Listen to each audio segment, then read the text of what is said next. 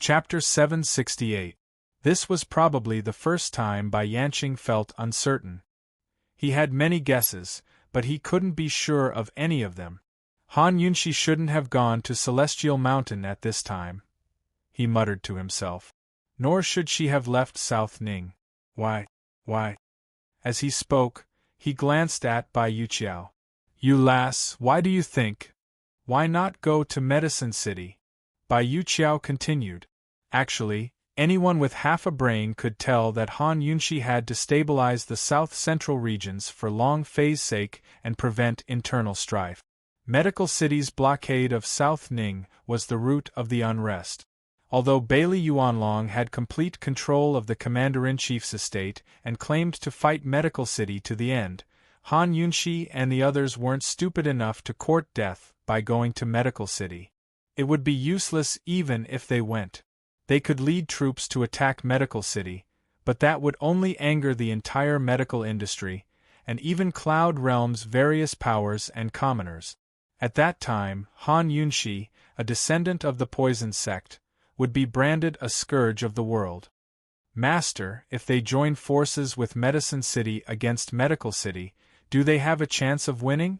Bai Yuqiao asked. None. Bai Yanqing was certain. Medicine and medicine are one family to begin with. His Excellency Pill King might help her, but Medicine City won't give him any face on this matter. Just watch and see. The King of Medicine can help Han Yunxi now, but he can't help Han Yunxi forever. The King of Medicine's medicine hut couldn't help everyone because most of the patients were ordinary. They didn't need medicine from the hut, only medicine from Medicine City. Bai Yuqiao didn't understand. Master, then where will they go? Bai Yanqing glanced at her without a word. Bai Yuqiao felt that although her master was annoying, he wasn't as fierce as before. Thus, she waited for a while and asked timidly, Master, does Han Yunxi really have a phoenix birthmark? What's that? Her master had asked her to interrogate Su Xiaoyu. In fact, she herself did not know what it was. He didn't know if Bai Yanqing heard him or if he didn't want to answer, or if he didn't hear him, but he didn't answer Bai Yuqiao. Bai Yuqiao knew his temper, so he didn't dare to continue asking. Until now, she still couldn't figure out her master's attitude towards Han Yunxi.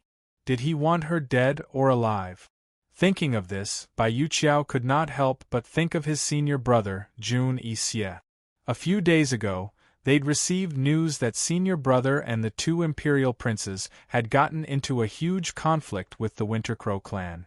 The crown prince had been heavily injured, but Wintercrow's medical skills were far behind. Senior brother had escorted the crown prince back to treat his wounds, but the second imperial prince had refused to leave. He'd vowed to buy a horse no matter what, so he was still at Wintercrow. Bai Yuqiao knew that this was senior brother's scheme. The crown prince would probably die on the road, while the second imperial prince would be in grave danger as well. She had no idea how senior brother was going to deal with the wrath of the Northern Dynasty's emperors, much less when he'd be able to buy a horse. Senior brother was working himself to the bone at Wintercrow, while master had done so much behind his back. What are you spacing out for? Why aren't you leaving yet? Bai Yanqing said coldly. Bai Yuqiao obediently went to drive the carriage while she asked innocently, Master, where are we going? Medical City. Bai Yanqing said coldly. Medical City's Apricot Woods Conference would be held in 10 days. That event represented the highest level of medical skills in Cloud Realm continent, so of course he wanted to join in on the fun and broaden his horizons. Moreover, he was curious as to what other methods Gu Yuntian had to deal with Han Yunxi besides sealing off the south-central region's commander-in-chief's estate. He'd been planning for years, and everything was already in place. With the three countries at war, the Long Fei Yi wanted to sit back and reap the benefits while Gu Yuntian wanted to be the oriole stalking the cicada, unaware of the mantis behind. He wanted to steal everything the Long Fei Yi had painstakingly built up. According to his original plan, as long as Jun Yixie's troops arrived and trained them for a month, the three countries would fall into a state of exhaustion. With all three sides injured and lacking in food and medicine, Northern Lee's armored cavalry could head south and sweep through the three countries until they reached the south-central region's commander-in-chief's estate. Of course he knew that the Long Fei Yi had an ace navy in his hands that could threaten Northern Lee's eastern borders from the Eastern Sea. But he wouldn't give the Long Fei Yi the chance to do so. He had a huge secret in his hands that was enough to destroy the Long Fei Yi at a critical moment and cause all of his subordinates to fall apart. Over the past few days, Gu Yuntian had been doing two things: waiting and keeping an eye on the situation on Celestial Mountain. But he never expected such a turn of events. Han Yunxi's identity as the poison sex orphan had been exposed, nor did he expect Ning Qing to find so many red-robed generals to end the war ahead of time. Even less did he expect the Long Fei Yi to control the Lustbite energy. His plans had been thoroughly ruined, but fortunately, the situation wasn't terrible at all. In fact, it was even more advantageous for him and Northern Lee than before. Now he only needed to do two things. One was to continue waiting until Medical City sealed off the south-central region's commander-in-chief's estate and Ning Qing led his troops south. The other was to force Han Yunxi into a dead end. The closer a person was to a dead end, the more hatred they would have in their heart. He had instigated the people of Liberty City not to kill Han Yunxi, but to arouse the hatred in her heart. Unfortunately, Gu had shown up before the people of Liberty City could do anything. Thinking about this, Bai Yanqing slowly narrowed his eyes that were as sharp as an eagle's. Who is Gu? Bai Yanqing was on his way to Medical City, and Han Yunxi and the others were also on their way to Medical City. It was unknown whether they would run into each other in Medical City. Han Yunxi and the others rode on horses. After 3 days and 3 nights in the deep mountains and forests, they finally saw a town. Esteemed Wang Fei, there'll be more people down the mountain. For safety's sake, let's disguise ourselves, Gu Beiyue said. Actually, they could have openly gone to Medical City, but Gu Beiyue was low-key and cautious. He didn't want anyone to know his whereabouts in case new problems cropped up. Gu Beiyue and Long Fei Yi both preferred to keep their facial disfigurements quiet. Once they made a move, it would be a fatal blow to guarantee victory. The results were the same, but the process was different.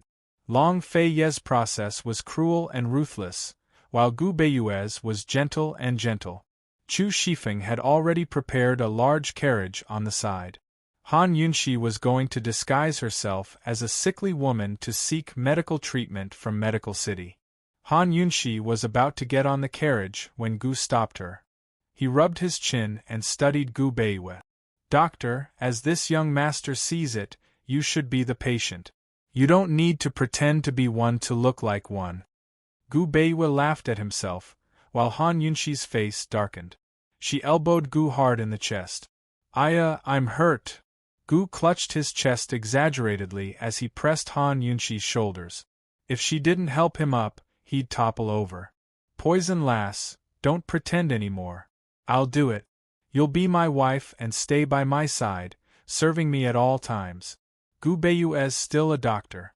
If he can't cure me, he'll come with us to Medical City to seek treatment. Gu Beiyue was still smiling. Before Han Yunxi could speak, Chu Shifeng slapped Gu's hand away. Gu, if you keep being rude, don't blame us for being rude. Gu Qishao replied with 2 words. Boring. Shao Qi. Han Yunxi suddenly smiled, her voice very gentle. Gu had a bad premonition. He grew serious and said, do as you've done before. Don't waste time, hurry on the road is more important. Before, Han Yunxi would be the patient, Gu Beiyue her older brother, and Gu her retainer. Shao Qi, you're so pretty that you'll attract too much attention as a retainer. I think you're more suited. I'm suited to be your older brother, right? Gu smiled beautifully. Poison lass, you're as pretty as me. Han Yunxi was indeed very beautiful, especially when she smiled. That kind of temperament was something she was born with, something that couldn't be nurtured no matter how much effort was put into nurturing it. No matter how good her makeup was, it couldn't bring out her aura. Her smile was even prettier than Gu's. No, you're suited to be a shadow guard. Don't show your face. Gu Beiwa laughed out loud, while Chu Shifeng didn't know what to say. Could he tell esteemed Wang Fei that the shadow guard squad didn't want Gu? At this moment, Su Donglin popped out from the side. Gu, you don't have to travel with us.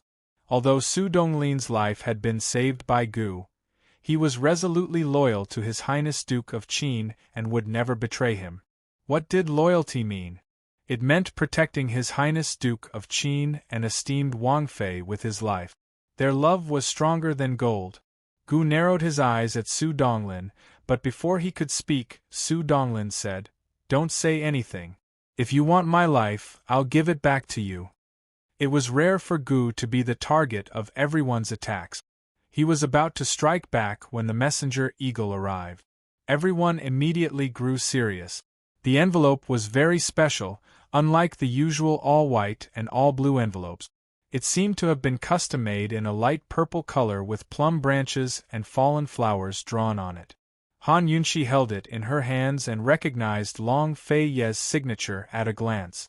Both surprised and delighted, she quickly opened the envelope and saw that even the paper was a faint purple with plum blossoms flying about. Gu Beiwa and Gu had a rare moment of tacit understanding as they both stared at the letter in silence. Gu Beiwa had always been a quiet man, but only Long Fei Yi could make Gu quiet down in front of Han Yunxi. "Esteemed Wang Fei, His Highness wrote to you in a special envelope?" Chu Shifeng broke the silence on purpose.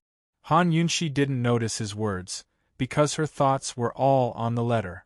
She stared at it for a while before looking up at the crowd in confusion. "Why is it empty?" "That's right," Long Fei Ye's reply was empty. What did he mean? She'd written to say she missed him and called him an idiot, but he'd written an empty letter back? What did he want to tell her? Han Yunxi really didn't understand, but the crowd was too embarrassed to give her an answer. This was a little game between husband and wife, Long Fei Ye's way of teasing his wife. What right did outsiders have to explain? Even Gu Qishao fell silent. Han Yunxi quickly sensed that something was wrong and her face flushed red. She'd blurted it out because she was too curious. For a moment, she didn't even think that Long Fei Yi was playing tricks on her. I'll go change my clothes." She hid the letter in her sleeve and awkwardly ducked into the carriage. Once inside, she wasn't in the mood to change, but took out the letter and carefully examined it. Chapter 769. Han Yunxi hid in the carriage and checked Long Fei Ye's blank letter over and over again. She didn't even miss the inside of the envelope, but there was nothing but blankness. She couldn't find any ink. What does he mean? This should be Long Fei Ye's first time writing her a letter. Or rather, it should be a reply, but it turned out to be an empty letter. Is it because he's not good at expressing himself, so he decided not to express himself? If that's the case, then Han Yunxi was truly disappointed. Perhaps Han Yunxi was overthinking things, but she had a bad premonition.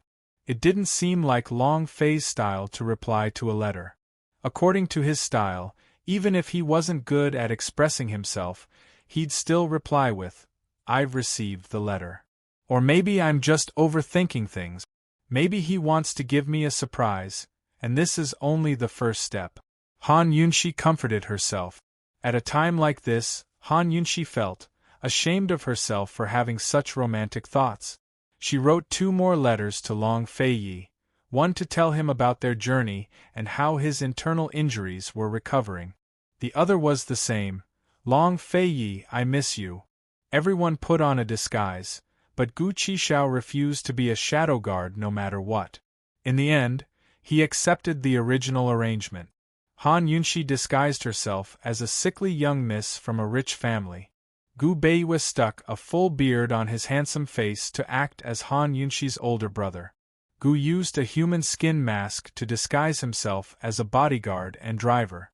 Chu Shifeng and Su Donglin naturally followed them in the shadows with a group of shadow guard. They climbed over the mountains and ate a hot meal in the city before continuing on their journey without stopping. That night, while everyone was sleeping outdoors, Gu Beiwei received a secret letter from Long Fei Yi. It contained a set of medicinal pills, the Phoenix Breath pill he'd given to Kenzo. Although these medicinal pills couldn't heal Gu Beiwei completely, they could restore 20 to 30% of his internal energy in a short period of time. As for whether it was 20 or 30%, that would depend on Gu Beiwei's own efforts. The letter was very short. It explained the effects of the medicinal pills and the things to take note of during cultivation, but didn't contain anything else. Long Fei Yi didn't even explain where he'd gotten the pills or why he'd given them to him. Gu Beiwei stared at the short letter for a long time, unable to recover his senses. Who knew what he was thinking? What an exciting thing it was! When he'd found out that he'd lost all his internal energy and couldn't recover, he'd almost lost all hope. One had to know that even though he was unperturbed, he had spent countless nights sitting in boredom before he could finally accept this fact.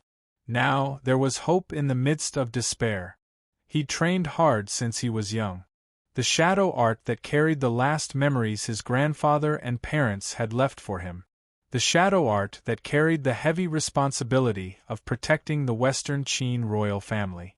The shadow art that carried the burden of protecting the woman he'd hidden deep in his heart was finally coming back. He was about to have a chance to truly stand up again. But there wasn't a trace of excitement or joy in his eyes. Instead, they were frozen and full of heaviness. It was a pity that Han Yunxi couldn't see Gu Beiwei at this moment.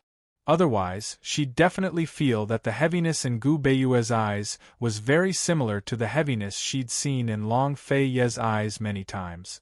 What was this heaviness for? When Long Fei Yi sent a secret letter to Gu Beiwei, he'd casually destroyed it after he'd read it. But this letter, he carefully folded it back into the envelope and hid it in his sleeve. As for the medicinal pills, he didn't hesitate to take them. Gu Beiwei thought that trust should be the same as the feeling of liking someone. It was duty-bound to be duty-bound to be duty-bound. All was quiet. Han Yunxi slept alone in the carriage.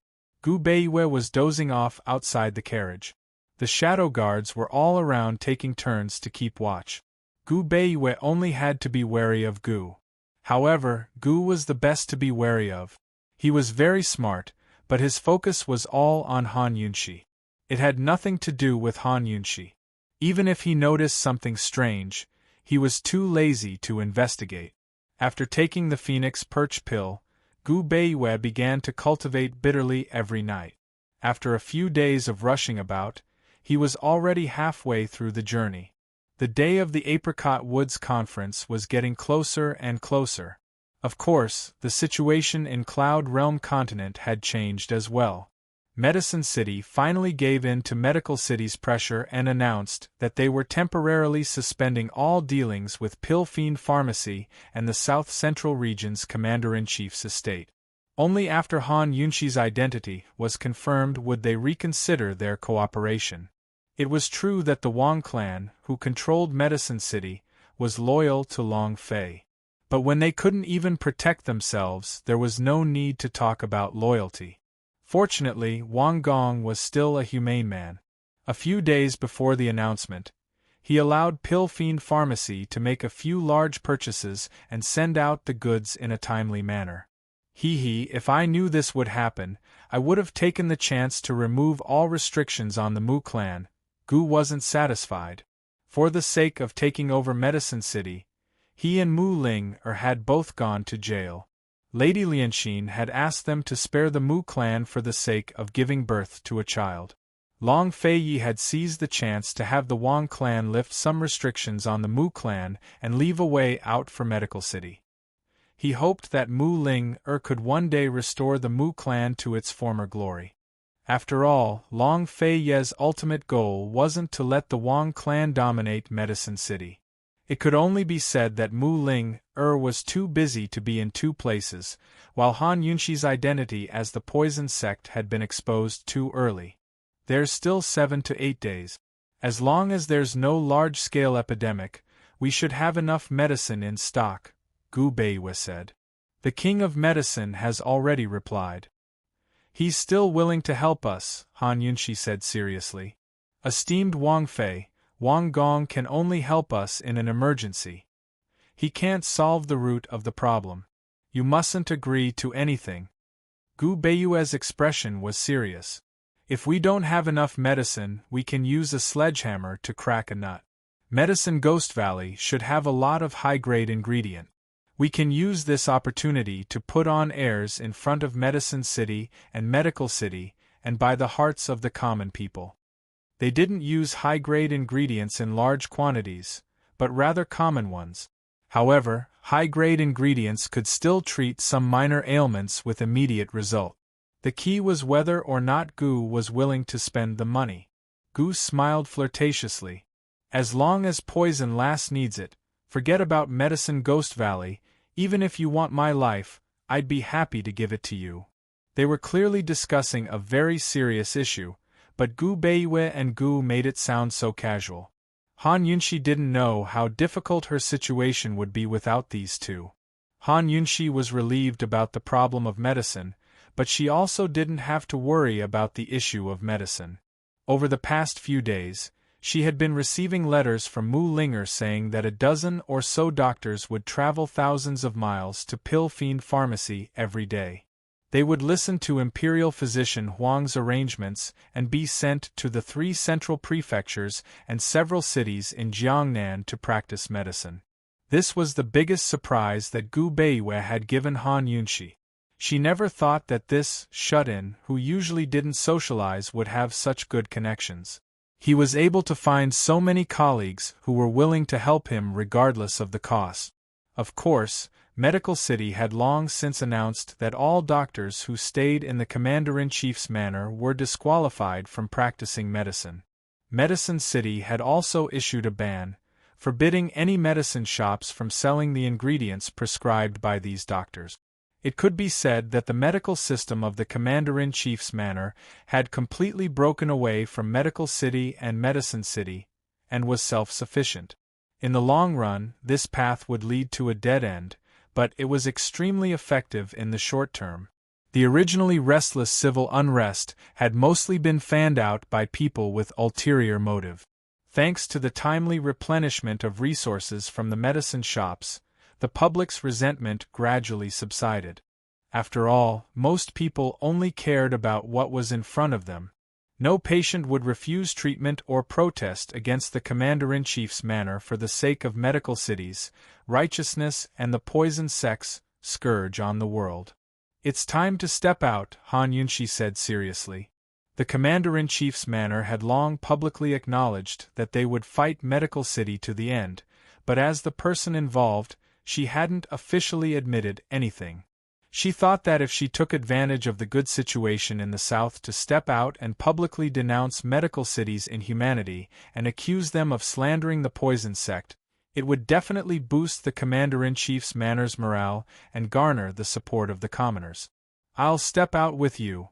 Gu had been waiting for Han Yunshi to say this for a long time. Gu Beiyue looked at the two of them like an older brother and wanted to laugh.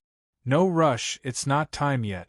We have to be on guard against the old fox behind the spies. Gu Beiyue was the most cautious of them all. He would either not make a move, or he'd make sure nothing went wrong. Right now, the most important thing was whether they could smoothly reach Medical City and participate in the Apricot Woods Conference. Han Yunshi and Gu nodded at the same time. Along the way, Han Yunshi had grown to trust and admire Gu Beiyue. Gu, on the other hand, had found Gu Beiyue much more pleasing to the eye than before. Besides them, no one else in the world could guess that they were on their way to Medical City, much less that they were planning to do something earth-shattering. Everyone was waiting to see a good show at the Commander-in-Chief's estate. Many people were even betting that the Commander-in-Chief's estate could hold out for a few months. In the Western military barracks, Ning Qing had just defeated Chu Shifeng and was in a good mood. His figure was tall and straight to begin with, but now he was dressed in silver-white battle robes that made him seem as lofty and untouchable as a mountain. Your lordship will definitely make Chu Shifeng surrender in 10 days at most. He laughed heartily, but his voice was still lofty and unapproachable. In other words, our army can march south after 10 days? The Deputy General rejoiced. I heard that Dr. Gu Beiyue from the Commander-in-Chief's estate has quite the skills. He helped Han Yunxi recruit quite a few doctors, Ning Qing said. Isn't that so? Judging from the situation there, they should be able to hold out for at least half a year. The Deputy General couldn't help but admire him. If not for those red coat cannons, we probably wouldn't have been able to finish the war within that time. Ning Qing rejoiced inwardly. If he hadn't been decisive enough, he wouldn't have been able to seize the opportunity to attack the south-central regions. But the war wasn't his true goal. His true goal was Han Yunxi. He wasn't willing to be Medical City's running dog and capture Han Yunxi for them, but needed an excuse to force the Commander-in-Chief's estate to hand over Han Yunxi. Only by obtaining Han Yunxi would he have a chance to ask Chu Qingge about the Shadow Clan's whereabouts. Chapter 770. 10 days. Chu Tianyin had already retreated to the last city. Ning Qing would need 10 days at most to take it.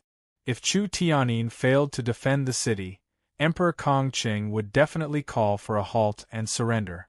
After all, they wouldn't be far from the capital's stronghold. Looking at the map on the table, the usually calm and composed Ning Qing couldn't help but feel a little restless. After a moment of thought, he coldly ordered, "Pass on the order to attack the city." The Deputy General was shocked. He'd thought the Ning King had summoned him to discuss how to win the last battle beautifully. Who would have thought the king would suddenly give the order to attack the city? Your Highness, are we attacking the city tonight? The Deputy General asked tentatively. Yes. Ning Qing replied without hesitation. The Deputy General had never disobeyed the king's orders before, let alone a military one. But this time, he was ready to throw caution to the wind. Your Highness, please forgive this general for speaking out of turn, but tonight isn't the best time to attack. After all, the last battle had lasted more than 10 days and had just ended the day before yesterday. Their brothers hadn't even had time to catch their breaths yet, and the casualties were still being counted. A portion of the army's supplies had yet to be replenished. Although they'd won several battles in a row and needed to take advantage of their good morale, they still needed to rest for 2 or 3 days.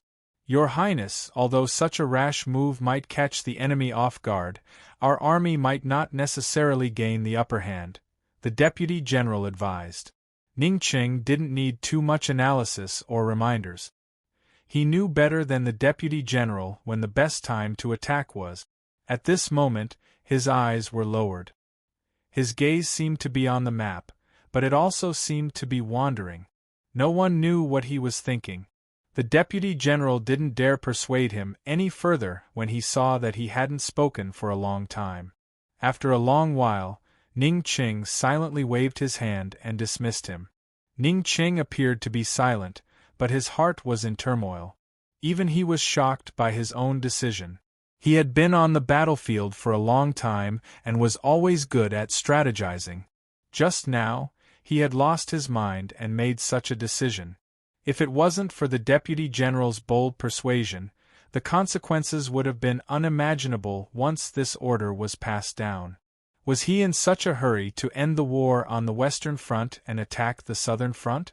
Why? He walked around the huge map and tapped his knuckles on the table. Finally, he sat back down. He thought that he must have been too anxious to compete with Long Feiyi and was too anxious to find out the whereabouts of the Shadow Clan.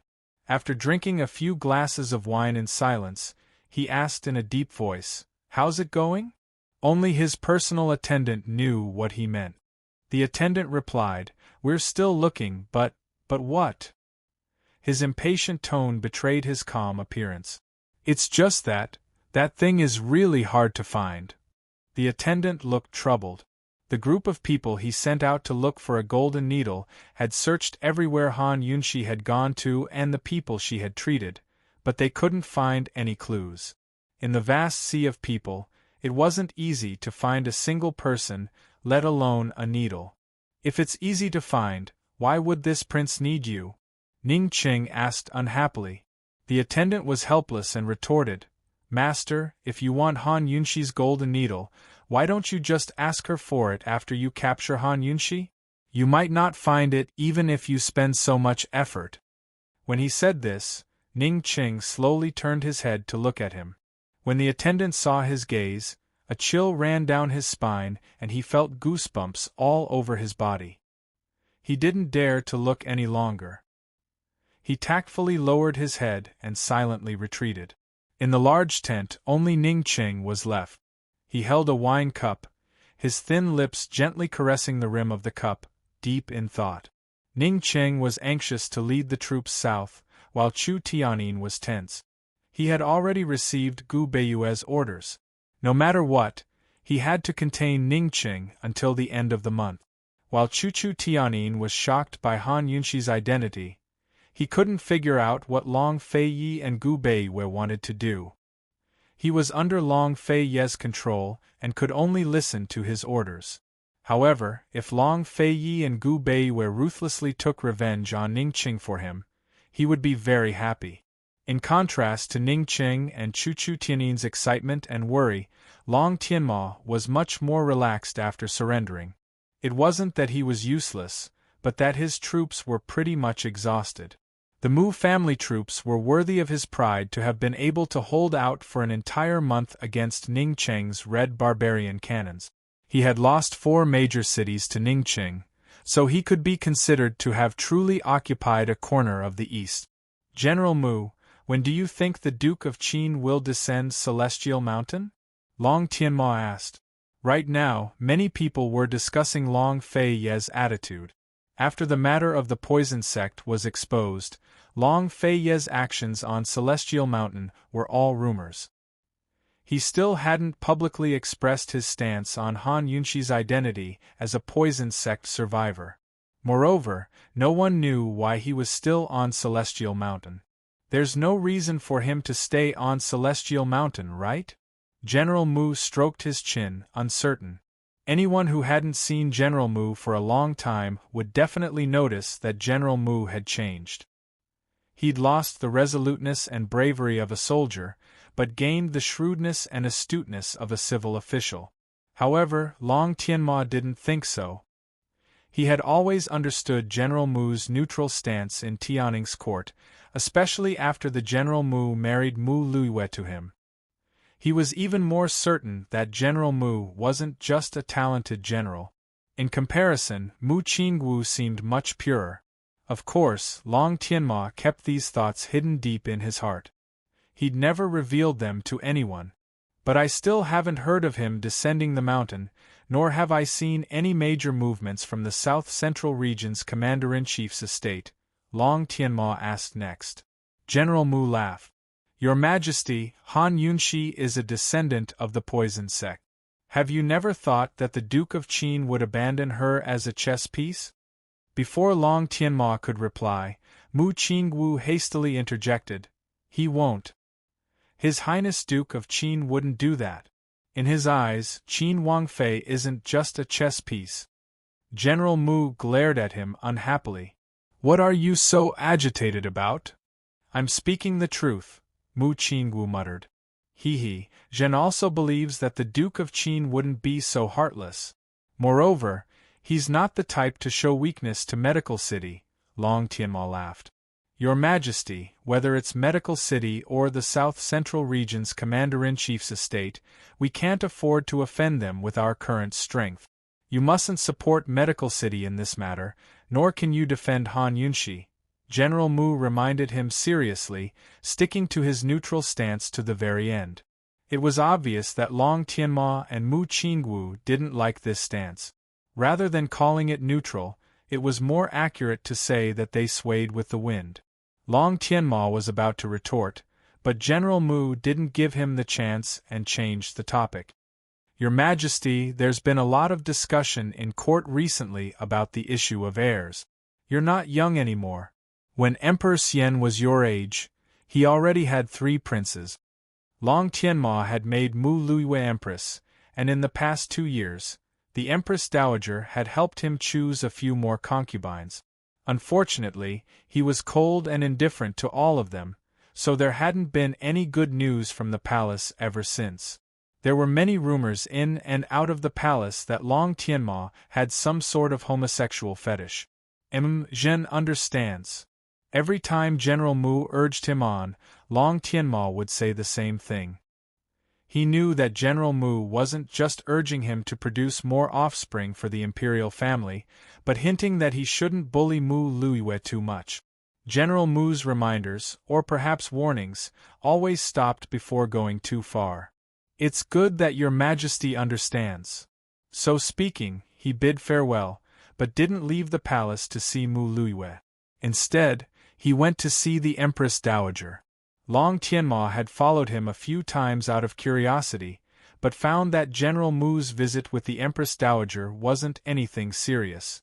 He was just looking for her to play chess. The three countries of Cloud Realm continent all had their own agendas, but far away in the north, the Northern Dynasty's emperors had no time to worry about such things. That was because Northern Li's crown prince was dead. Northern Li's crown prince had been heavily injured in the conflict with the Winter Crow clan. Under the escort of Jun Yixie, he had rushed back to the country, but died before he could reach the capital.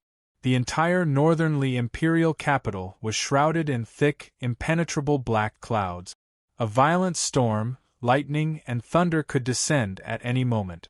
In the imperial study, the Northern Dynasty's emperors smashed his favorite white porcelain incense burner to pieces, landing squarely on Jun Yixie's head before shattering to pieces on the ground. Jun Yixie had already knelt in front of him for 3 days and 3 nights. His body was covered in wounds, but the most obvious one was the one on his head. He'd lost quite a bit of blood, but now the blood had congealed around the wound, obscured by his hair. Because of this wound, his naturally cold and evil face gained a hint of wildness. The Northern Dynasty's emperors had done everything he could to scold and vent. Only the two of them were left in the large imperial study, one sovereign and one subject, one sitting and one kneeling. After a day of silence, the Northern Dynasty's emperors seemed to grow tired. In a hoarse voice he asked, "Where's your master?" "Ken doesn't know. Master's whereabouts have always been a mystery." "Imperial father knows as well," Jun Yixie replied honestly. He really didn't know where his master had gone. He assumed that his master would be waiting for him in the palace, but all that awaited him was the Northern Dynasty's emperor's curses and beatings for 3 days and 3 nights. He'd be lying if he said he wasn't disappointed. If his master was here, at least the Northern Dynasty's emperors wouldn't have lost all reason. He and his master had concocted this plan together. He always assumed that his master would arrange everything for him, but he never expected to face it alone. However, he'd be lying if he said he was too disappointed. Jun Yixie knew that his master must have something he had to do. Otherwise, he wouldn't have left him alone to deal with the Northern Dynasty's emperors. The crown prince had obviously died in his hands. No matter how stupid the Northern Dynasty's emperors were, they would still suspect something. It wouldn't be easy for him to survive this disaster. "Even you don't know?" "Ha!" The Northern Dynasty's emperors sneered. Jun Yixie didn't answer. He was thinking about how to convince the Northern Dynasty's emperors to trust him in the absence of his master. According to his plan, the second prince would soon die under the blades of the Winter Crow tribe. If the Northern Dynasty's emperors didn't trust him, he wouldn't be able to go to the Winter Crow tribe to collect the corpse. Then it would be difficult to buy a horse. The Northern Dynasty's emperors finally walked out of the imperial study. Unfortunately, he didn't tell Jun Yixie to rise, so Jun Yixie could only continue to kneel. Cloud Realm continent was filled with all sorts of factions. Long Fei Yi stood high on Celestial Mountain, overlooking all the commotion. Today, he'd just finished playing a game of chess with old Kenzo when a servant came to report that Bailey Mingxiang had arrived. Chapter 771. Upon hearing that Bailey Mingxiang had arrived at Celestial Mountain, Long Fei Yi was still tidying up his chess pieces. They should have reached Medical City by now. Naturally, he was asking about Han Yunshi and Gu Beiyue's group. The Apricot Woods Conference is in 3 days. If they're not in Medical City by then, it'll be troublesome, Kenzo said with a smile. As expected, the Shadow Guard soon delivered Gu Beiyue's letter saying they were safe. Your lordship is looking forward to it. Long Feiye's face had been taut these days, so it was rare to see him smile today.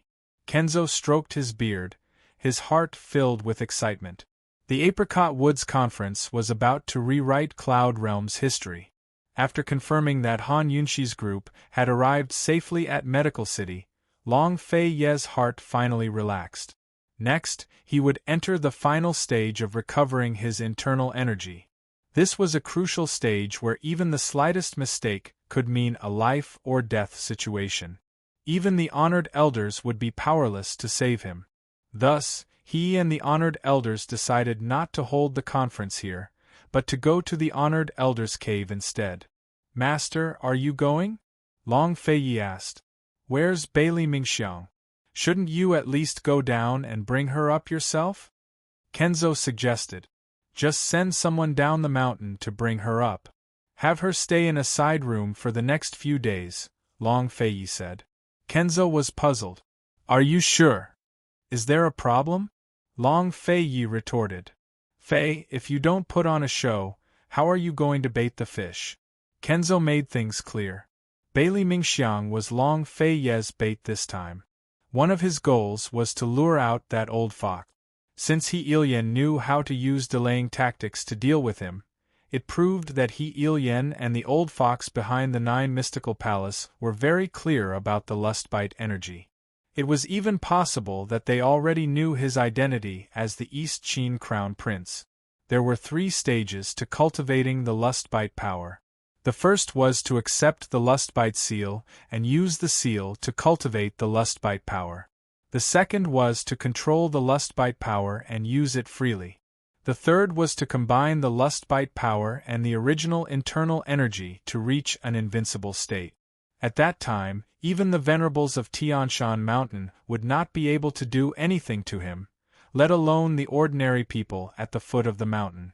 As Long Feiyi healed his internal injuries, he would be considered to have completed the second stage of cultivation and fully control the lustbite power. However, if he wanted to cultivate to the third stage and combine the lustbite power with the original internal strength in his body to reach the invincible realm, he had to rely on the assistance of a martial arts genius to achieve it through dual cultivation.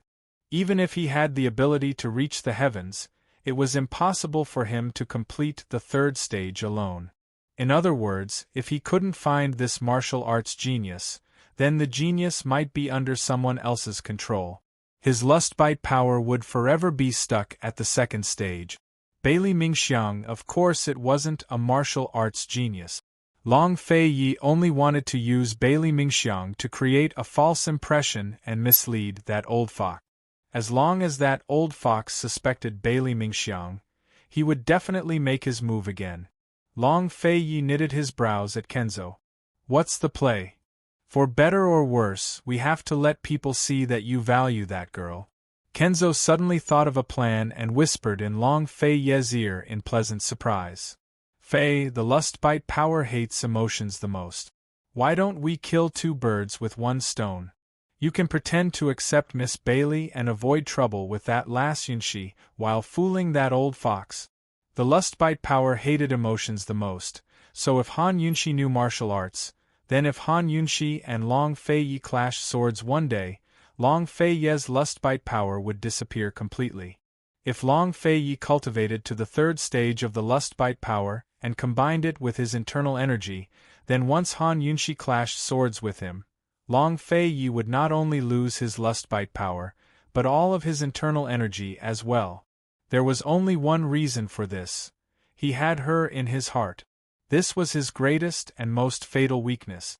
If the old fox understood the lustbite power and wanted to deal with Long Feiyi, he would definitely target Han Yunshi instead.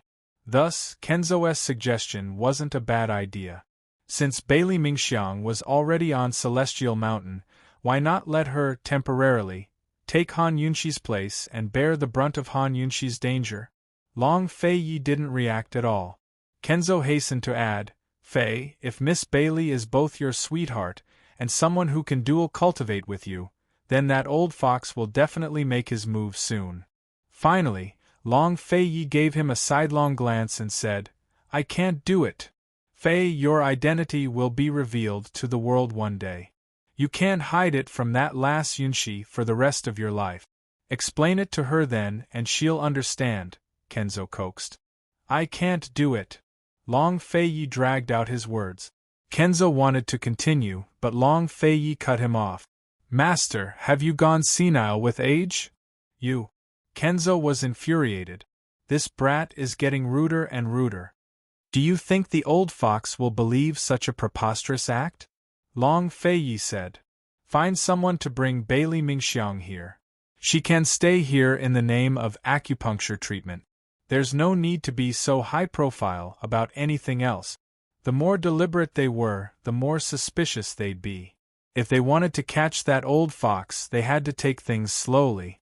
Carefree City had to be the old fox's handiwork to surround and kill Han Yunshi. Fortunately, they had Gu's help. Now that Gu was by Han Yunshi's side, he could at least guarantee Han Yunshi's safety.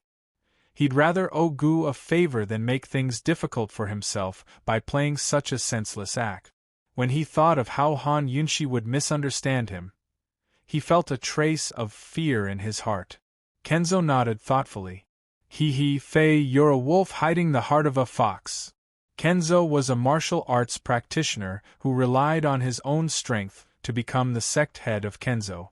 Although he was experienced and knowledgeable, he couldn't compare to Long Fei when it came to scheming. Kenzo immediately sent someone to fetch Bailey Mingxiang from the foot of the mountain. Master and disciple left the room through a secret passage as they chatted. Fei, tell Master the truth. East Qin's affairs. Why are you hiding it from the lass Yunshi? Kenzo asked in a low voice. This was probably the first time anyone had asked him such a question so directly. Tang Zijin, Aunt Ru, and even Lady Tang and Tang Li were curious as well.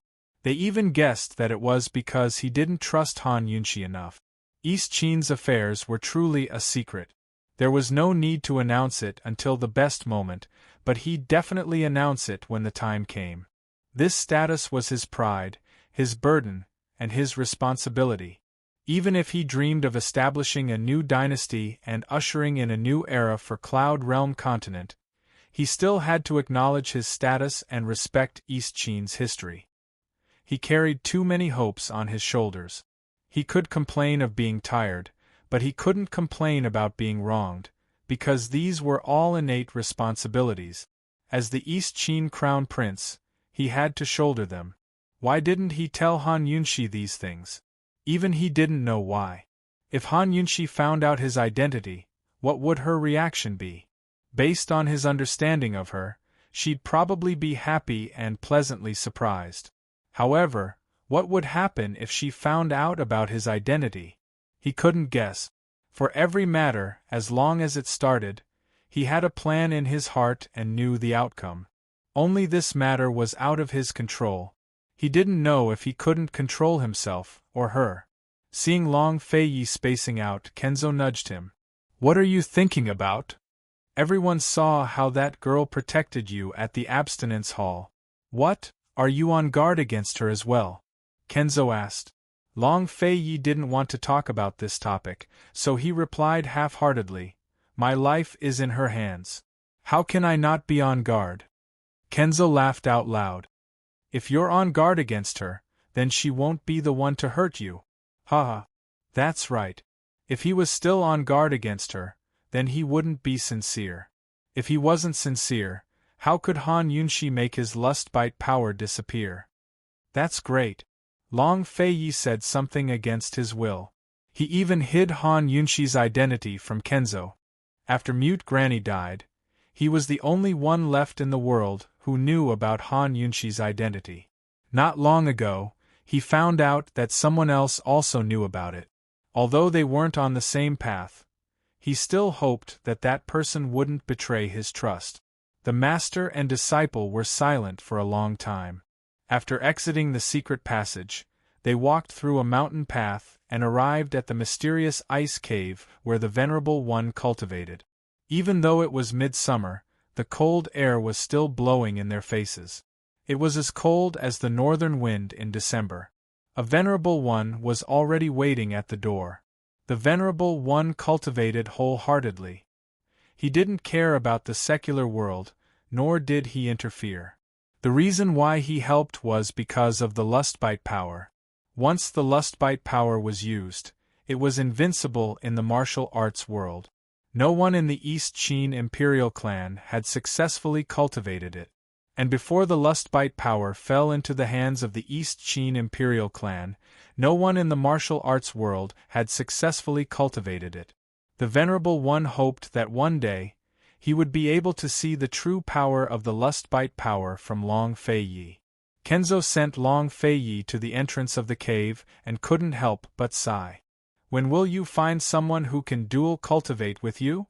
To be able to dual cultivate with Long Fei Yi and help him reach the invincible realm, it had to be a martial arts genius.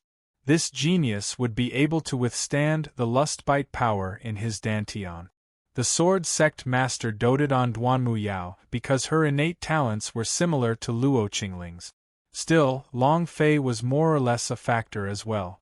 Although Duanmu Yao hadn't reached the level of being able to withstand the lustbite power, he had always secretly hoped that Duanmu Yao could lay a good foundation so that one day she could dual cultivate with Long Fei Yi.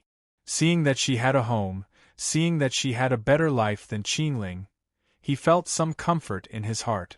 Unfortunately, man proposes, God disposes. After that night of madness, he hadn't mentioned Duanmu Yao again, but that didn't mean he had forgotten about his injury. Madness was to expose the injury and vent the pain. If he wasn't mad, he had to hide the injury and cover the pain. Was it better to be mad or not? The feeling was like drinking water, only the person would know if it was hot or cold. Long Fei Yi was about to enter the cave when he suddenly turned around. "Master, I've already found this person." Kenzo was very shocked and blurted out, "Who is it?" His mind unconsciously began to search for experts in the martial arts world. Someone with that kind of talent had to be a top expert. Unfortunately, even after thinking about all the experts he knew of in the martial arts world, he still couldn't guess who it was. Chapter 772. Kenzo couldn't guess, but he was both surprised and delighted. He wasn't afraid that this person would be hard to find, or that they wouldn't cooperate with Long Fei Yi's dual cultivation. He was only afraid that such a person didn't exist in this world. "Fei, hurry and tell me, just who is it?" Kenzo was so nervous that he lost his composure, but Long Fei Yi only smiled at him. "It's a secret." "Fei, you're not deceiving Master, are you?" "Fei, tell me, just who is it?" "Stinking brat. Stop right there. Did you hear me? Just who is it? Is it a man or a woman? How old is he? What's your relationship with him, or her? When did you find this person?" Kenzo had a pile of questions. He chased after Long Fei Yi for a few steps, but Long Fei Yi didn't pay him any attention. He was furious. If not for Long Fei Yi's tight schedule, he would have chased after him and interrogated him thoroughly. This stinking brat shouldn't be lying to me. When did he find someone who could dual cultivate with him? He's too good at hiding. He even hid it from his master. Just who is it? For the next few days, Long Fei Yi and the honored elders were both in closed-door cultivation. Kenzo was depressed by the word secret. Of course, he didn't forget to tell Bailey Mingxiang the truth. He wanted Bailey Mingxiang to play along and lure the snake out of its hole. Bailey Mingxiang was very calm after learning the truth. She settled down in the room next to Long Fei Yi's recuperation room and entered Long Fei Yi's room 3 times a day, staying for about an hour each time. An hour was exactly the time she needed to perform acupuncture. Unfortunately, she had to watch over the empty room and pass each day like a year. She'd been on Celestial Mountain for days now, but she still hadn't seen His Highness Duke of Qin. It was impossible to say that she wasn't a bit disappointed. She didn't think she was that noble. If feelings could be controlled, then what was the point of liking or disliking someone? How could she feel happy or unhappy? Emotions could not be controlled, but they could be restrained. Bailey Mingxiang was also a person who would let her imagination run wild. She sat at the tea table and thought about a lot of things. What he thought about the most was the secret of the phoenix birthmark on the Princess Consort's back. If there was a day when His Highness found out about the Princess Consort's past, would His Highness still dote on the Princess Consort? If there was a day when the Princess Consort found out about her past, would she still like His Highness? If they became enemies in the end, where would her heart go? She would not reveal this secret, but she knew that this secret would be revealed one day. At the very least, the identity of His Highness could not be hidden forever. Looking at the tea set that His Highness Duke of Qin had used, Bailey Mingxiang unconsciously reached out. However, before she could touch the master's cup, she sighed softly and withdrew her hand. Suppose one day they stopped loving each other, then would she be able to love? Thinking up to here, Bailey Mingxiang suddenly broke into a self-mocking laugh. What was wrong with her today? Why did she have to think so much? Even if there was a day when they stopped loving each other, she could not love. He was her master and she was his servant. What right did she have to love him? Besides, how could they not love each other? Even if they found out about her past, they would still love each other. It would just be a matter of hate. Love and hate intertwined, entangling each other for eternity. Esteemed Princess Consort, if such a day comes, please believe in His Highness Duke of Qin, Bailey Mingxiang muttered to herself. It was almost time for today's treatment. Bailey Mingxiang packed up her needles and went out. There were 2 attendants waiting outside the door. They often chatted with her, and today was no exception. Miss Bailey, is His Highness Duke of Qin's injuries better? One of the attendants asked. Bailey Mingxiang sighed softly. With such serious injuries, it will take at least a year or so for him to recover. Didn't you come? What kind of needles did you use? Where is esteemed Princess Consort? Is she not coming back? The attendant asked again. You won't understand even if I tell you. I'm leaving. As Bailey Mingxiang was about to leave, the attendant asked again, Miss Mingxiang, won't you follow His Highness Duke of Qin for more than a year? Bailey Mingxiang smiled but didn't answer. When night fell, she would have to practice martial arts with the old Kenzo, so she had to go back and sleep first.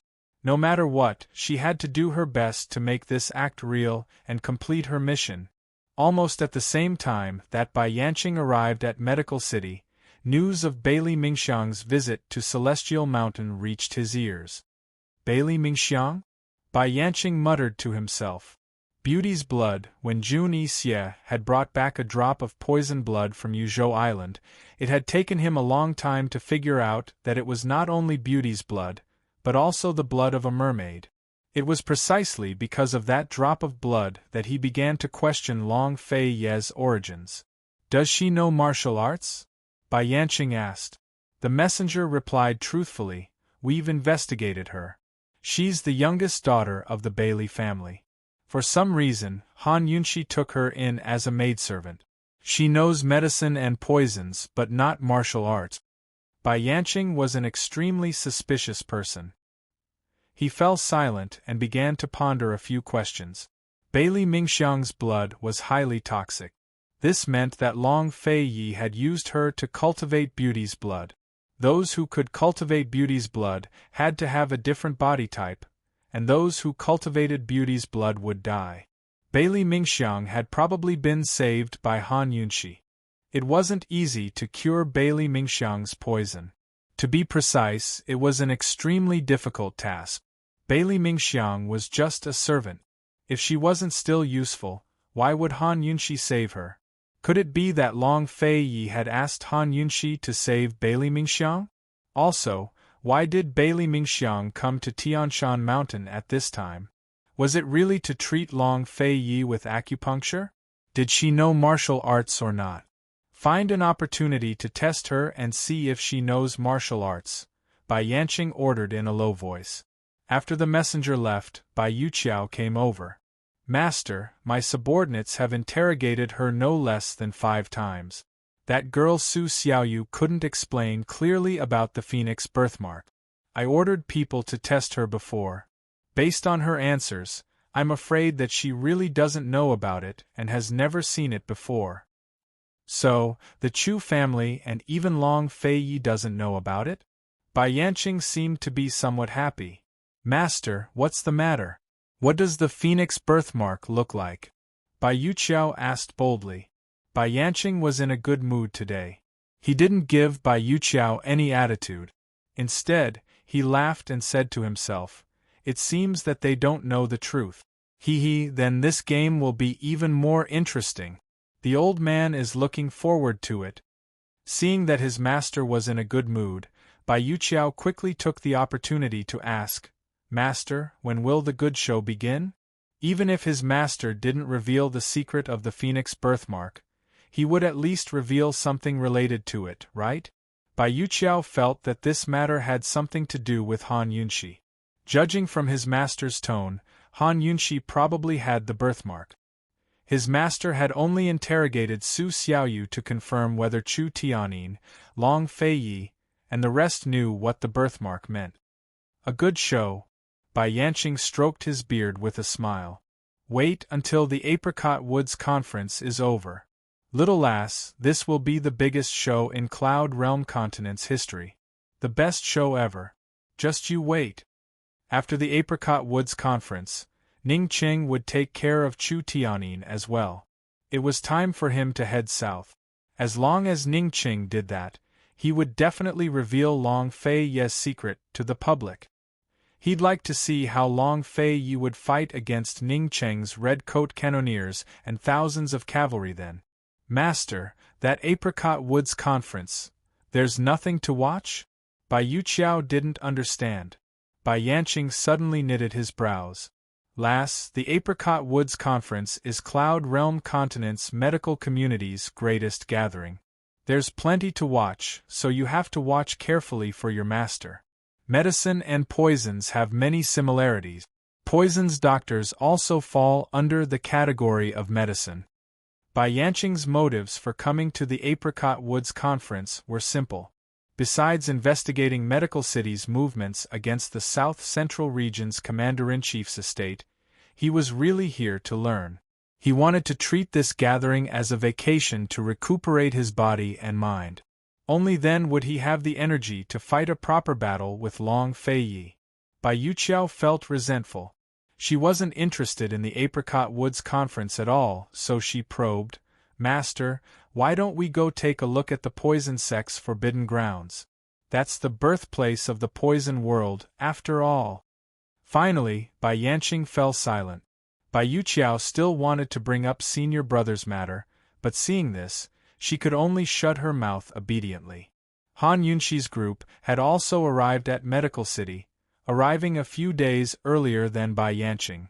Han Yunxi had gained a new understanding of Gu Beiwei during this trip. This fellow actually knew the fastest mountain path to Medical City and had taken them over 3 barren mountains without getting lost. Instead, he'd saved them 5 days of travel. Moreover, what Han Yunxi hadn't expected was that Gu Beiwei actually had a large residence in Medical City. Gu Beiwei hadn't even mentioned it the last time they came. Currently, they were inside the residence. "Esteemed Wang Fei, 7th young master, look at what this is." Gu Beiwei handed over 3 invitations to the Apricot Woods Conference. "You're quite capable." Gu glanced at them and gave them a rare compliment. In truth, he could have gotten an invitation to the Apricot Woods Conference just the same, but he couldn't be bothered to listen to Luo Zuishan's nagging. "I didn't expect you to have such good friends in Medical City," Han Yunxi teased. Gu Beiwei had grown up in Medical City. Although he didn't like to socialize, he still had many friends.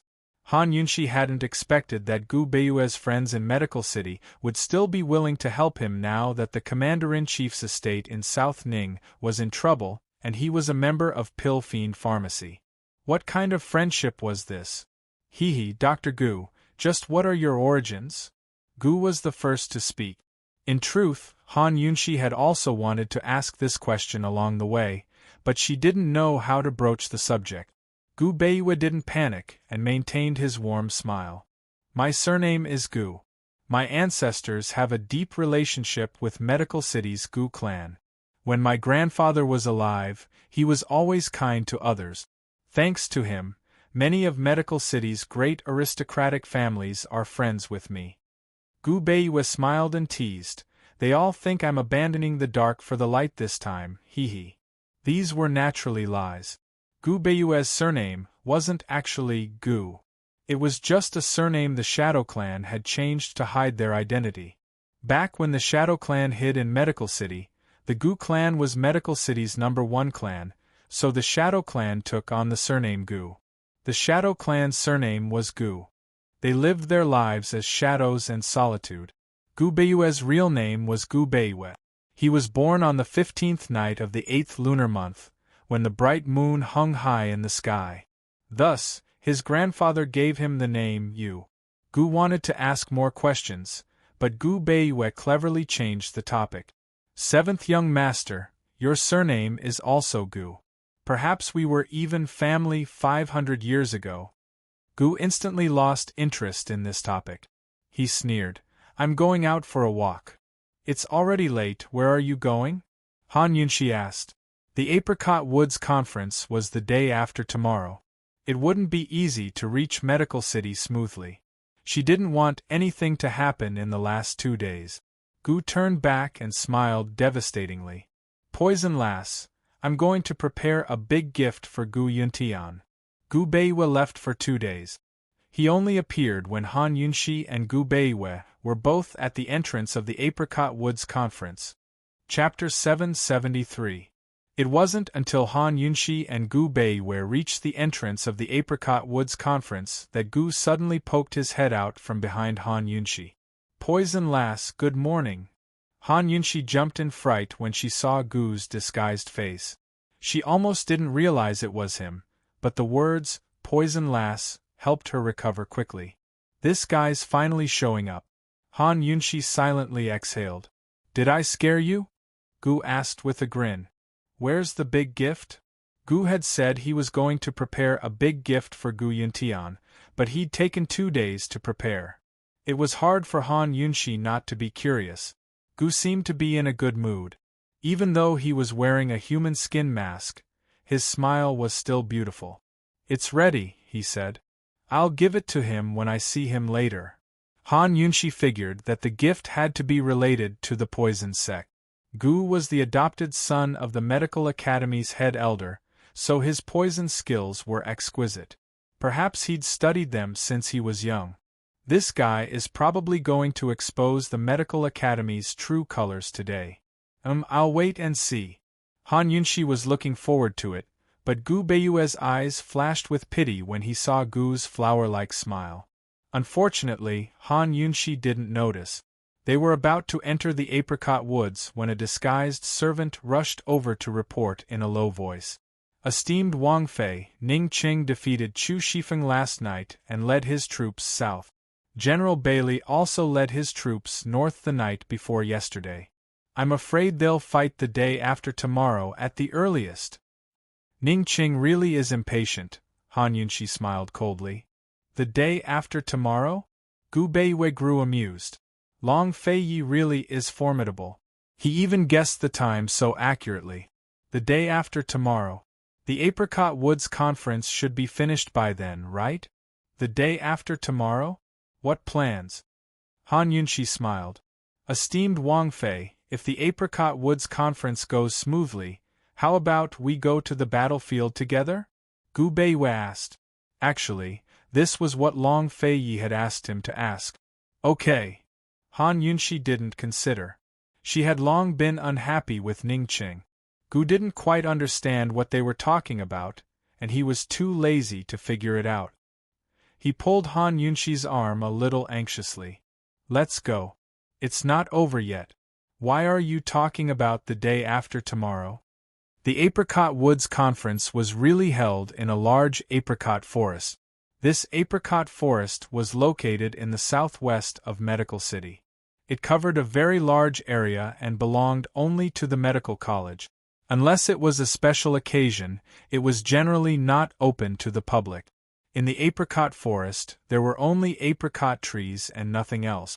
In the middle of the forest, there was a huge circular open space, which was the main venue of the conference.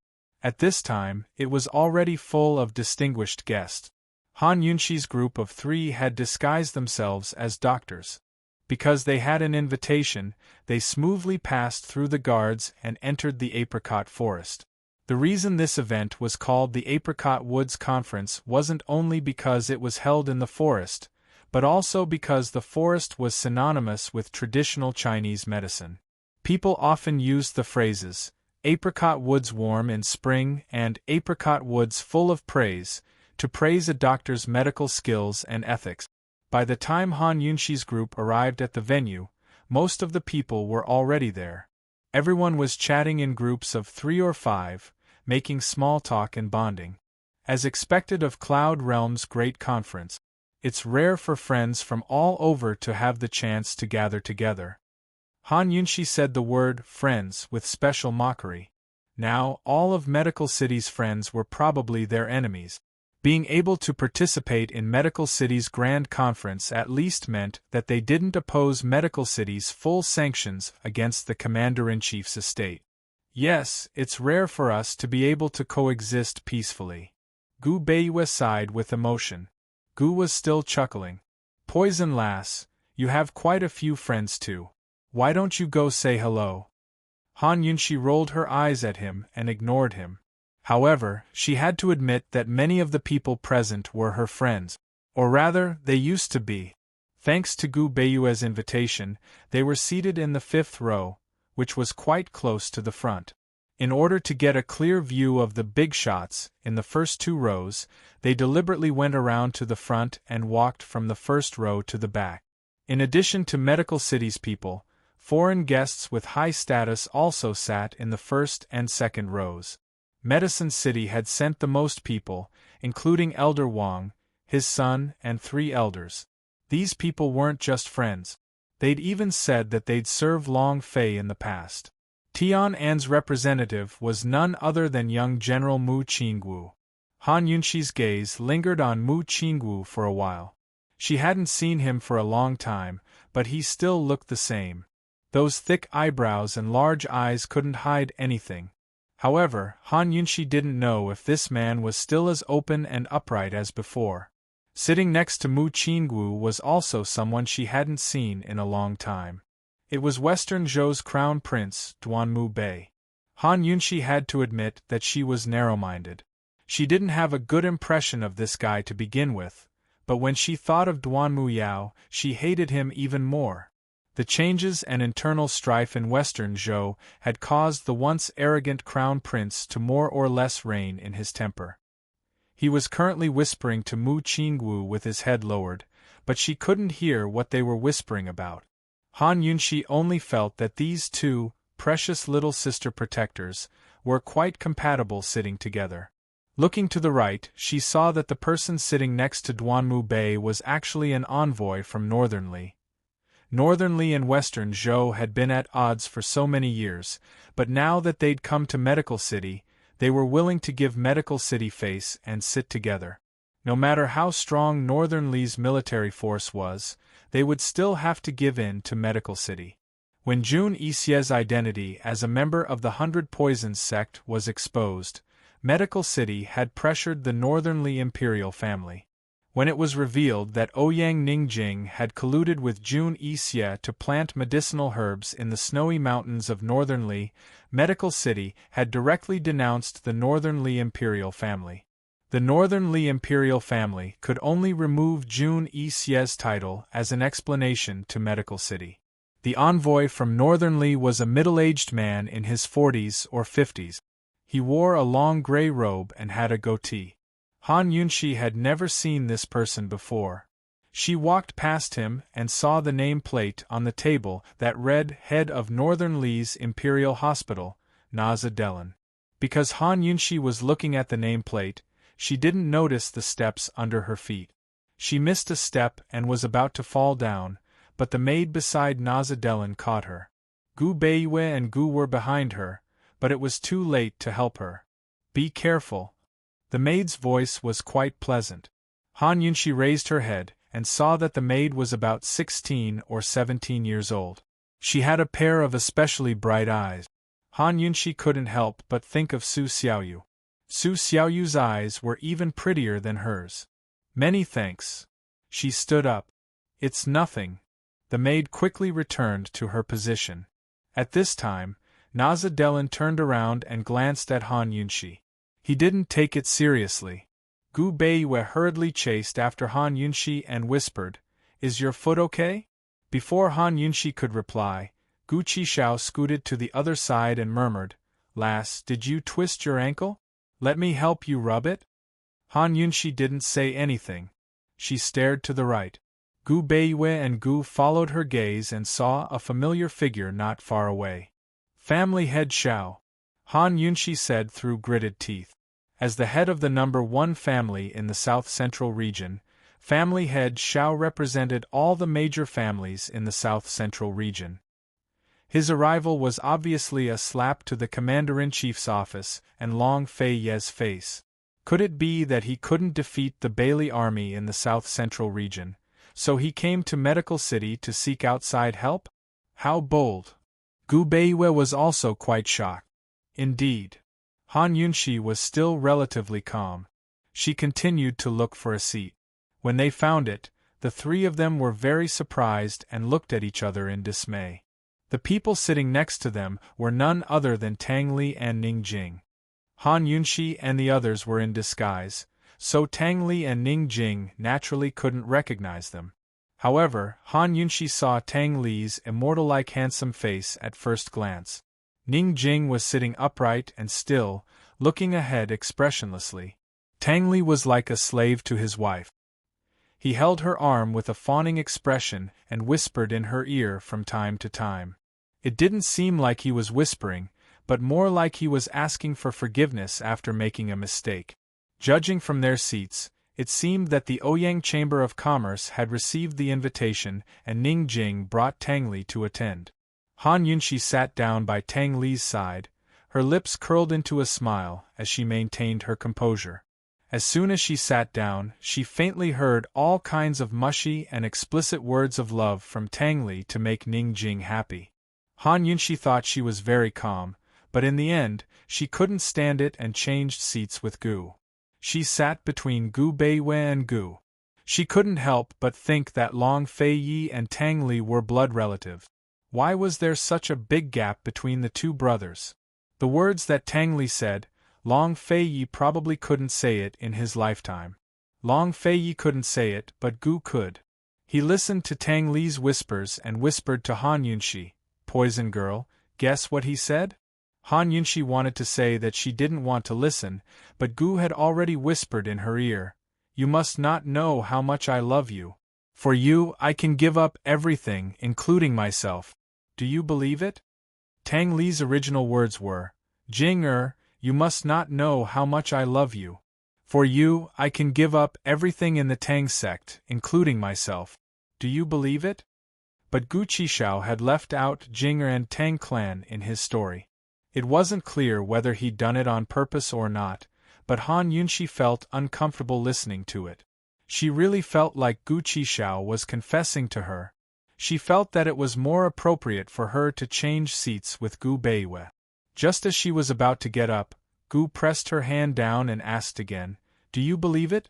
What do I have to do to make you believe it? I'm not playing with you, and I won't joke with you. From the moment I met you, except for hiding my identity, everything I said to you was true. I'm sincere. Do you believe it? Answer me." Han Yunshi was stunned. Her heart was thumping wildly. How could she not understand Gu's feelings? She didn't like how he was always so playful and joked about everything. However, when he stopped joking with her one day and leaned close to her and whispered sweet nothings to her in such a gentle and serious voice, she realized that she couldn't resist and didn't know what to do. Gu, if it's always a joke, then we'll always be good friends. But if one day the joke turns out to be true, how can I continue to treat you as a friend? Han Yunxi's face was a little pale. Gu suddenly chuckled and said in a low voice, "Poison girl, what are you doing? Don't tell me you're disgusted by Tang Li's words?" Han Yunxi's clenched heart suddenly relaxed. Tang Li had indeed hidden his identity and lied to Ning Jing from the moment he met her. When Gu had said those words, she had thought that he was talking about Gu Qisha's identity. How could she scare herself like that? "You're disgusting me. Can you shut up?" Han Yunxi said exasperatedly. Gu Qishao chuckled. "Poison lass, do you believe those words?" Before Han Yunxi could reply, Gu Qishao's bright, starry eyes abruptly turned cold and filled with ruthlessness. This was the first time that Han Yunxi had been frightened by Gu. She never knew that this pair of smiling eyes could be so frightening when they were angry. She followed his gaze and saw that the head of the medical college, Gu Yuntian, was already standing on the stage. Chapter 774. Han Yunxi had never seen Gu Yuntian before, but she was certain that the old man on stage was the head of the medical academy, the #1 doctor in all of Cloud Realm continent. That was because the noisy crowd had suddenly quieted down as everyone stood up, including the first row of medical city's vice-heads and elders. Who else but Gu Yuntian had such power? But Gu Yuntian didn't seem to have any of the dignity or haughtiness of a superior. He was in his 50s, but his temples were already grizzled. He was dressed in simple white robes without any decorations, giving him a clean, simple look. His face was benevolent and calm, like a researcher who didn't care about worldly affairs and buried himself in his work. It had to be said that his features were extremely good-looking. Even though he was old, it was easy to imagine what he looked like in his younger days. He must have been very handsome.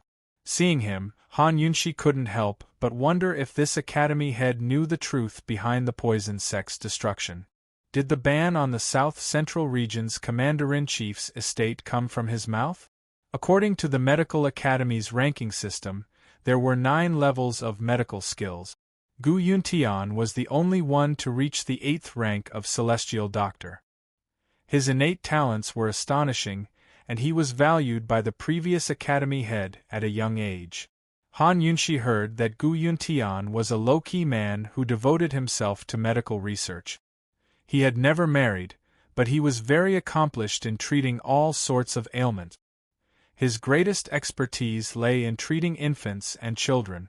Han Yunxi had also heard that Gu Yuntian was the first doctor in Cloud Realm continent's medical history to do research on fetuses.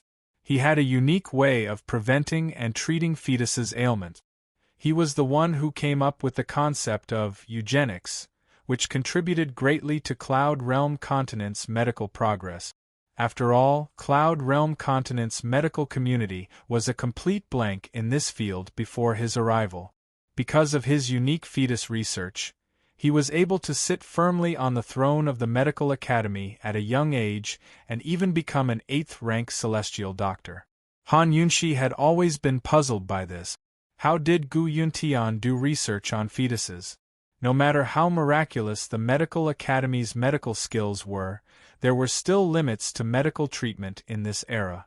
How did Gu Yuntian study a fetus hidden deep in the womb that couldn't be seen? Just from the mother's pulse? The condition of the fetus could be detected from the mother's pulse, but the things that could be detected were very limited. Even if the disease could be detected, how could it be treated? How many repetitive experiments did they have to go through? Other than his research on fetuses and infants, Han Yunxi had also heard that Gu Yuntian was very good at preventing epidemics. Even now, many of Cloud Realm continent's most widely used anti-pestilence medicines were developed by Medicine City with the help of his research materials. Leaving aside his research methods, Gu Yuntian's contributions to the medical community and Cloud Realm continent's citizens were truly admirable. However, Han Yunxi was a professional. She was very clear about the history of medical research. Modern pharmaceutical and medical research basically used white mice for experiment. Because the genetic sequence of white mice was similar to that of humans, the pathological reactions and pharmacological reactions in white mice could be used as a reference for humans. And in ancient times, where did the concept of gene sequences come from? No one would ever believe that mice were similar to humans, much less use them for medical research. Medicine was all about experimentation. In ancient times, every advancement in medical science was accompanied by huge sacrifices. Either a large-scale epidemic occurred, with countless patients, countless dead, and countless cases for medical researchers to study and figure out the pathology and medicine. Or an extremely unique case occurred, allowing them to discover many things from a single case. As for preventing epidemics, Gu Yuntian might have used infected patients or even corpses for research. Then what about preventing diseases in fetuses? Han Yunshi had long read through Cloud Realm Continent's medical history, but she didn't find any major epidemics related to pregnant women in the past 100 years. Why did Gu Yuntian want to study fetuses? Which fetuses did he use for research? Han Yunshi had pondered these questions while investigating Medical City. She could faintly smell that something fishy was going on, but she didn't have time to think about it then. According to Long Feiye's plans, they were supposed to deal with Medical City after Northernly. None of them expected things to develop to this point. While the world was still in chaos, they had to face Medical City head-on. Now that she saw the old man on stage, Han Yunshi couldn't help but wonder. Since she was here today, Han Yunshi planned to ask him some questions and get to the bottom of things. Right now, she was more concerned about Gu. Old fiend, do you have a deep grudge against him? Han Yunshi asked in a low voice. Gu should hate his foster father, Head Elderling, more after being banished from Medical City, right? Head Elderling had long been kicked out of Medical City, so he didn't show up today. I don't. Gu turned back. Despite his rage, he was still able to smile in front of Han Yunshi. I do. He owes me, Chi brother, a huge debt. It's been several years now, both principal and interest. Today, I'm collecting it all and giving it to you. Han Yunshi didn't know why, but her heart was in turmoil and unease. Just what do you want? You know about the poison sect, don't you? Gu pressed a finger against Han Yunshi's lips. His fingers were so cold that Han Yunshi instinctively dodged. Her warm lips couldn't warm up to his coldness at all. Gu Qishao pressed Han Yunshi down and scooted close until he was almost by her ear. Poison lass, be good. There's no rush. Gu Beiwei glanced over, wanting to say something, but hesitated. In the end, he pretended not to see anything. By now, Gu Yuntian had already indicated for everyone to take their seats. Old Man would like to represent the Medical Academy to thank everyone for taking the time out of their busy schedules to visit Medical City. Old Man is deeply gratified to see everyone paying attention to the development of Cloud Realm Continent's medical industry. Old Man also hopes that today's meeting won't disappoint everyone. Gu Yuntian's voice was loud, steady, and powerful. Every word was clear. At his words, the crowd broke into applause. Han Yunshi and Gu Beiwei didn't move, but Tang Li was still coaxing Ning Jing. Gu actually clapped along with the crowd. However, he patted Gu Yuntian's head very slowly. He patted Gu Yuntian's head with interest. The way he looked at Gu Yuntian was as if he was looking at an irreconcilable enemy, or as if he was looking at a prey that he had to catch. Everyone stopped clapping, but Gu Yuntian kept clapping until there was no sound at all. Gu Yuntian paused, then added, "The Apricot Woods Conference, as well as every grand ceremony of the medical community, is a step forward. It concerns every single one of us here, as well as the lives of millions of Cloud Realm Continent's citizens. This is my Medical City's honor and responsibility. My Medical City doesn't have the wealth to guarantee everyone a life of luxury. We don't have the military to protect everyone's homes. But we doctors can protect everyone from illnesses and keep their lives at bay. Gu Yuntian's words were so passionate that the audience applauded and praised him non-stop. Han Yunxi's smile was scornful to the bone. Today, she'd seen what it meant to be a refined scum. If not for the fear of being kicked out and ruining Gu Beiwei and Gu's plans, she would have stood up and questioned this academy head Gu. Just how did he have the face to mention Cloud Realm Continent's millions of citizens? How many sick people in the south-central regions couldn't be treated because of Medical City's restrictions? If Gu Beiwei hadn't found a group of doctors to support them, the south-central regions would have long suffered from a plague.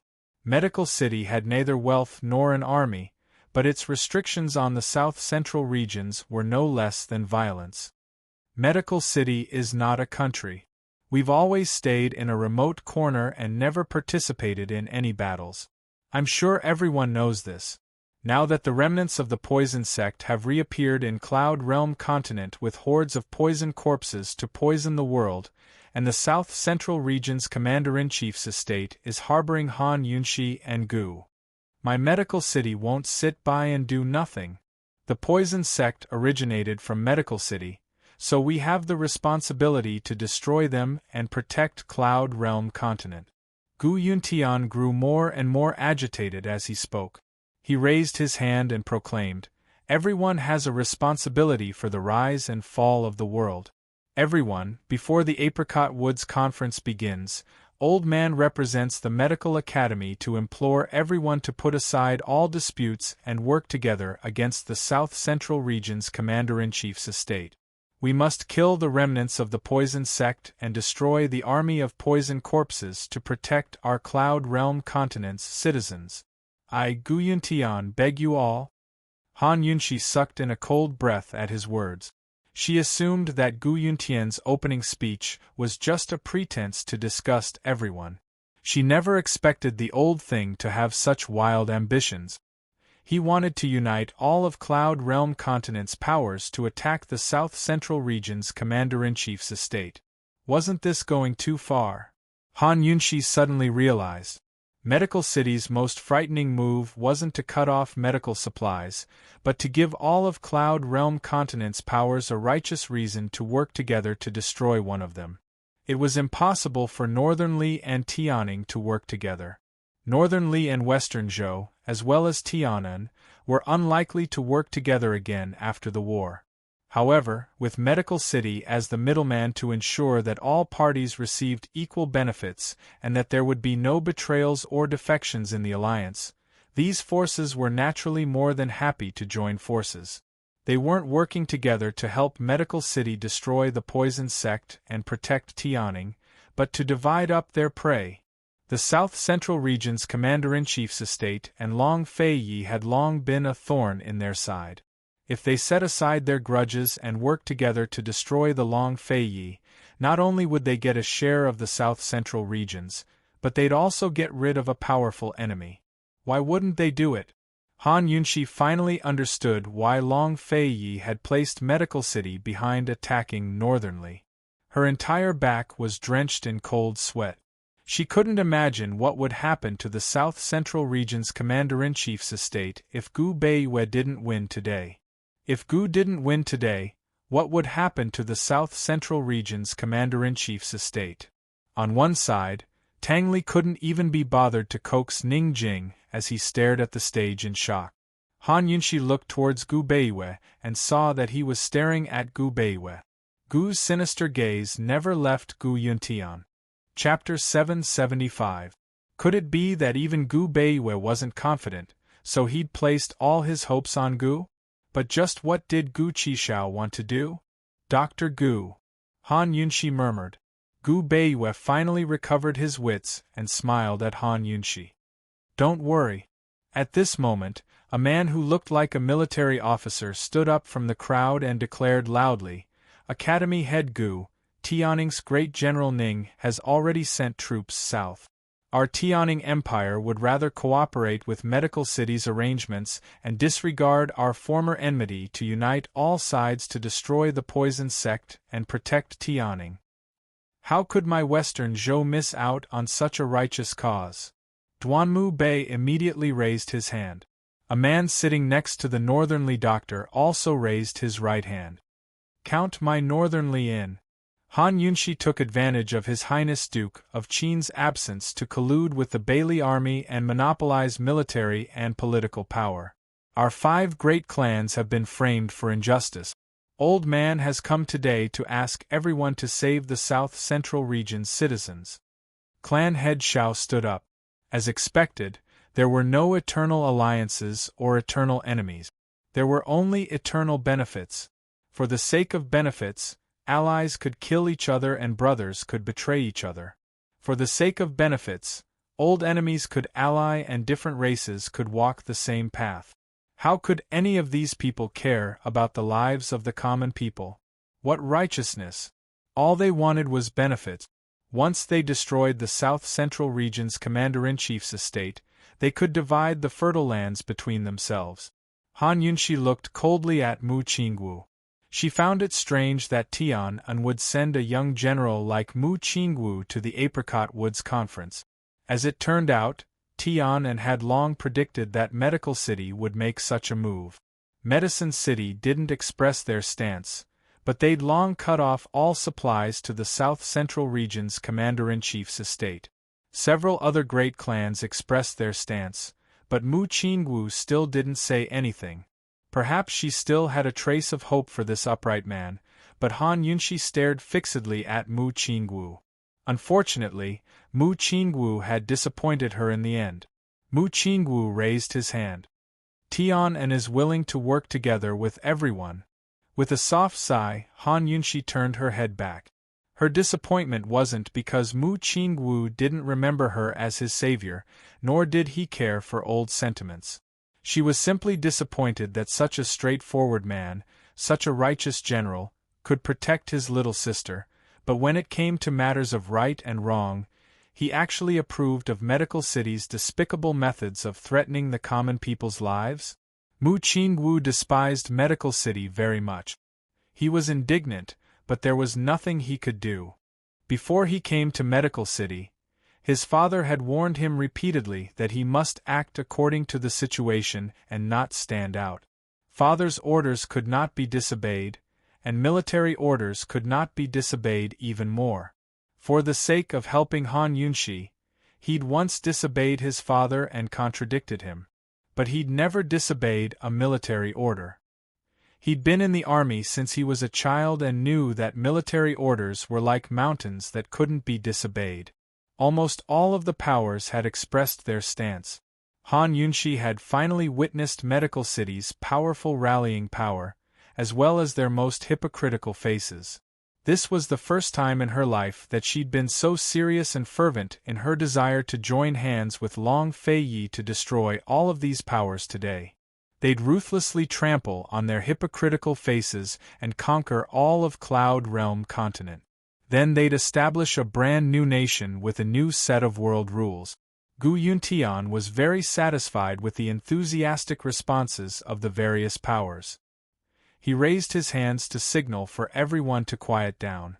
Since everyone shares the same sentiments as Medical City and wants to rid the people of evil, then I hope that everyone will stay for a few more days after the Apricot Woods Conference ends. Old Man will take the lead and we'll discuss how to eliminate the remnants of the poison sect together. Before anyone could respond, a vine suddenly shot out from the ground by his feet. In a flash, it grew into countless vines that surrounded Gu Yuntian with bared fangs and brandished claws. In a flash, everyone rose to their feet in alarm. Medical City's guards immediately rushed onto the stage to hack at the vines with their swords. "There's an assassin! Who's there? Come out! Someone come, surround the scene. Don't let anyone leave." Everyone panicked, but no one dared to move. Gu Yuntian lived up to his name as Medical City's leader. Despite being surrounded by vines, he was still very calm. He even signaled for his guards to withdraw. He gently stroked the vines with a smile. "Thorns, this counts as a type of medicine. What if I told you that this is a type of poison?" Gu stood up and walked step by step towards the stage.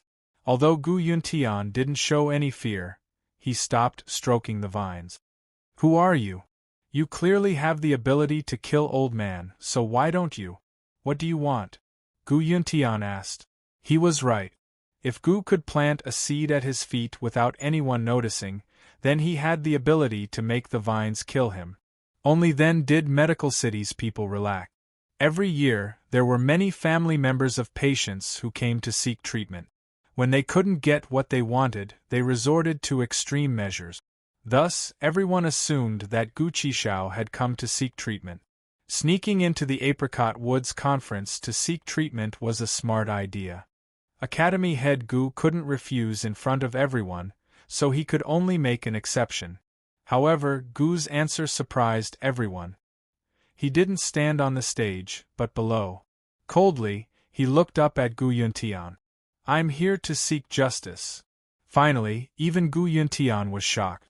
Just who are you?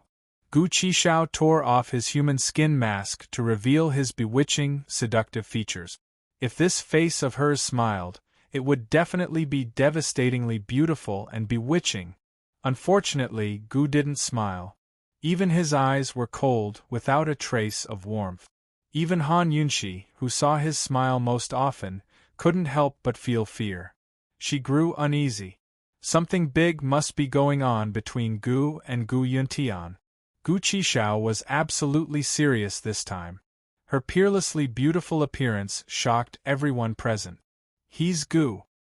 He's the one who summoned a horde of poison corpses to attack Carefree City. Yes, he's Gu. He must be from the poison sect too. He must be. Only someone from the poison sect can raise so many poison corpses. It's too terrifying. Surround him, don't let him escape. Cries of alarm grew louder, but no one dared to take a step forward. Northern Li's imperial physician, Nazadelin, stared at Gu in shock. It took him a long time to recover his wit. Gu and Gu Yuntian ignored the growing clamor. Coldly, they stared at each other as if everything around them had nothing to do with them. They were in a world of their own. Beneath the calm surface of this world, there were perilous waves that only they could comprehend. Mountains crumbled and the earth cracked. If Gu Yuntian hadn't believed head elderling's guess before, he did now. Gu was Shao Qisha, his son. Shao Qi hadn't lost his memories. Shao Qi had returned. Shao Qi had come back for revenge. Back then, his Shao Qi had lost his memories. Gu Yuntian and head elderling had put on a show for the people of Medical City. They'd planned to banish Shao Qi from the city, then secretly kidnap him and lock him up for further research. But Shao Qi had vanished into thin air after leaving Medical City. Their pursuers had dug 3 feet into the ground within 100 li radius, but they still hadn't found him. Many years later, when Shao Qi had grown up and established Medicine Ghost Valley, Gu Yuntian finally learned that the child was still alive.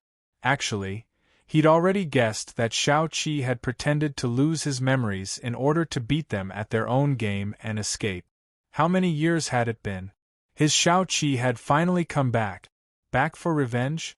Thinking up to here, Gu Yuntian suddenly smiled. He'd done everything so discreetly and cleanly that he hadn't left behind a single shred of evidence.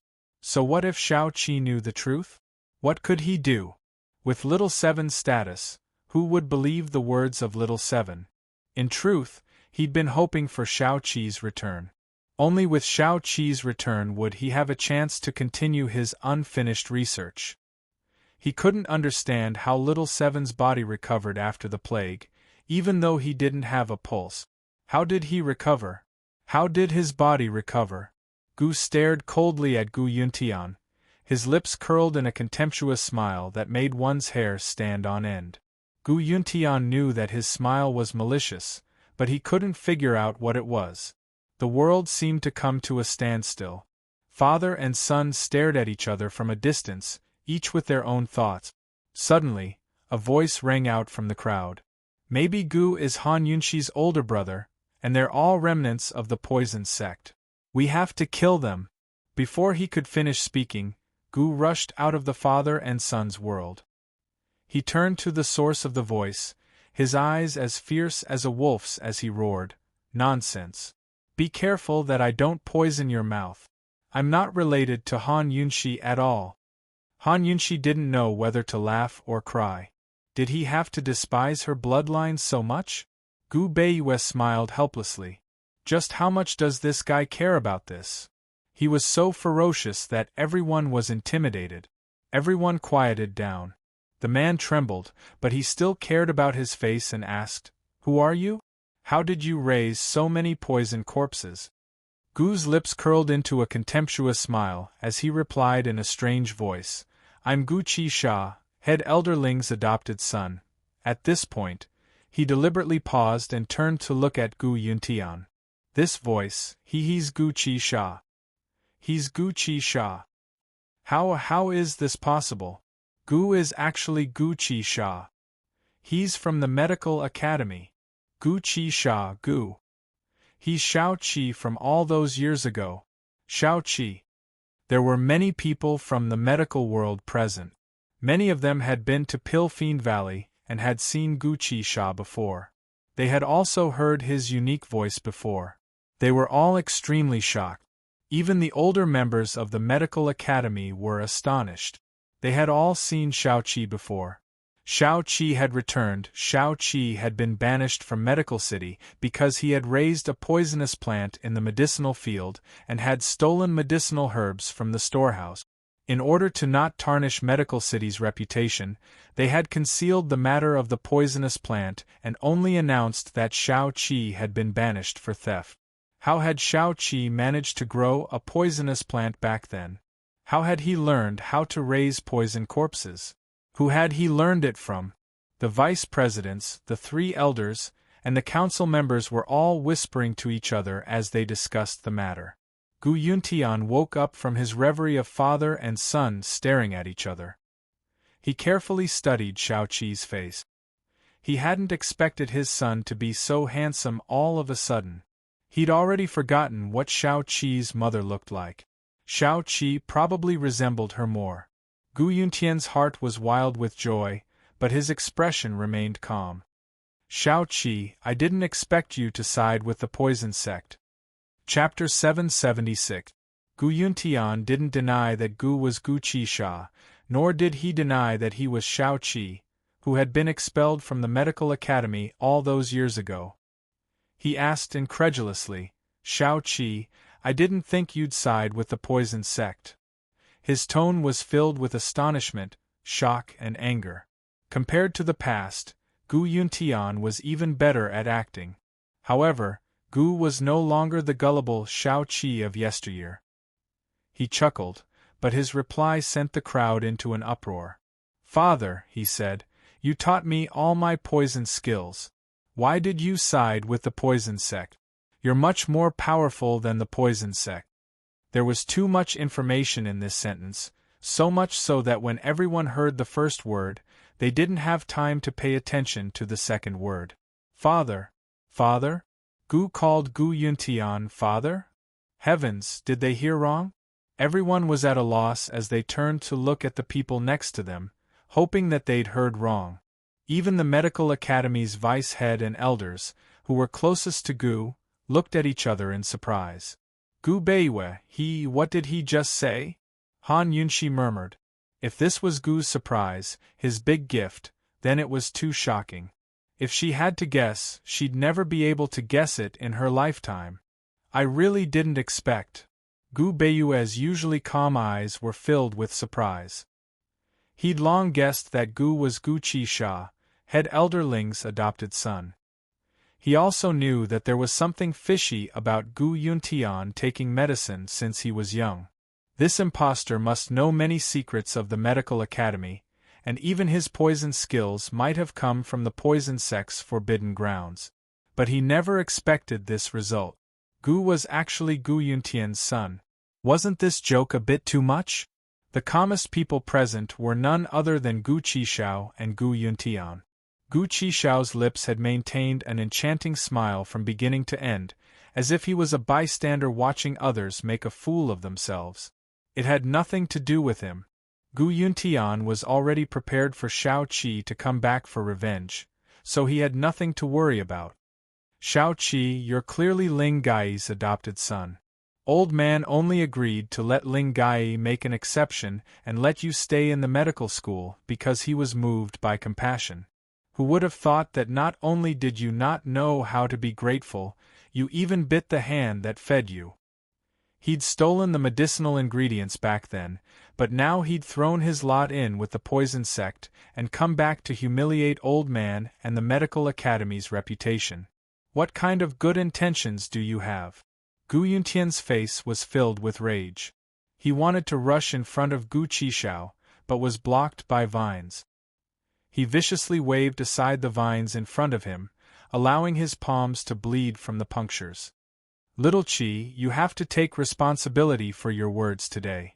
You have to speak clearly, or else don't even think of leaving Medical City. Father. Gu seemed to be doing it on purpose as he called his father again. Father was the only person who'd grown up with him. When he'd been hiding in the poison sect's forbidden grounds as a child, he'd had no mother or friends. It was hard to even see a single person. He only had his father.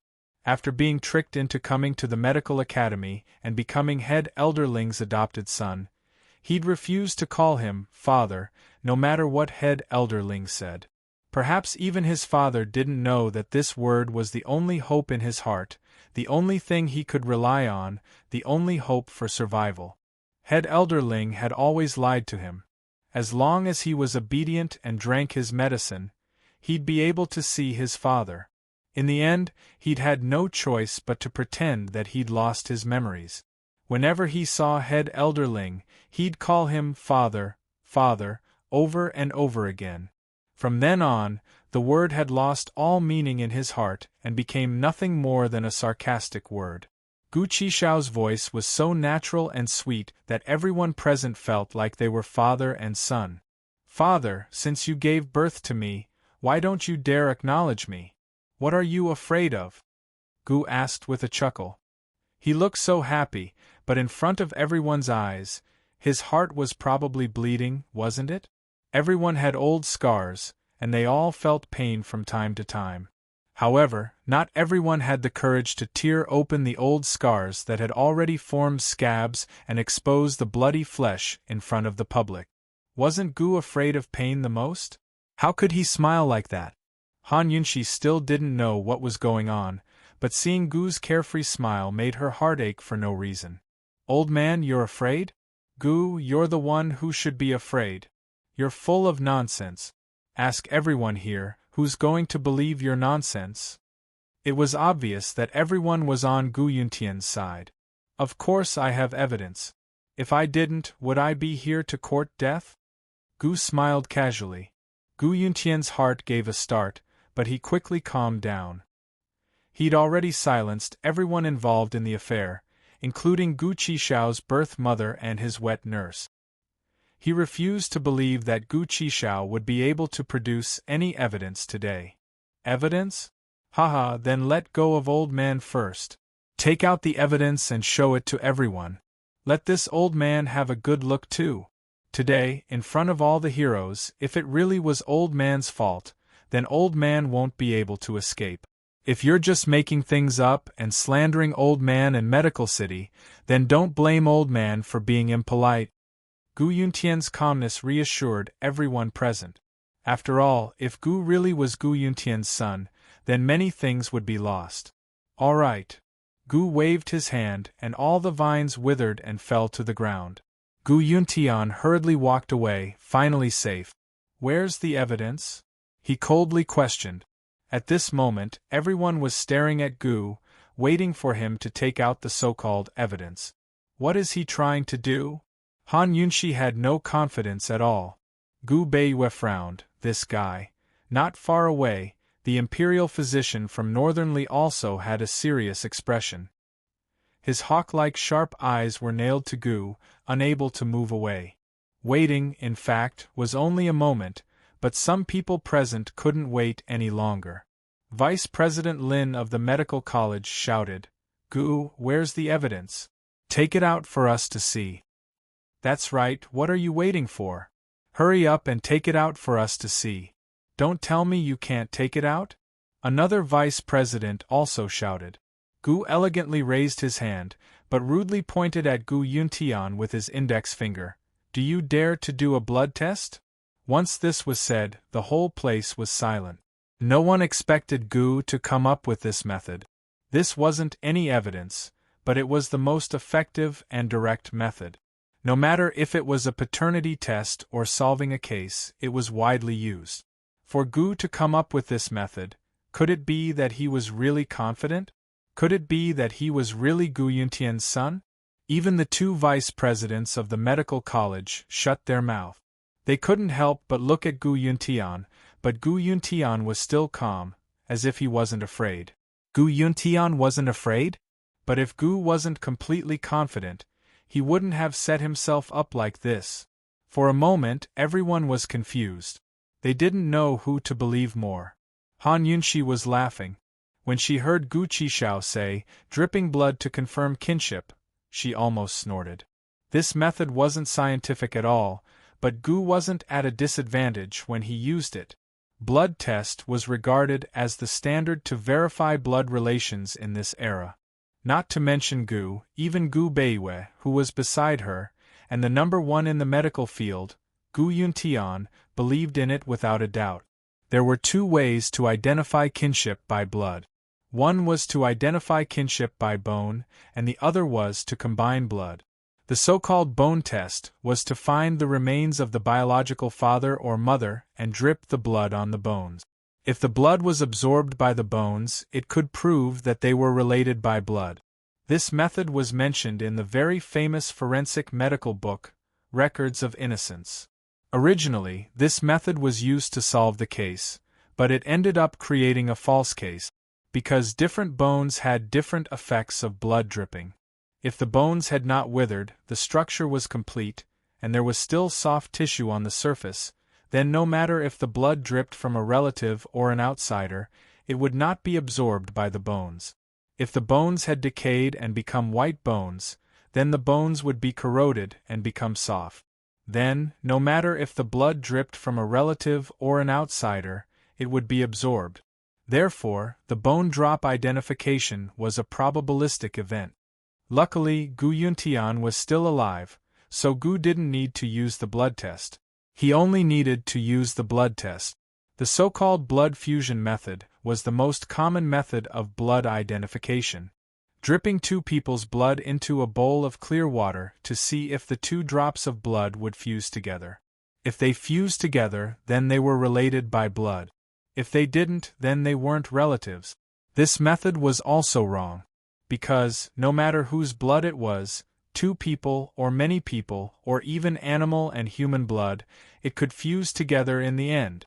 If Gu Yuntian agreed to Gu Qishao's blood test, then Gu Qishao would definitely win. Han Yunxi still couldn't imagine or believe that Gu was really Gu Yuntian's son. She only knew that if Gu won, then things would be much easier for them. Father, Gu Qishao called out sweetly again. Do you dare? Yes. Gu Yuntian agreed just like that. Han Yunxi firmly believed that Gu wouldn't lie in this situation because the price of lying was too high. Then where did Gu Yuntian's confidence come from? Someone, bring a bowl of water. Gu Yuntian was very straightforward. A complicated look flashed past Gu's eyes. He seemed to be surprised by Gu Yuntian's attitude, but he still insisted. He bit his finger first. The water was quickly brought over. Seeing that Gu was about to drip his blood in, Han Yunxi was worried and quickly stopped him. Old man, wait. The moment Han Yunxi spoke, everyone looked over. Luckily, she was in disguise and had purposely pretended to have a hoarse voice. Ignoring everyone's scrutinizing eyes, she strode forward and tasted the water. After confirming that there was no salt or acid added, she was relieved. Although any blood could fuse together in water, if the water was tampered with and some acid or salt was added, the blood would solidify and not move. It would never be able to fuse. Gu Yuntian agreed so easily, so she naturally had to help Gu guard against this. Han Yunshi tasted it and found that there was nothing wrong with the water. It was really water. Now Han Yunshi was at a loss as well. Which one of them was lying? And who are you? Gu Yuntian coldly looked at Han Yunshi. Chapter 777. Faced with Gu Yuntian's scrutiny, Han Yunshi really wanted to tear off her disguise and tell him who she was, then give him a good scolding. But the revolution hadn't succeeded yet. She could only keep hiding. Gu's identity was still up for debate, but Medical City had already decided that she was from the poison sect. If she revealed her identity now, Gu Qishao wouldn't need to take a blood test, while Gu Beiwei would lose his right to participate in the competition. If they weren't surrounded, they'd be chased out of Medical City. Han Yunshi endured and replied in an even lower and hoarser voice, "Who I am isn't important. Academy head Gu, please do the blood test first." In order to divert Gu Yuntian's attention, Han Yunshi deliberately provoked him. "Academy head Gu, are you afraid?" Gu Yuntian cast her a disdainful glance, but didn't pursue the matter. "Someone, bring me a knife." He rolled up his sleeves and made a cut on his finger, then raised his hand for everyone to see. "Is this old thing really not afraid?" Han Yunshi grew uneasy. She looked at Gu and saw that Gu's smile had frozen. Where did Gu Yuntian get his confidence from? Just as Han Yunshi and Gu were feeling uneasy, Gu Yuntian had already dripped his blood into the clear water. The clear water was placed on the table in front of the stage. The people below the stage stirred and wanted to move closer, but no one dared. Han Yunshi already knew the result, but she couldn't relax. She stared fixedly at the clear water, afraid that something would happen to it. Gu Yuntian and Gu both lowered their eyes and remained silent. For a moment the entire venue was silent. The 2 drops of blood that landed at the bottom of the bowl gradually dispersed. In the end, the blood actually slowly mixed together and dyed the clear water a faint red. Gu smiled, his lips curling into a soundless grin. It was both pure and evil, like a 3-year-old child who'd won a prank and was overjoyed, but also very genuine. "It's merged." Gu smiled as he glanced at Gu Yuntian. Gu Yuntian was abnormally calm. He only stared at Gu, not saying anything. Han Yunshi should have exhaled in relief, but Gu Yuntian's attitude made her uneasy. She really couldn't set her mind at ease. Gu personally carried the water down the stage and passed it around to the people in the first row. Before the water spread, the people in the first few rows swarmed over. The 3 vice principals and several elders were the first to see the result. All of their expressions changed instantly. They were dumbstruck and speechless. Facing the chaotic crowd, Luo Zuishan shouted, "What are you all squeezing for? Are you watching a show? Sit back down or you'll all be kicked out." As soon as these words came out, everyone consciously returned to their seat. They were all people of status, who would want to lose face. Luo Zuishan already knew the truth. He didn't need to look any further to know that the blood was fused together. Back then, he'd saved Shao Qi and hidden him in his room in the city. Thus, Gu Yuntian and head Elder Ling had sent people to search outside the city, but they'd never found him. Shao Qi hadn't told him the whole truth back then. He only knew that Shao Qi had been wrongly accused. Shao Qi and Gu Yuntian's relationship and Shao Qi's undying body were all revealed many years later, when Shao Qi came to his door in the middle of the night to tell him. That night, Shao Qi said a bunch of things before falling asleep. He slept for 3 days and 3 nights. Later, he found out that Shao Qi had been unable to sleep for 7 days and 7 nights before that night. Shao Qi had suffered from severe sleep disorders ever since he was young. Gu and Gu Yuntian didn't say a word, so the crowd was silent as well. But when the bowl of water reached the 7th row, the discussions grew louder and louder. The blood had fused. Gu really was Gu Yuntian's son. This was the truth. How is it? Did you all see it clearly? Gu looked back with a smile like a flower. Everyone, tell me, if I don't call Gu Yuntian father, what should I call him?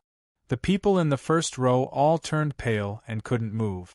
Even the representatives of the major powers, Northern Li's imperial physicians, Western Zhou's imperial princes, Tianning's military officers, Tian'an's young general, Medicine City's elders, and the heads of the central region's aristocratic families were all stunned. They couldn't accept this reality. Gu was Gu Yuntian's son. Just then, he'd said that Gu Yuntian had taught him his poison skills. Wasn't Medical City embezzling? Were they using the pretense of justice to do shady things behind the scenes? What right did Medical City have to denounce the poison sect? What right did they have to punish the Central Region's Commander-in-Chief's estate? What reason did they have to work together to seal off the Central Regions? Medical City was probably powerless to protect itself now, wasn't it? At the very least, Gu Yuntian was powerless to protect himself. It's over. The situation they'd worked so hard to set up was about to collapse. Although everyone acknowledged this fact, they were all whispering to each other. No one dared to answer Gu's question. At this moment, a teasing voice drifted over. Aya, so Gu was Medical City's young master. Everyone looked towards the source of the voice and saw that it was none other than the young head of the Tang clan, Tang Li. The Tang clan didn't get involved in worldly affairs, so Tang Li was attending the Apricot Woods Conference in the name of Cloud Realm Trade Consortium's son-in-law. Ning Jing secretly tugged at Tang Li's sleeve to stop him, but Tang Li only pretended not to notice. If Tang Li still couldn't guess that the woman by Gu's side was his sister-in-law by now, then he'd really be blind. He stood up and bowed towards Gu with his hands clasped in front. My apologies for my lack of manners. Gu was in a good mood and returned a charming smile. His long, flirtatious eyes were enough to mesmerize any woman present. While Han Yunxi was worried, she didn't know what to say when she saw his self-confidence. Gu Yuntian still hadn't expressed his stance or changed his expression. Was he really that easy to deal with? Academy head Gu, you keep denouncing the poison sect and those who raise poison corpses. You can't really be unaware that you have such a son, right? Tang Li was simply adding oil to the fire. Academy head Gu, could it be that you've forgotten about your romantic past as well? But how did Gu Qishao end up being adopted by head elderling? Don't tell this junior that it's all a coincidence. The Tang clan didn't get involved in worldly affairs, so the medical academy couldn't restrict them in any way. But Tang Li was here in the name of Cloud Realm Trade Consortium's son-in-law. He was clearly helping Gu and causing trouble for the consortium at the same time. Ning Jing was already clutching his thigh, but he still ignored her. He continued to ask loudly, Academy head Gu, was Gu really expelled for stealing medicinal ingredients back then? Gu said that you taught him his poison skills. Aren't you going to explain? Your Excellency Academy head, please give us an explanation. The Medical Academy's reputation can't be sullied. Luo Zuishan couldn't help but stand up. Third Elder Shen stood up as well. Your Excellency Academy head, please give us an explanation. Next, Medicine City's Wang Gong stood up as well. Academy head Gu, just what's going on here? Academy head Gu, the truth is right before our eyes. What do you mean by keeping silent? Do you admit to it? Mu Qingwu actually stood up as well. Han Yunxi looked at them and felt a bit of warmth in her cold heart.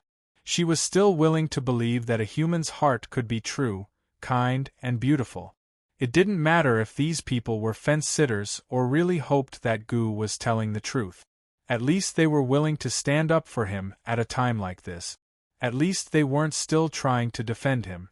Everyone's gaze fell on Gu Yuntian as they waited for his answer. Gu Yuntian suddenly laughed heartily. Gu is old man's son? A drop of blood to identify relatives? Everyone, do you know what research old man is going to announce at this Apricot Woods conference? Han Yunxi's heart suddenly felt uneasy. She seemed to have realized something. Young Master Tang, old man can answer your question, but can you help old man with something first? Gu Yuntian asked. Please speak, Academy head Gu. Tang Li was very amiable. Please bring that bowl of water over for old man, is that all right? Gu Yuntian asked. Tang Li didn't know what Gu Yuntian was up to, and everyone else was also puzzled. Tang Li generously took the bowl of water and walked over. Gu Yuntian had Tang Li place the bowl of water on the table. Tang Li did as he was told. That's it? He asked. Young Master Tang, can I borrow a drop of your blood? Gu Yuntian asked again. As soon as these words came out, Han Yunshi quivered and straightened her back. Her heartbeat suddenly sped up, pounding non-stop. Gu Yuntian, he couldn't be. What do you want this young master's blood for? Tang Li didn't understand. Young Master Tang, old man won't harm you. Could it be that you're afraid? Gu Yuntian asked with a chuckle. Tang Li could withstand a woman's provocation, but not a man's. He decisively bit his finger and squeezed out a drop of blood. Here. Han Yunshi wanted to stop him, but it was too late. Gu Yuntian immediately pulled his finger and let the drop of blood fall into the bowl of water. The scene was a bit noisy and there were many discussions. However, Han Yunshi clearly heard the sound of the drop of blood. Plop! This drop of blood seemed to have dripped onto Han Yunshi's heart. She, who knew the truth of the blood test, was filled with panic. Everyone didn't understand Gu Yuntian's purpose for doing this. Their attention was once again focused on the bowl of water. Gu and Tang Li were also puzzled and stared at it. Only Han Yunshi looked away. She really didn't want to accept the truth. Gradually, everyone quieted down. Han Yunshi could even hear the sound of her own heartbeat. Suddenly, Tang Li exclaimed, "The blood is fusing." Gu Qishao couldn't believe it. He drew closer and saw that the blood really was fusing together. Tang Li's blood was fusing with Gu Qishao and Gu Yuntian's as well. What was going on? Gu frowned and looked at Tang Li. Tang Li's face was ashen. He was looking at Gu Yuntian, but his mind was filled with thoughts of his parents. Damn it! How was he related to Gu Yuntian by blood? What the hell did he do? It was obvious that neither Gu Qishao nor Tang Li had any doubts about the reliability of the blood test. Han Yunshi was also stunned. She couldn't help but admit that Gu Yuntian was indeed a medical genius. He actually knew that the blood test was wrong. Gu Yuntian personally picked up the bowl, walked to the first row, and handed it to Vice Principal Lin. Pass it down. Everyone, take a look. I originally wanted to announce this research after the Apricot Woods conference began, but now I'm taking this opportunity to let everyone know. The bowl of water and the bowl of evidence were quickly passed down. Everyone saw that the 3 drops of blood had fused together. The item was passed to Gu Beiwei. He glanced at it and sighed softly. Just as everyone was puzzled, Gu Yuntian asked jokingly, "Young Master Tang, old man's love affair, don't tell me that you're included?" You. Tang Li's face alternated between red and white. Gu Yuntian wasn't just insulting him, he was also insulting his parents. Murderous intent appeared in his eyes. Unexpectedly, Gu Yuntian laughed loudly. Young Master Tang is someone who likes to joke. Why? Old man was just joking with you, and you're really angry? This old man and your mother are pure and innocent. The reason why the blood fused is because... Chapter 778. If Gu Yuntian and Tang Li's mother were pure and innocent, then Tang Li and Gu Yuntian weren't related by blood. How could their blood have mixed together? Everyone was confused by the news. Currently, Ning Jing had no time to worry about Tang Li causing trouble for Cloud Realm Trade Consortium. She muttered to herself in bewilderment, could it be that he's not innocent with his father? As soon as the words left her mouth, she cursed herself for being crazy. Even if Gu Yuntian and Tang Li weren't innocent, they couldn't have been related. Could it be that Gu Yuntian is related to the Tang clan by blood? Ning Jing was still guessing when Gu Yuntian revealed the answer. That's because the method we've always believed in is wrong. As long as the water hasn't been tampered with, then no matter whose blood it is, even if it's from a cat or a dog, it can mix together. His words sent the crowd into an uproar. The medical community was the most shocked of all. Academy head Gu had just said he was going to announce the results of an important research project at the Apricot Woods Conference. Could this be it? The method of blood identification had been used for hundreds of years. How could it be fake? How could that be? Unlike the layman, the medical community was more excited than shocked. Very soon, some of them lost their patience. Academy head Gu, how can you prove that this method is fake? Academy head Gu, what proof do you have? And how did you come up with the results? Academy head Gu, do you have a case study? Can you make it public for everyone to study? Han Yunxi had guessed that this would be the result, but she still found it hard to accept Gu Yuntian's explanation. Even in modern times, many people were still superstitious about the method. It had to be said that Gu Yuntian's denial was worthy of admiration. The results of his research would have a far-reaching impact on all of Cloud Realm continent. Leaving aside everything else, it could prevent many unjust, false, and mistaken cases from being solved. But to Gu Qishao, this was the worst possible outcome. Han Yunxi glanced at Gu Qishao, expecting him to be disappointed and quick to question Gu Yuntian. But he only looked at Gu Yuntian with a faint smile on his lip. She was clearly smiling, but Han Yunxi felt sad for no reason, and her heart unconsciously became heavy. At this moment, Han Yunxi couldn't understand Gu's heart. Men, catch those two things.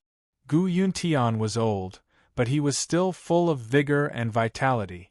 At this time, even defeating Gu was not what he was most excited about.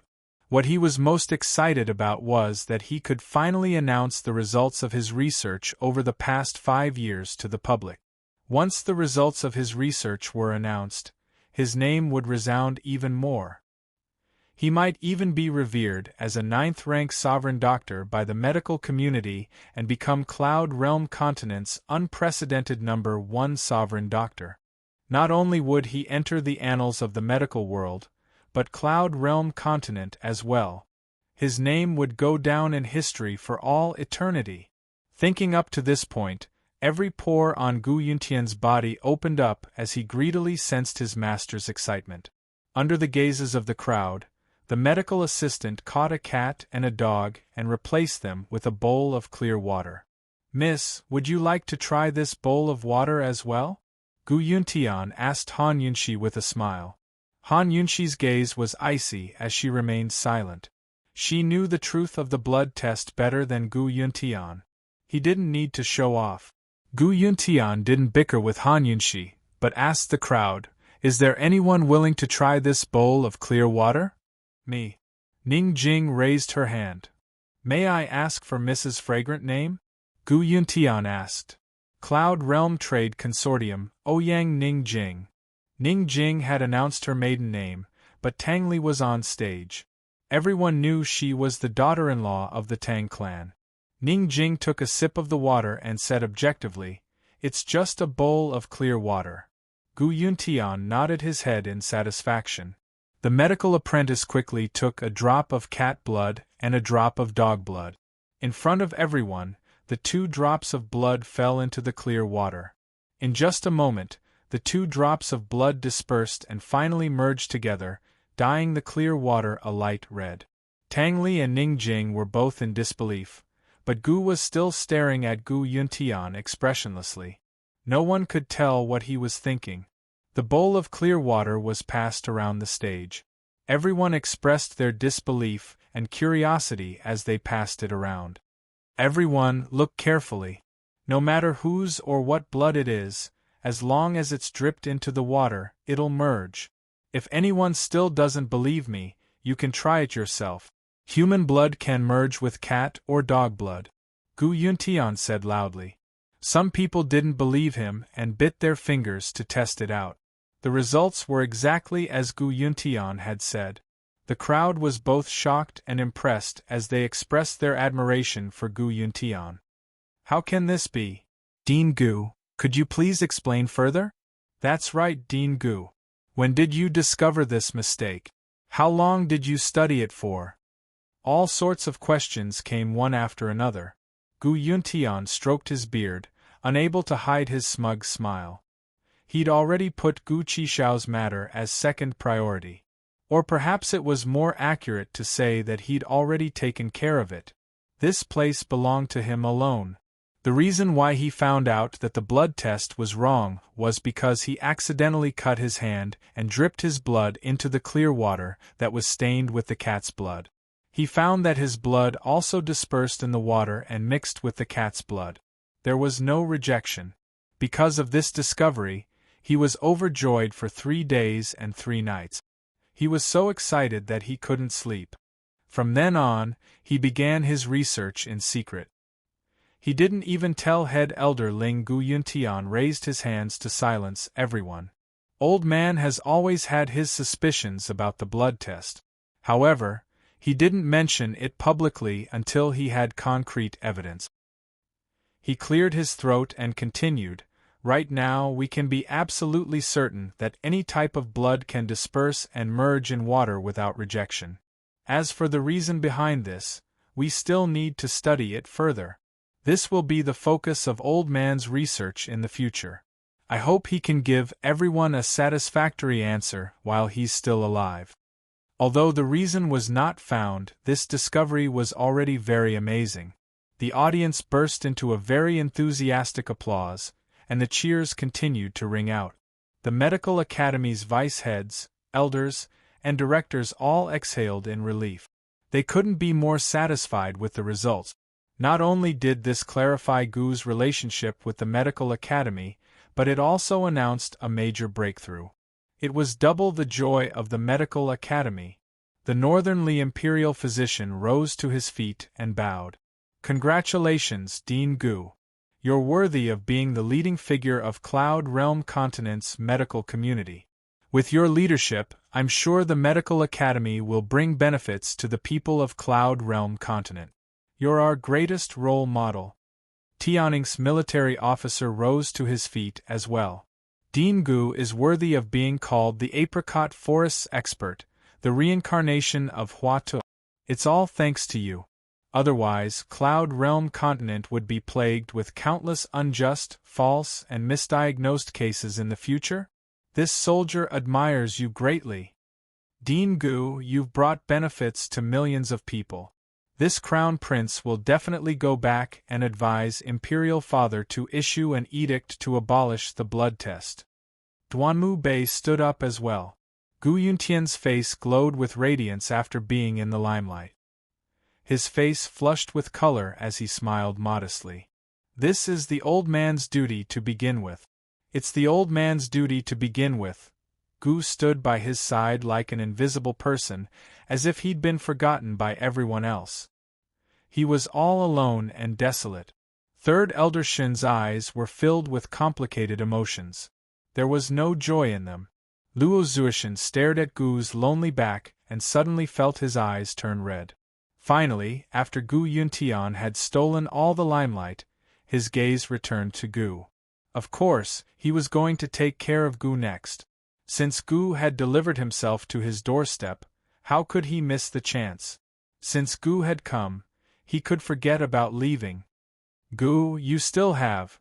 Before Gu Yuntian could finish speaking, the silent Han Yunshi suddenly spoke up. "Dean Gu, you just said that you haven't figured out why the blood of all creatures confuse, right?" Gu Yuntian didn't expect this unknown girl to dare speak up. He replied impatiently, "Yes. What if I say that I've already figured it out? I wonder if Dean Gu would be so shameless as to ask?" Han Yunshi said with a smile. Putting aside Gu's matter, she really couldn't stand seeing this hypocritical old thing steal the limelight and receive everyone's flattery. If she didn't drag this old thing down from his throne at the pinnacle of the medical world, she would feel uncomfortable from head to toe. Today's limelight was hers for sure. Everyone quieted down and looked at Han Yunshi in confusion. What did this girl just say?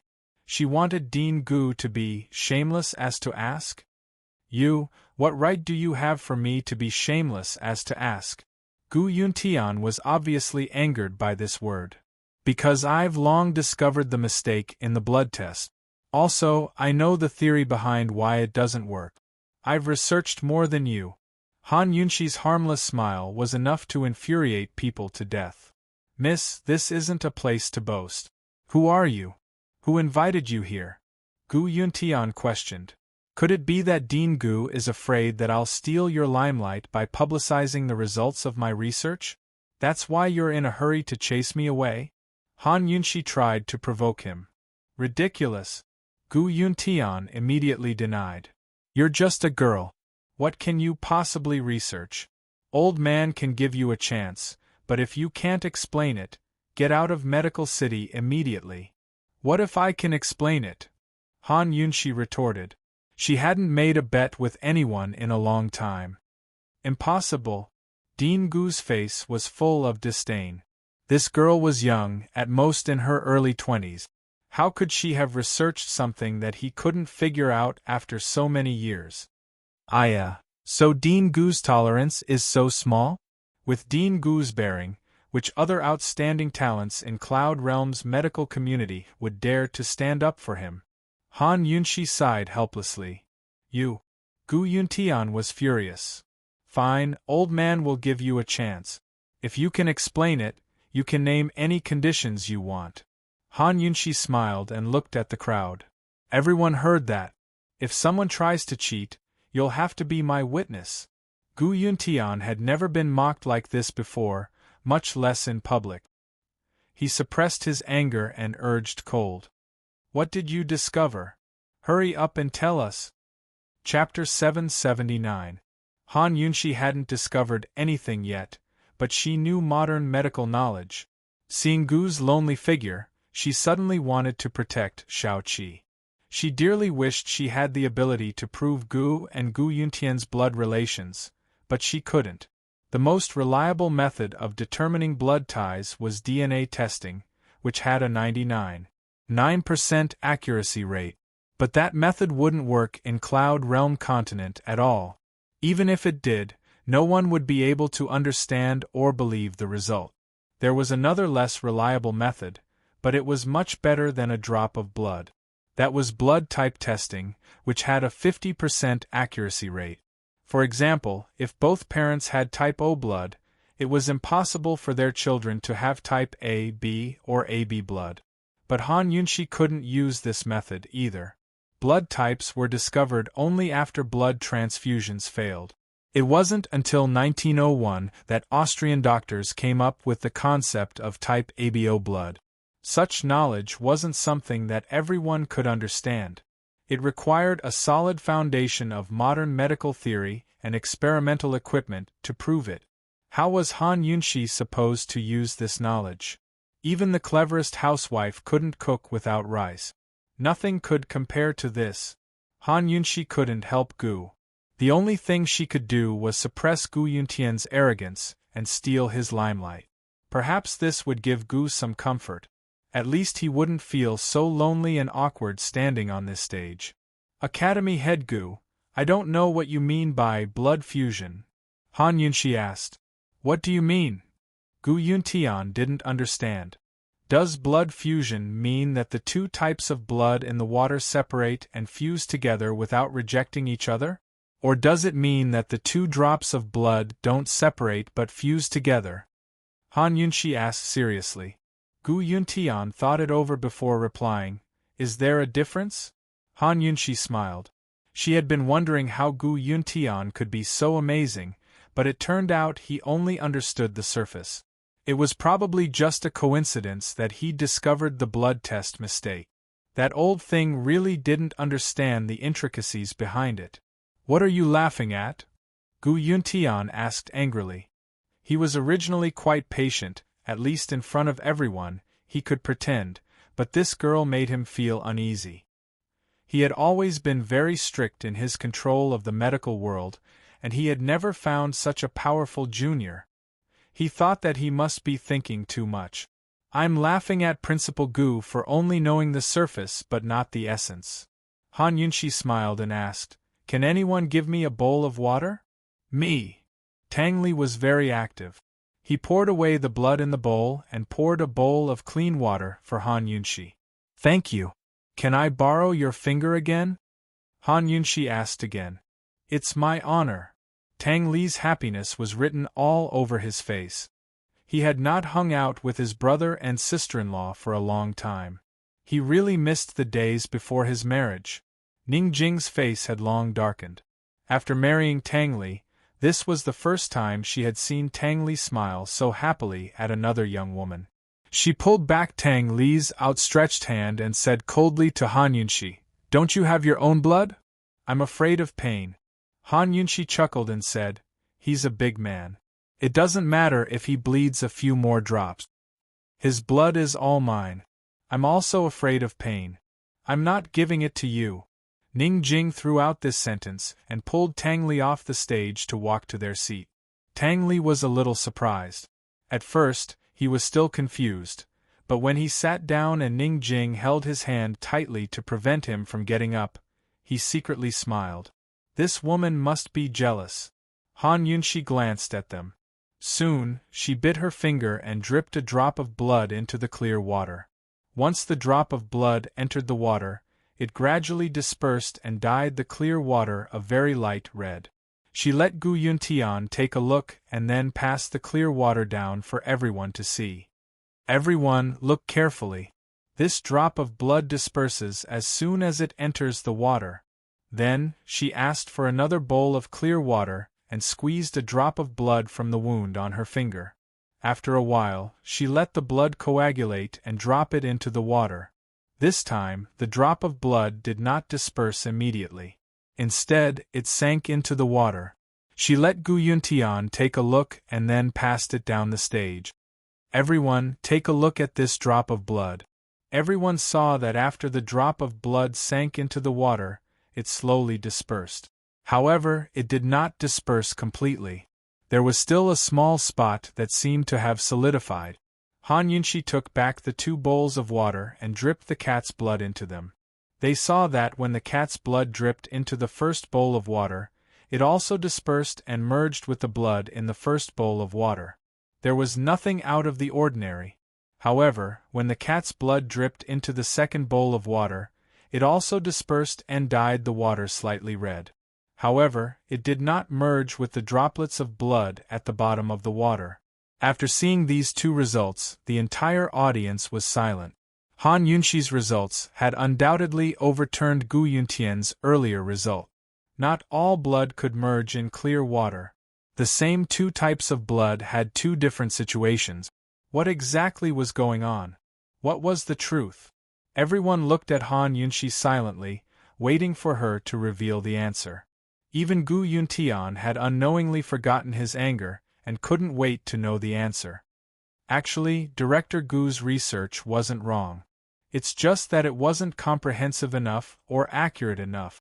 Han Yunxi sighed. If medical research isn't accurate enough, it will cost people's lives. She held up the first bowl of water and said seriously, "Everyone, the 2 droplets of blood in this bowl of water dripped into the water the moment they came out of the body. The 2 droplets of blood seemed to disperse and merge with each other in the water, but actually, this can't be considered as merging, because they merely dispersed in the water and merged together in the water. They didn't merge with each other." After these words, the entire audience became even quieter. Everyone pricked up their ears and waited seriously, afraid that they would miss a single word from Han Yunxi. "So, what Director Gu said, that any type of blood can merge in water, this is wrong." Han Yunxi cleared her throat and raised her voice. "The correct way to put it is that any type of blood can merge in water. There are many components in blood and the largest proportion is water. Hence, when the blood dripped into the water, it would disperse very quickly." As for the second half of Han Yunxi's sentence, everyone present probably didn't fully understand it. However, everyone understood the first half of her sentence that denied Gu Yuntian's claim. "So it's true just because you say so? Where's the evidence?" Gu Yuntian's face was a little red. It wasn't clear whether it was anger, embarrassment, or anger. Han Yunxi held up the other bowl of water and smiled. "Director Gu, I thought you already understood. Looks like I overestimated you." "You!" Gu Yunxi couldn't help but narrow his eyes. If there weren't so many people outside, he would have already gotten someone to lock this woman up. He started to regret. He regretted giving this woman a chance. Unfortunately, no matter how good a pharmacist was, he couldn't create a medicine for regret. Han Yunxi ignored Gu Yuntian's anger and said seriously, I believe everyone has seen the situation in this bowl of water. The human blood and cat blood didn't merge, right? That's because you didn't drip the blood into the water immediately. The blood dried, so naturally it wouldn't merge. Deputy Director Lin retorted. That's right. Han Yunxi admitted openly. I didn't do anything. I just let the blood coagulate for a while before putting it into the water. Coagulated blood can't be dissolved by water again, so I dripped the cat blood in again. The cat blood only merged with the water and didn't merge with my blood. Everyone, why don't you take a look at this bowl of water again? The second bowl of water was passed down the stage again. Everyone saw that it was just as Han Yunxi said. The cat blood dyed the water red, but the human blood stayed at the bottom of the water and solidified into a small drop. It didn't merge with the blood water. Han Yunxi used a counterexample to prove Gu Yuntian's theory wrong. It proved that the blood only merged with water and didn't merge with each other. The facts were right in front of their eyes. The evidence was passed around in everyone's hands. Everyone started whispering. Although they didn't believe that this girl of unknown origin had such heaven-defying ability to refute Director Gu's research results with just a few words, they couldn't find a reason to refute her. Gu Beiyue looked at Han Yunxi from afar. His gaze was 3 parts joy and 7 parts admiration. This woman, even he felt inferior. Presumably, Long Feiyi, who was hiding behind the scenes, also didn't expect such a good show at the Apricot Woods conference. At this time, Long Feiyi should have left Tianshan Mountain. She wondered if he received the news in time. Director Gu, do you have anything else to say? Han Yunxi asked with a smile. Gu Yuntian was speechless. He refused to admit that this young girl was more capable than him. Coldly he asked, Who are you? Who sent you here? What is your relationship with Gu? Han Yunxi changed the topic. She chuckled and said, Director Gu, I won. Don't you owe me a favor? Everyone heard it just now. I can name any condition I want. Gu Yuntian wanted to ask more, but Han Yunxi took the initiative to speak first. Director Gu, you can't be a sore loser, right? Gu Yuntian was silent. Below the stage there were whispers. Gu Yuntian's image in everyone's hearts had been reduced by at least half. He wasn't someone who couldn't be provoked, nor did he have absolute authority. Director Gu, there are talents in every generation. The new generation excels the old. Director Gu, we should be gratified to have such a junior. Miss, who is your master? Can you tell us a bit? Miss, your master must be a hidden expert. He can't be someone from the medical academy, right? Everyone's attention was now on Han Yunxi. Gu Yuntian had not only lost face for himself, but for Medical City as well. Although Medical City ruled over Cloud Realm Continent's medical community, there were hidden experts in the medical world. But Cloud Realm Continent really did have all sorts of hidden experts with unimaginable medical skills. They were even more advanced than the Medical Academy. Han Yunxi's victory today reminded everyone of something they'd forgotten. In this world, there were still plenty of medical experts who refused to yield to Medical City's authority. They didn't accept the rules that Medical City had set for Cloud Realm Continent's medical community. Leaving aside Gu Yuntian, even the higher-ups of Medical City were either angry, hateful, or ashamed. Still, there were plenty of people who gave Han Yunxi looks of admiration and affirmation, such as Third Elder Shen Jueming, and Manager Luo Zuishan. Han Yunxi should be happy in this limitless glory, but she couldn't. Instead, she looked towards Gu, her eyes filled with helplessness and sorrow. Shao Qi, in the end, Yunxi still couldn't help you. But Gu actually smiled at her. It wasn't as cold and sinister as before, but so genuine and beautiful. It was like a resplendent star or a multicolored sea of flowers. Poison lass, it's enough to have you by my side for this part of the journey. I don't need you to keep me company for the rest of the journey. Chi brother, I can keep going. Chapter 780. Gu Yuntian didn't speak, but the discussion grew louder and louder. This world wasn't as bad as they thought. There were still people who didn't fear power and stood firm for justice. Many voices of support for Han Yunshi rose from the audience. At the same time, Han Yunshi was exchanging glances with Gu. As if infected by his emotions, Han Yunshi forgot about the terrible future and smiled. Finally, Gu Yuntian couldn't keep his face straight. Actually, he knew that he should be more generous. No matter how capable this girl was, she was at most an 8th-rank sage doctor like him. She couldn't reach the level of a sovereign doctor. After all, she only had one research result.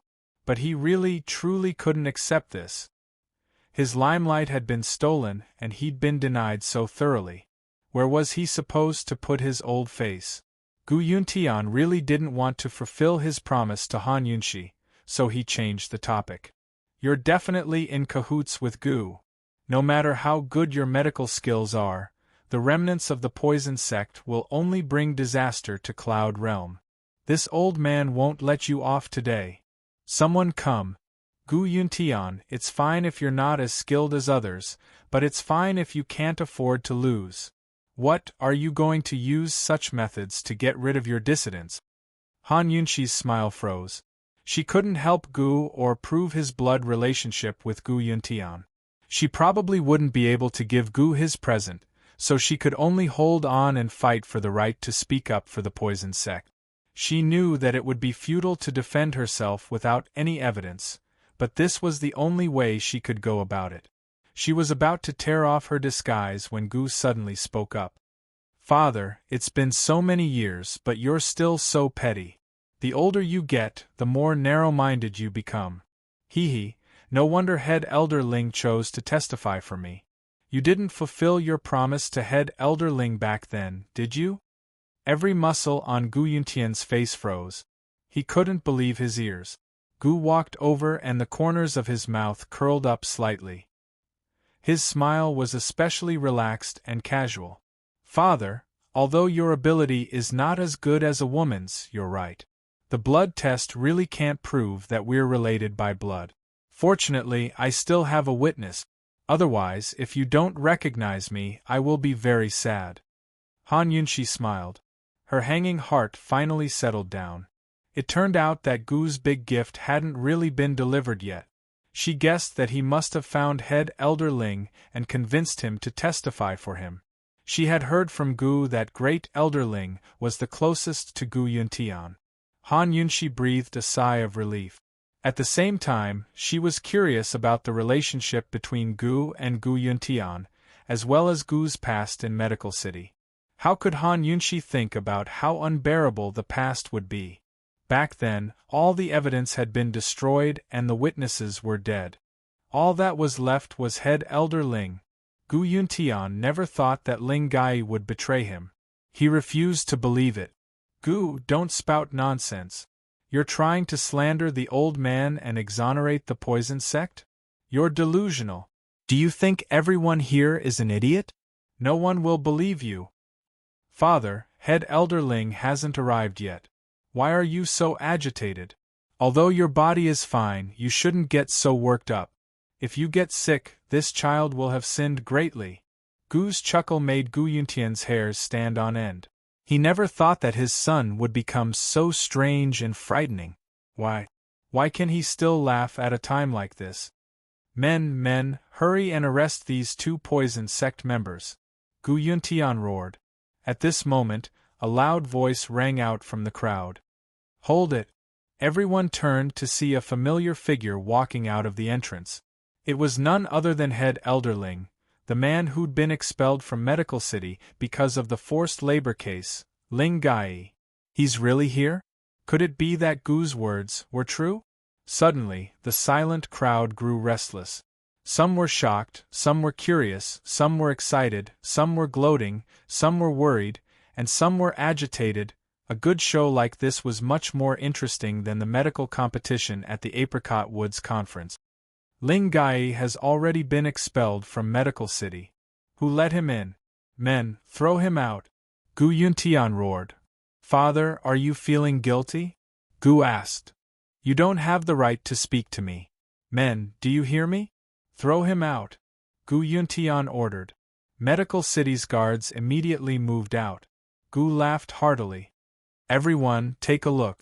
This is the courage of the head of the Medical Academy. If he's not guilty, why doesn't he dare to confront us?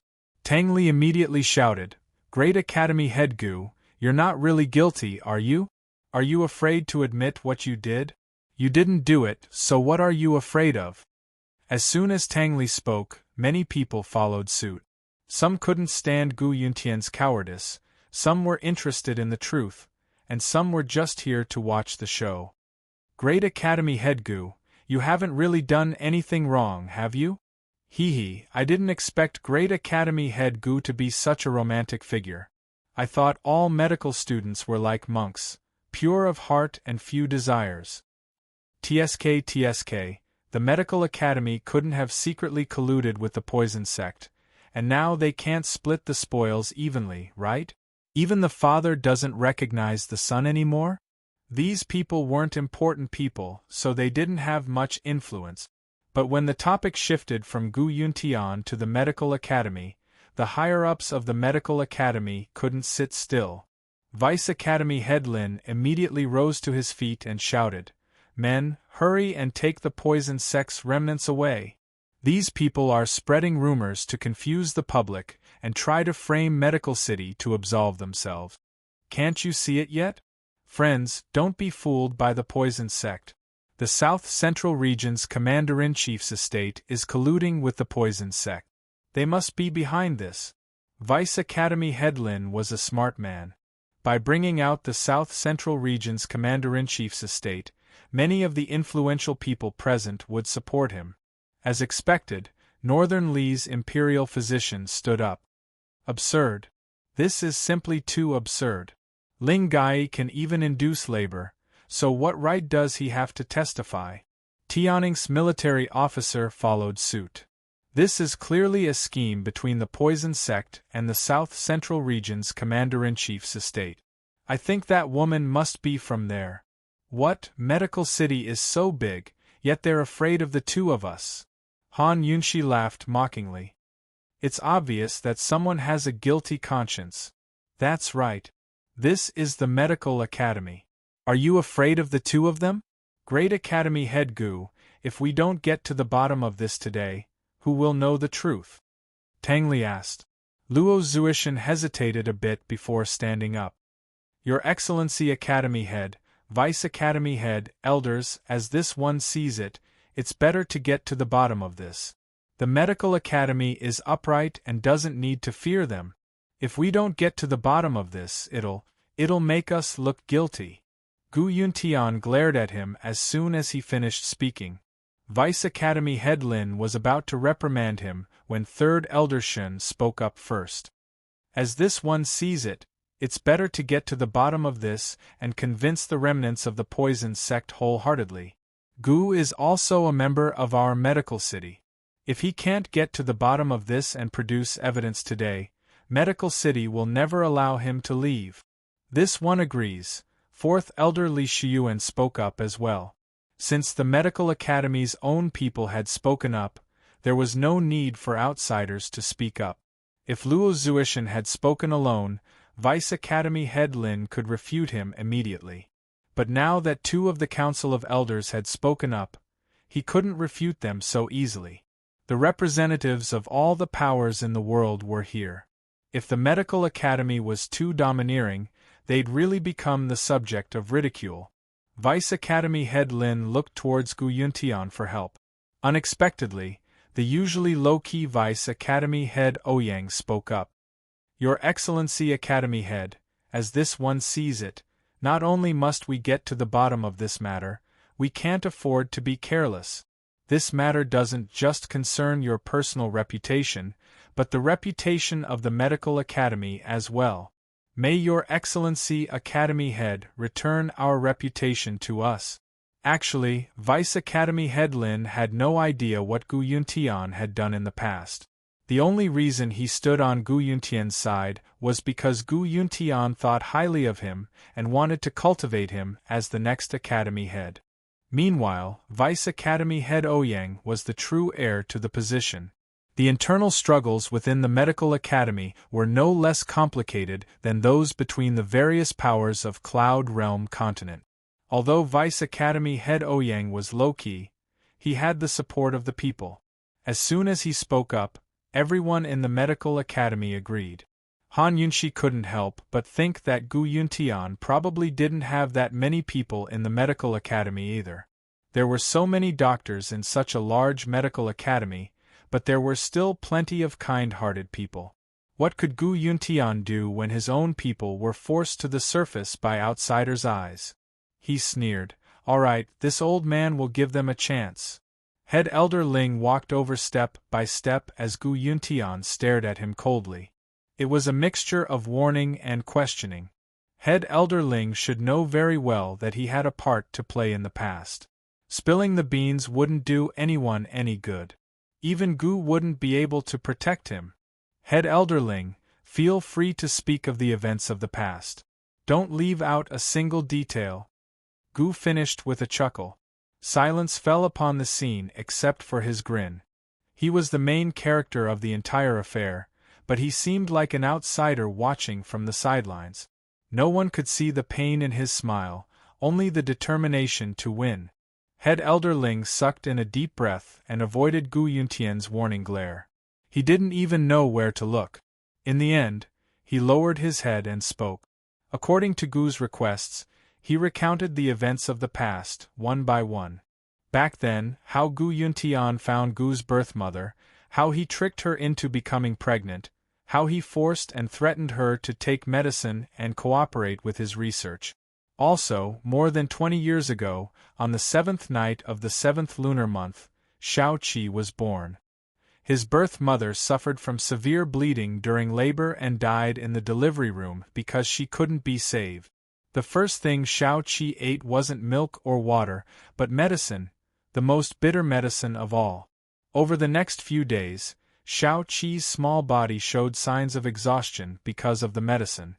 Before Gu Yuntian could persuade him, he had no choice but to stop the medicine and find a wet nurse to feed him. At this point, the entire hall was so quiet that not even the sound of wind could be heard. The entire world had fallen into absolute silence. Everyone was dumbfounded, including Vice Dean Lin and the others who supported Gu Yuntian. Even the calmest Gu Beiwei couldn't help but stand up and clench his fists. Ning Jing had also forgotten to settle the score with Tang Li.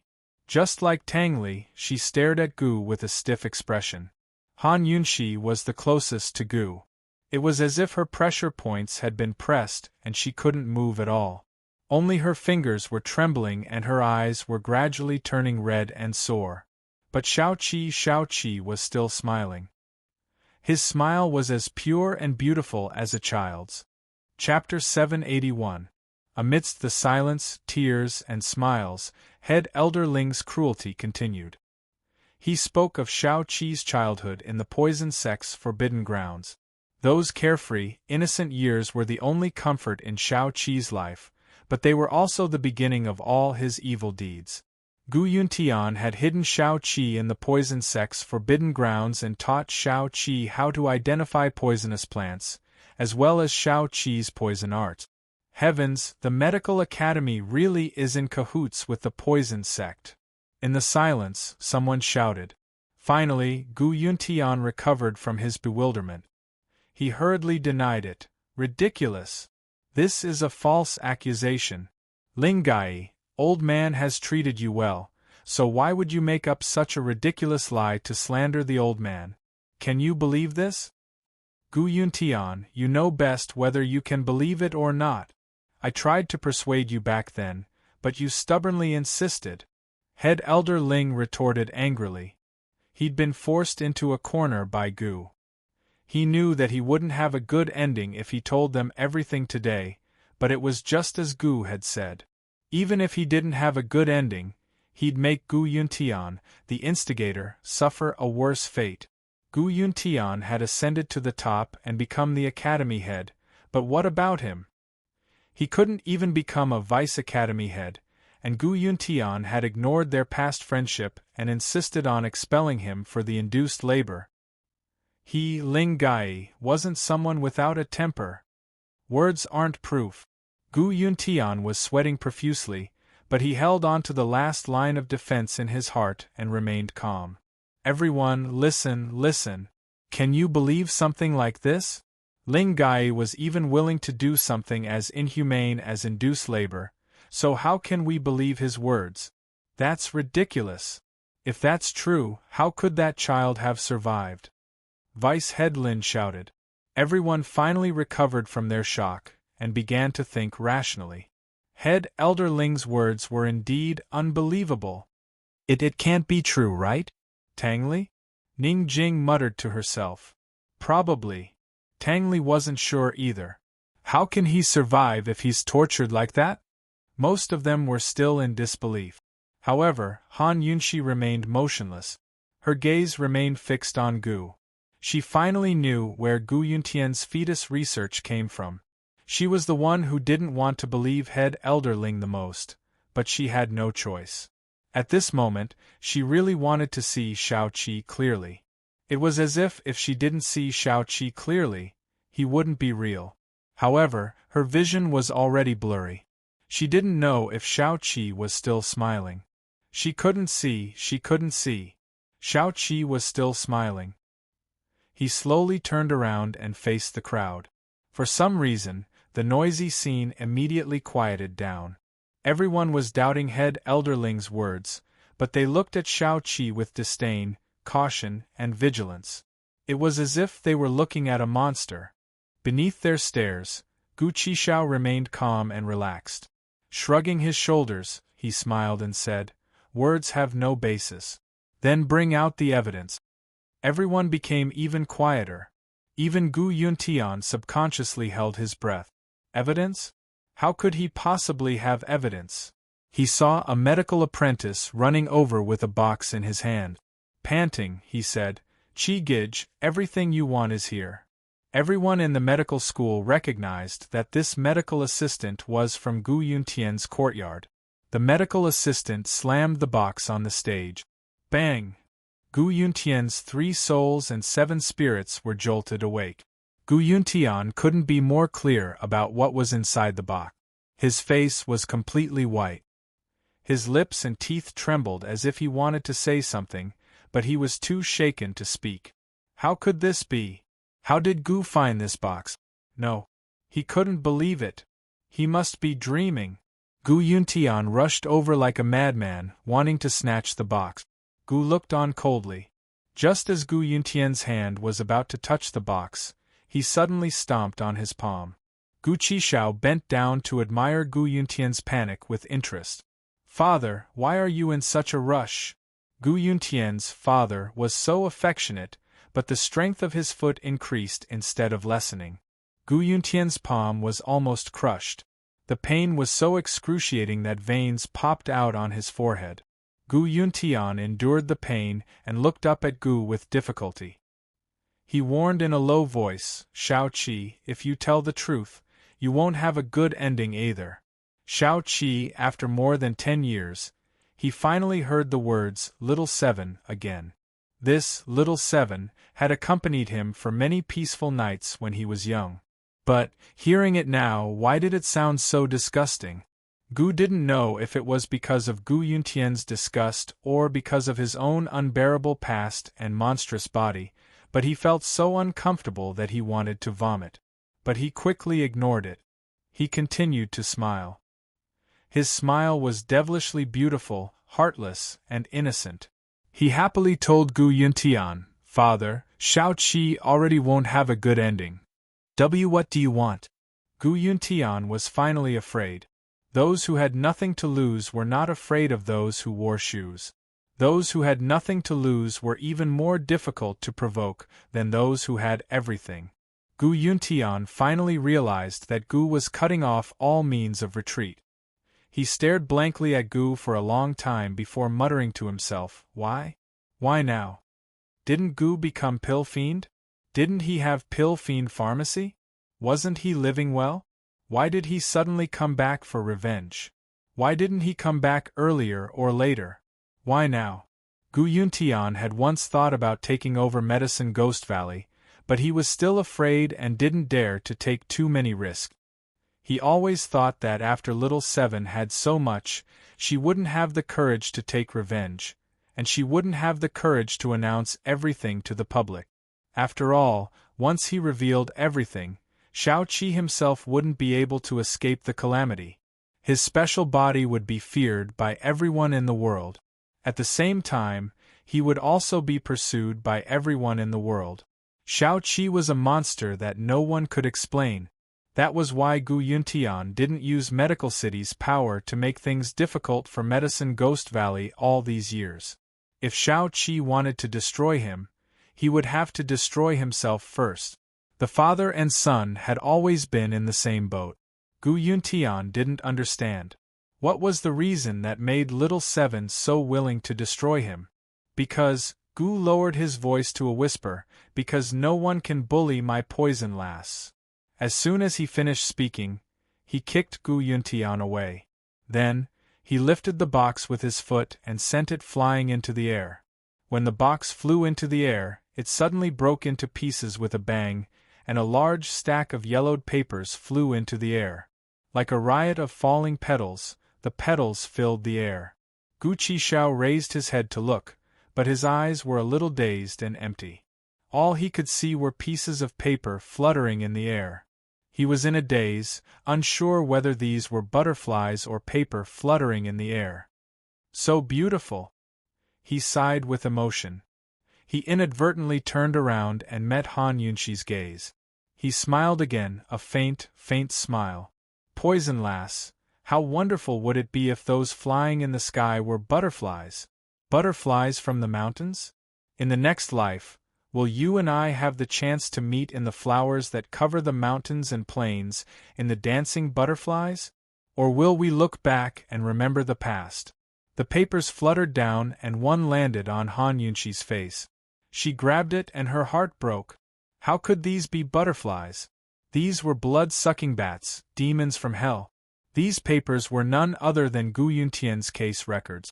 They recorded in detail what medicine he had given Shao-Chi's birth mother and what her reactions were. They also recorded in detail what medicine Shao-Chi had taken every day after he became head elderling's adopted son, and what his reactions were. Also, there were records of how Gu Yuntian used Shao-Chi as a test subject, feeding him poison laced with the plague virus and finding a cure for the plague from the time Shao-Chi was in his mother's womb. Gu Yuntian's crimes against Shao-Chi were all recorded on these papers. Countless papers fell to the ground and landed in various corners for everyone to pick up and read. Gu Yuntian's handwriting and his habit of recording cases were all familiar to the higher-ups of the medical academy. They immediately recognized that these were Gu Yuntian's things. There was no mistaking it. The research results recorded on these papers were almost identical to the research on fetuses and plague prevention that Gu Yuntian had announced over the years. If this wasn't evidence, then what was it? Head Elder Ling didn't need to continue. These case records explained everything. In the silence, the whispers grew louder and louder. In the end, no one could hide their shock and fear. Department Head Ouyang was the first to stand up. He rushed onto the stage and threw a stack of papers at Gu Yuntian's face, angrily questioning, "Gu Yuntian, are you still human? Are you?" Immediately, countless people started throwing things at Gu Yuntian. This is too scary. The dignified head of the medical academy actually did something like this. The medical academy doesn't have such a head. Gu Yuntian, you're worse than a pig or a dog, worse than an animal. Gu Yuntian, the medical academy will be destroyed in your hands today. How could you do such a thing? How can we trust Medical City after this? They're even scarier than the poison sect. The scene was a mess. Medical City and outsiders alike were all criticizing Gu Yuntian. Han Yunxi couldn't care less anymore. She looked at Gu Qishao and had 1,000 things to say, but she didn't know what to say. She suddenly understood why Medicine Ghost Valley had such cruel rules. She finally understood why this guy was so resentful every time Medical City was brought up. Shao Qi, I'd rather not have such a great gift. I'd rather never have it. Even if I become the target of public criticism, even if I become the enemy of the world, I don't want you to expose such a hideous scar in front of everyone. Shao Qi, why are you so stupid? Why are you, smiling so foolishly? Gu Yuntian was like a mouse with nowhere to hide. He crouched on the stage, hugging his head. Those case records were his most treasured possessions. He knew they were evidence, but he refused to destroy them no matter what. He'd hidden them well, but he never expected Gu to find them. Head Elderling was hiding in a corner, but he wasn't spared and was pelted with rocks. It was because of this evidence that he had no choice but to compromise with Gu. In the chaos, someone suddenly shouted, Gu Yuntian, why do you know poison? Has the Medical Academy been in cahoots with the poison sect for a long time? This person was none other than Northern Li's imperial physician. Chapter 782. Northern Li, Tianing, Western Zhou, and Tian hadn't come purely for the sake of the Apricot Woods Conference. They'd all wanted Medical City to take the lead and work together to destroy the poison sect to deal with the South Central Region's Commander-in-Chief's estate. Who would have expected things to turn out this way? The Medical Academy couldn't even protect itself right now, so how could they work together? These people only wanted absolute benefits. They didn't care about the grudges between Gu Yuntian and Gu. Since Gu Yuntian couldn't help them, then they'd fight for it themselves. They couldn't let go of the poison sect's scourge. Many people could tell that the Northern Li imperial physician wasn't simple. How could a pure doctor say such sharp words? But no one had time to guess his identity. Very soon, Western Zhou's Crown Prince Duanmu Bei rose to his feet. The dignified head of the Medical Academy actually knows the poison art. What a surprise. It looks like Gu wasn't lying. Gu raised poison corpses because you taught him that, didn't you? He, the Medical Academy and the poison sect were jackals of the same lair. The Tianing military officer laughed heartily. It looks like we'll not only destroy the poison sect, but also destroy Medical City. As soon as he finished speaking, everyone suddenly quieted down. Destroy Medical City, wasn't that too frightening a word? At the very least, no one had dared to think of such a thing before today. But now everything had changed. What reputation did the Medical Academy have after Gu Yuntian stirred up such a huge mess? Credibility? They'd probably be thrown into disarray internally. Department head Ouyang glared angrily at the instigators. Gu Yuntian's actions are his personal business and have nothing to do with the Medical Academy. The Medical Academy will punish Gu Yuntian and give the world an explanation. If anyone has ill intentions and dares to slander the Medical Academy, don't blame the Academy for being impolite. Duanmu Bei and the Tianing military officer wilted, but didn't say a word. After all, the Medical Academy still held a monopoly over Cloud Realm's medical community. It wouldn't do them any good to offend them too much. But the Northern Li imperial physician only laughed coldly. Gu Yuntian is the head of the Medical Academy. Do you think a single sentence from Department Head Ouyang can separate him from the Academy? Department Head Ouyang, do you think everyone here is a 3-year-old child that can be easily coaxed? Aside from Ling Gai, no one else in the Medical Academy knew about Gu Yuntian's actions? Everyone knows that Shao Qi was expelled from Medical City for theft. Department head Ouyang immediately retorted. What about poison techniques? Why did Gu Yuntian know poison? Also, the poison sect was a faction of your Medical City to begin with, and the poison sect's forbidden grounds are still under your control. What makes you think that there are no secrets between the Medical Academy and the poison sect? Asked the imperial physician. The poison sect was indeed a faction of Medical City, but the medical academy destroyed it for the sake of world peace. The reason why Gu Yuntian knows the poison arts and why Gu grew up in the poison sect's forbidden grounds is because of Medical City's negligence. Although Ouyang didn't like power struggles, he was a smart man and knew what the Northernly Patriarch wanted to do. He paused, then continued, "Everyone, please don't worry. The Medical Academy won't cover up for Gu Yuntian, much less Gu. Even if Gu is a victim, he colluded with Han Yunshi and the remnants of the poison sect to raise so many poison corpses and endanger the safety of Cloud Realm continent. His crimes are unforgivable." Wasn't Deputy Ouyang's words exactly what the old imperial physician of Northernly wanted? Gu Yuntian had fallen, but the Medical Academy was still willing to lead the various factions in suppressing the South Central region's governor's manor. That was enough. "Someone come, arrest Gu Yuntian and Gu Qishao," Department Head Ouyang ordered loudly. Gu Yuntian was completely disheartened. He'd never cared about Shao Qi's hatred, but never expected to be toppled like this. He'd wanted to show off his proudest research results at the Apricot Woods Conference and become a 9th-rank sovereign doctor, but an unknown woman had stolen the limelight and completely denied him. He'd wanted to use the destruction of the poison sect to lead the various factions and solidify his position as academy head. Who would have thought that he'd lose all standing here? He closed his eyes and allowed the guards to detain him. He was deceiving himself. This had to be a nightmare, it had to be! But Gu Qishao's icy glare scared the guard into backing away. He glanced at the crowd below the stage before his gaze landed on Department Head Ouyang.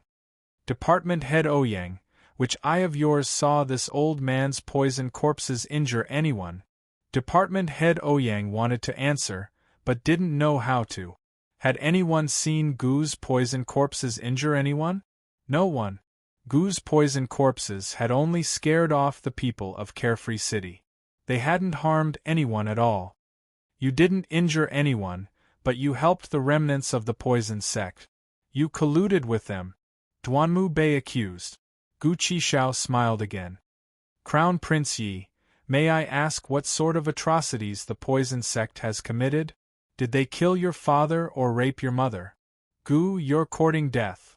Duanmu Bei was furious. Although he drew his sword and flew at him, Gu kicked him aside and sent him flying into the crowd. "You can go die," he said. He turned back to Department Head Ouyang with a smile as beautiful as a flower. "Department Head Ouyang, why don't you tell us what the poison sect did in the past? Why did the Medical Academy have to kill them? Did they destroy the entire sect?" With Duanmu Bei's example as an example, no one dared to speak carelessly. They all waited quietly for Department Head Ouyang's answer. The poison sect sold poisons and harmed the lives of the common people. Moreover, they developed poison-nurturing techniques to raise poison humans, poison corpses, and even undying poison Gu humans. They wanted to use their poisons to harm the world. If the poison sect hadn't been destroyed, Cloud Realm continent would have been reduced to a living hell long ago. Department Head Ouyang was full of righteousness and enthusiasm. Gu laughed even louder. "That's just the Medical Academy's assumption. May I ask, did the poison sect openly sell poisons in the past? What kind of heinous crime have you committed?" Department Head Ouyang had nothing to say. There were very few records of the poison sect's history, but most of it was passed down by word of mouth. Neither the records nor the rumors had any clear record of the poison sect's crimes. In the silence, Gu's voice was especially bright. "Did they?" No one answered. Even if someone wanted to fabricate a story, they couldn't because they needed proof. Gu asked next, "Everyone, do you know why Gu Yuntian knows the poison arts? Do you know where I learned my poison-nurturing techniques?" A complicated look flickered past the Northernly Imperial physician's eyes. He wanted to say something, but didn't in the end. "The Medical Academy has a secret that only the Academy head knows. It's a pity that my father accidentally let me know." Gu purposely glanced at Gu Yuntian, only to see him like a deflated balloon. His entire body was listless as he lay paralyzed on the ground, indifferent to everything around him. Of course, he discovered all this when he snuck back to Medical City and used his childhood memories to investigate. Gu Yuntian hadn't told him the whole truth. In truth, he'd long had a bargaining chip for revenge, but he'd never made a move. This kind of revenge would cause both sides to suffer, and he wouldn't be able to escape either. But this time, he was going to throw caution to the wind for Poison Lass. He'd promised Poison Lass that she'd return to the sect in a grand fashion. Gu continued, back then, the Medical Academy and the Poison Sect jointly controlled Medical City. The Poison Sect's goal was to cure poisons and cultivate poison doctors, not to harm people. Unfortunately, the Poison Sect's strength made the Medical Academy jealous. The Poison Sect raised poison humans and poison corpses only to keep the Medical Academy in check, not to harm the world. But the Medical Academy used the Poison Sect's poisons as a pretext to slander the Poison Sect. In the end, they joined forces with the great clans of Medical City to destroy the Poison Sect and seal off their lands. Nonsense. Department Head Ouyang cut off Gu angrily. Gu couldn't be bothered with him. After the Medical Academy destroyed the Poison Sect, the head of the Academy didn't destroy the Poison Sect's poison scriptures. Instead, he took them for himself and passed them down, passing them down only to successive heads. Even the gloomy Gu Yuntian raised his head at these words. Only then did he realize the severity of the situation, as well as Gu's true goal. Gu wasn't just here for revenge, he was here to destroy Medical City. He wanted to stop him, but it was already too late. Gu said, "My father and I learned our poison arts from these poison scriptures.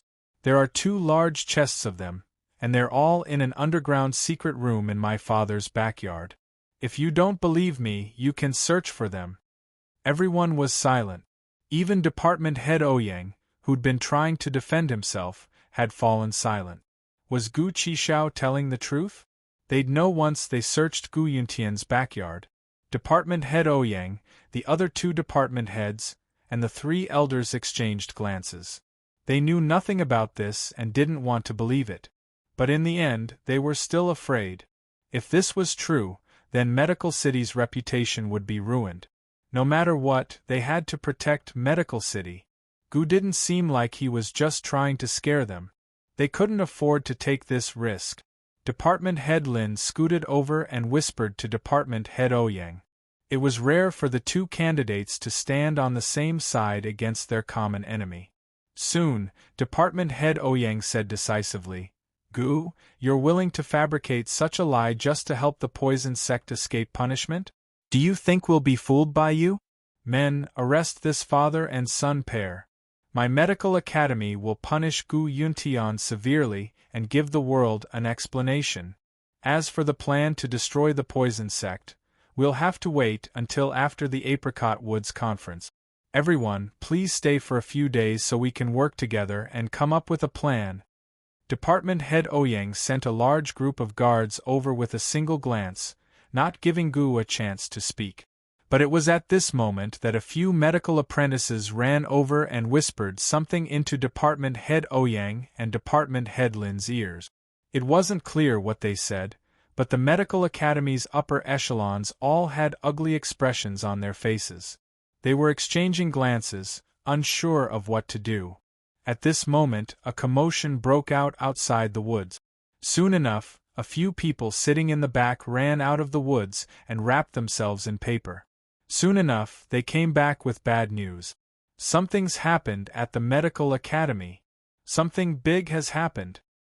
Everyone, hurry and go take a look. Something big has really happened. I never expected this. Who would have thought?" The shouts from the back made the people at the front unable to restrain themselves. Tang Li and Ning Jing were the first to leave, followed by Medicine City's Wang Gong and a few other elders. Mu Qingwu was the third to follow. Gradually, more and more people left. Even the people from Northern Li and Tianing left.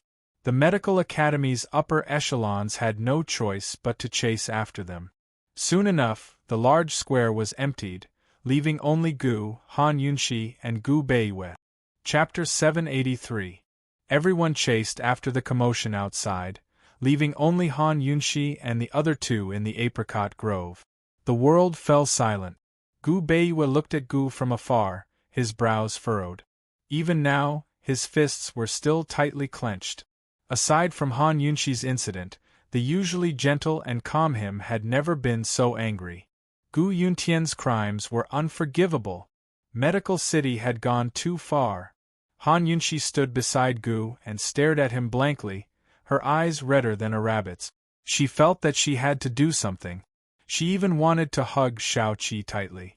However, the man in front of her didn't seem like the Shao Qi that head elderling had mentioned, nor did he seem like the Shao Qi that was recorded in Gu Yuntian's case. Shao Qi had grown up a long time ago. Shao Qi had been hidden deep in Gu's heart and would never appear again. The man in front of her was Gu, a grown man who no longer needed anyone's protection. He was the Qi brother who could protect her. Time was cruel. No one could go back in time and return to Shao Qi's side to protect him. Being protected required luck and fate. Not everyone was so lucky, and not everyone was fated. Therefore, in this world, many pains and injuries had to be borne alone. Han Yunxi didn't know what to do, but Gu was smiling at her. This left her even more at a loss. Finally, she couldn't help but roar, "Enough, stop smiling. Stop smiling. You idiot." Perhaps even Han Yunxi wouldn't know. Gu didn't want to expose such a terrifying scar in front of her. If possible, he would rather she never know. He would rather she only see his smile forever. "Poison girl, do you think Qi brother is helping you?" "Haha, Qi brother, I've been waiting for this day for a long time. Let's go, the best part is yet to come." As Gu spoke, he pulled Han Yunxi out of the forest. Gu Beiyue finally regained his senses and hurriedly chased after them. Along the way, Gu flew very fast. He held Han Yunxi's hand very tightly. He clearly heard Han Yunxi say to him, "Shao Qi, let's go. Let's leave this place, okay? Shao Qi will never come here again, okay?" However, he pretended not to hear anything. When they arrived at the medical school, it was already in chaos. That was because Chu Shifeng and Su Donglin had forced their way into Gu Yuntian's back courtyard. In front of all the medical academy students, they'd found the entrance to the secret underground room and found a pile of poison sect poison manuals. The two of them had only gotten Gu Qishao's news last night. Gu Qishao had told them the route to the medical academy, the location of the secret underground room, and even the location of the poison scriptures hidden within. Although the medical academy had plenty of guards, with Gu's guidance and their skills, they were able to accomplish the task easily. The guards and medical academy directors who'd tried to stop them were all scared stiff by the sight of the poison manuals. Before they could figure out what was going on, Gu's spies in the medical academy had already attracted a large crowd. After looking at the poison manuals, they quickly spread the news. By the time the honored guests from the Apricot Woods arrived, the news had already spread to the entire medical academy. By the time Gu, Han Yunxi, and Gu Beiyue arrived, the scene was a mess. Department head Ouyang had people surround Chu Shifeng and Su Donglin and slander them as the ones who'd brought in the poison manuals to frame Gu Yuntian. "You two must be in cahoots with Gu." Department head Lin scolded angrily. Chu Shifeng was about to explain himself when Gu arrived. He pushed aside the people in front of him and smiled cold. "Department head Lin, do you dare to let everyone take a look inside the secret room? Oh, that's right, you haven't seen it yourself, have you? Why don't you go take a look first?" Department head Lin had no idea what was going on in the secret room. His thoughts were the same as Department head Ouyang's. No matter what the truth was, they had to do their best to protect the medical academy's reputation. "Gu, don't involve the medical academy in your grudges with your father," Department head Lin warned coldly. He was about to call for men to arrest Gu when Gu's tone turned ambiguous. Department Head Lin, do you know where Lady Lianxin is? Department Head Lin's face turned white at the words. He and Lady Lianxin had once had an affair, but they'd stopped interacting over the years. What did Gu mean by that? Could it be that Gu Qixiao knew something? The medical academy's reputation was important, but Department Head Lin cherished it even more in front of so many people. Moreover, his wife and son were watching the show as well. For a moment, Department Head Lin was left speechless. He didn't dare to make things difficult for Gu anymore. But Department Head Ouyang had nothing to use against Gu. He said coldly, "Someone come, are you all deaf? Hurry and arrest these poison sect members." Hold it. Finally, Medicine City's Wang Gong spoke up. Department Head Ouyang, there's a lot of poison manuals here. How could they be brought in so easily with the Medical Academy's defenses? That's right. As I see it, why don't we send out a few representatives to take a look inside the secret room? Mu Qingwu wasn't sure what was going on yet, so he spoke up too early. Still, he couldn't help but chime in, "It'll be good to have a clear view of the situation. That way, no one will misunderstand Medical City in the future." If Mu Qingwu's words were reserved, then Tang Li's were blatant suspicion. Tang Li said, "Department Head Ouyang, you're in such a hurry to arrest them. Is there some secret you can't possibly be hiding?" Impudence! Department Head Ouyang raged. He retorted forcefully, "This is Medical City's internal affairs. Do we not need you all to testify?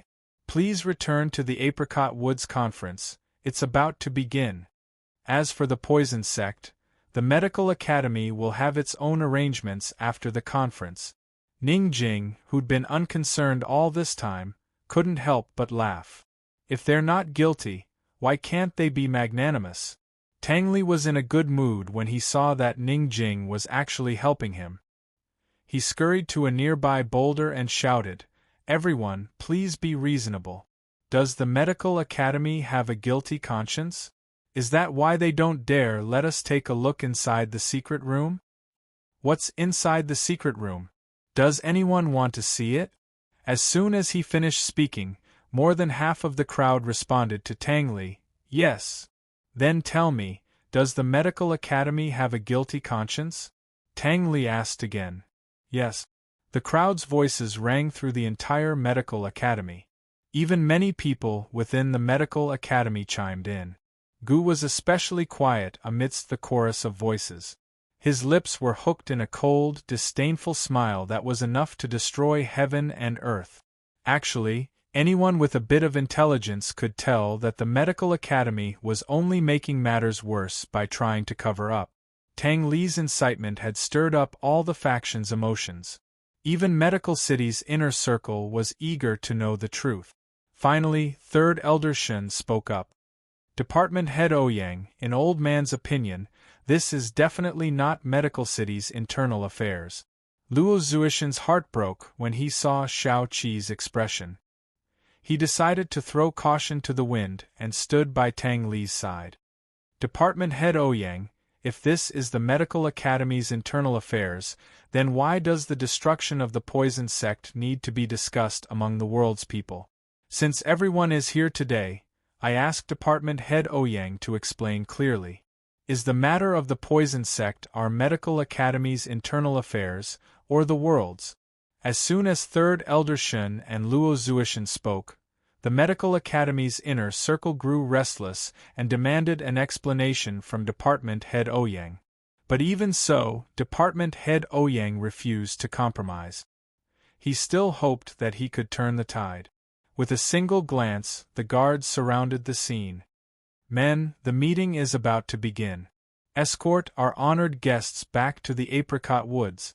As soon as he spoke, an icy voice shook the entire city. "No one is allowed to leave." Everyone turned to the source of the voice and saw the woman of unknown origins standing next to Gu.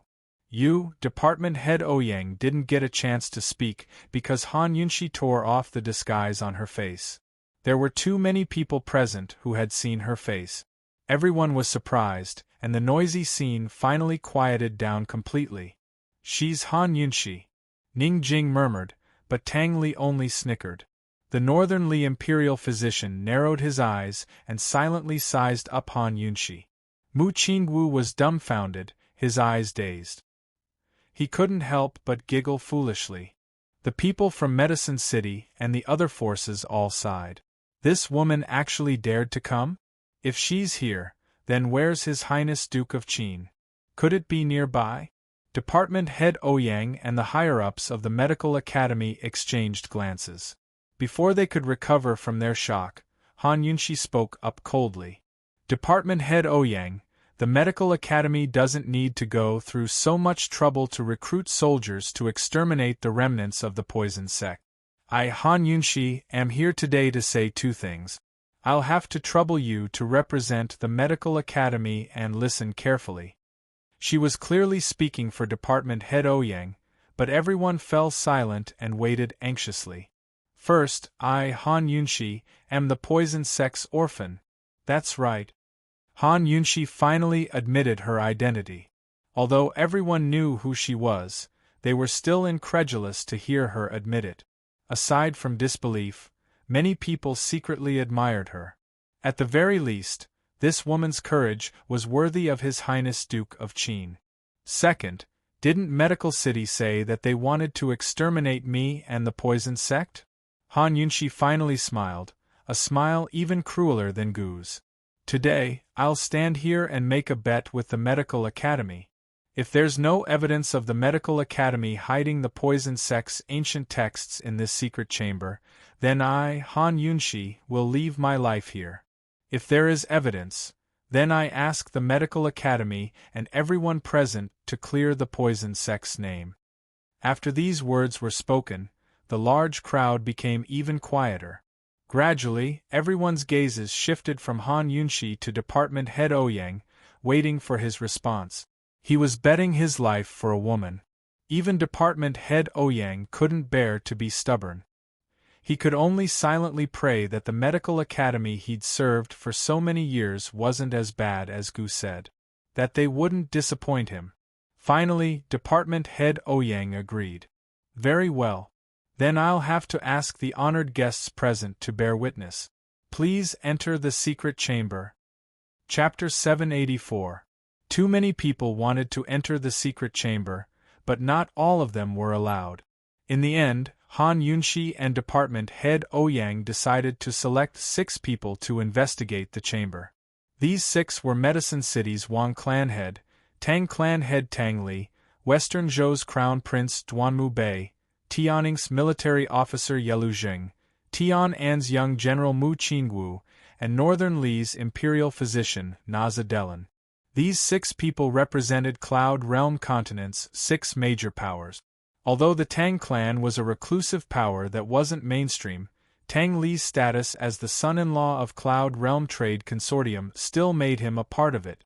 For the sake of fairness, neither Han Yunshi's side nor the Medical Academy's representatives entered the secret chamber. Department head Ouyang had said that Chu Shifeng and Su Donglin's poison manuals had unknown origins and couldn't be used as evidence.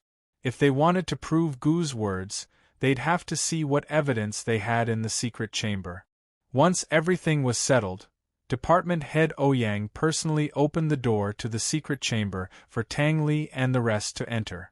As their figures vanished, the scene grew even quieter.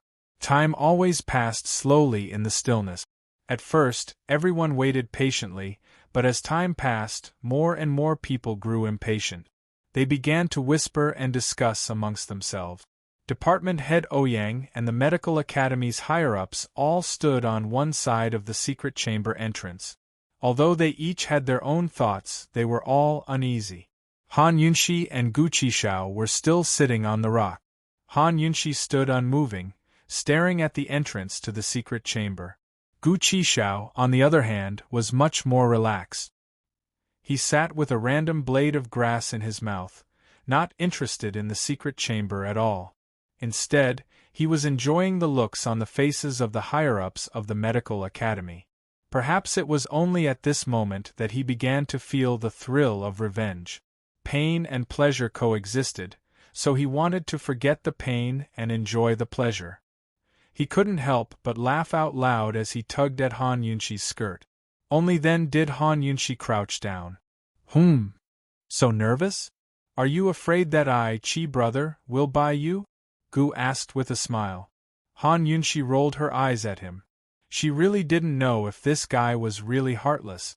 She still felt sorry for him, but he acted as if nothing had happened. Han Yunxi moved closer and looked into his eyes seriously. Shao Qi, I'd rather you buy me today. She would rather Gu betray her and buy her than let him relapse and be riddled with wounds. Gu couldn't help rubbing Han Yunxi's nose and smiled gently. Qi brother, I can't bear to part with you. I'll never bear to part with you. Gu Beiyue still hadn't removed his disguise. He stood beside the big rock. His attention wasn't on the secret chamber. He looked at the higher-ups of the medical school and frowned in thought. Only he knew what he was thinking. Finally, Tang Li flew out of the secret chamber, carrying a large pile of bottles and jars with him. Soon after, Elder Wang and Mu Qingwu walked out together. Both of them held a pile of books in their hands. Their expressions were grave and stern. Northern Li's imperial physician, Duanmu Bei, and Tianning's military officers were empty-handed, but their expressions weren't any better. Department head Ouyang and the others felt their legs go weak at the sight of the things Tang Li had brought out. They didn't even have the strength to ask questions. Elder Wang tossed the 2 thick booklets to the ground with a snort. Mu Qingwu shoved the booklets into Ouyang's hands and snorted disdainfully. He didn't say anything either. Tang Li wasn't so low-key. He tossed the large pile of jars to the ground and laughed coldly. These are all poisons. They were all found in the secret chamber. Department head Ouyang, I know you're going to say that Gu might have found someone to put these in here to frame him, right? It wasn't that Department head Ouyang wanted to say it, but that was all he could say. But before he could speak, Tang Li picked up the booklets from the ground and flipped them open. Everyone, take a look. These are the authentic writings of the past heads of the medical academy. They've recorded their research on poison Gu humans. Mu Qingwu was filled with rage. He couldn't help but speak up. Everyone, Gu isn't lying. Back then, the medical academy destroyed the poison sect purely to eliminate dissidents. Then it destroyed the poison sect, but took all of their records for its own. These records are all records of the past head's research on poison Gu humans. The poison sect only came up with an idea, but the medical academy wanted to realize it. The true mastermind behind all of this was the medical academy. The poison sect is innocent. Han Yunxi is even more innocent. The last 2 sentences were probably what Mu Qingwu really wanted to say. His father would definitely punish him for being so impulsive and sticking his head out today, but he didn't want to think too much about it for now. No one could understand the joy in his heart right now. He rejoiced that he didn't have to make an enemy out of Han Yunxi. He rejoiced that he could uphold justice on behalf of Han Yunxi. Could this be considered as repaying her for saving his life? Although he couldn't repay everything, he'd at least repaid a little, right? Even in his dreams, he hoped that he'd be able to repay her kindness one day and no longer owe her a life. Han Yunxi, do I have the right to like you once I've repaid my debt? Everyone was passing the booklets around. Even Department Head Ouyang and the others were reading them carefully. None of them could believe it, but the truth was right there in their hands. It looks like the medical academy needs to clear my poison sect's name. Han Yunxi's icy words pulled everyone back to reality. Now that everything was clear, it was time to settle accounts. In the silence, everyone was lost in their own thoughts. Northern Li's doctor's gaze never left Han Yunxi. His cold lips quirked up into a faint smile. It was like he was toying with her, admiring her, and anticipating her actions. Duanmu Bei's expression was gloomy. He'd thought that he could join forces with Medical City to destroy Han Yunxi and avenge his sister, but now even Medical City couldn't protect itself. He thought to himself, "I've come for nothing this time." Military Officer Bailey's expression was the worst. He was currently ordering his men to report to Ningqing. Today's events at the Medical Academy would definitely affect Cloud Realm's overall situation. The sooner Ningqing knew, the better. Without the Medical Academy's sanctions, Ningqing wouldn't have much of a chance against the South Central Region's Commander-in-Chief's estate, even with the help of the Red Coat Cannons. Tang Li looked at Han Yunshi and smiled foolishly. He was beginning to worship his sister-in-law more and more. Of course, he was even happier for Long Fei Yi.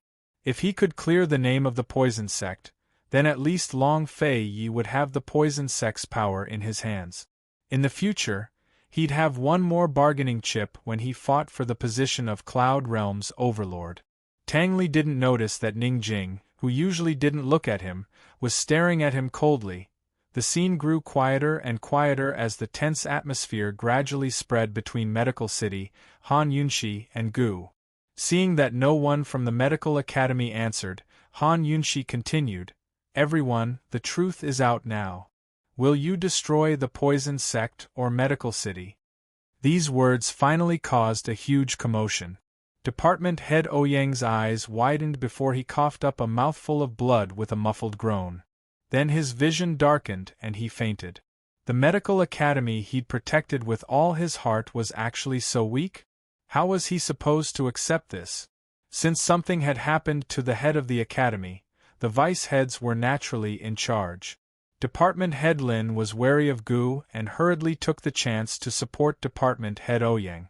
There were 3 vice heads in the Medical Academy, so the only one left was Department Head Hua, who'd been silent all this time. To be able to remain silent for so long despite his lofty position, he wasn't simple at all. Department Head Hua's real name was Hua Qiujuan.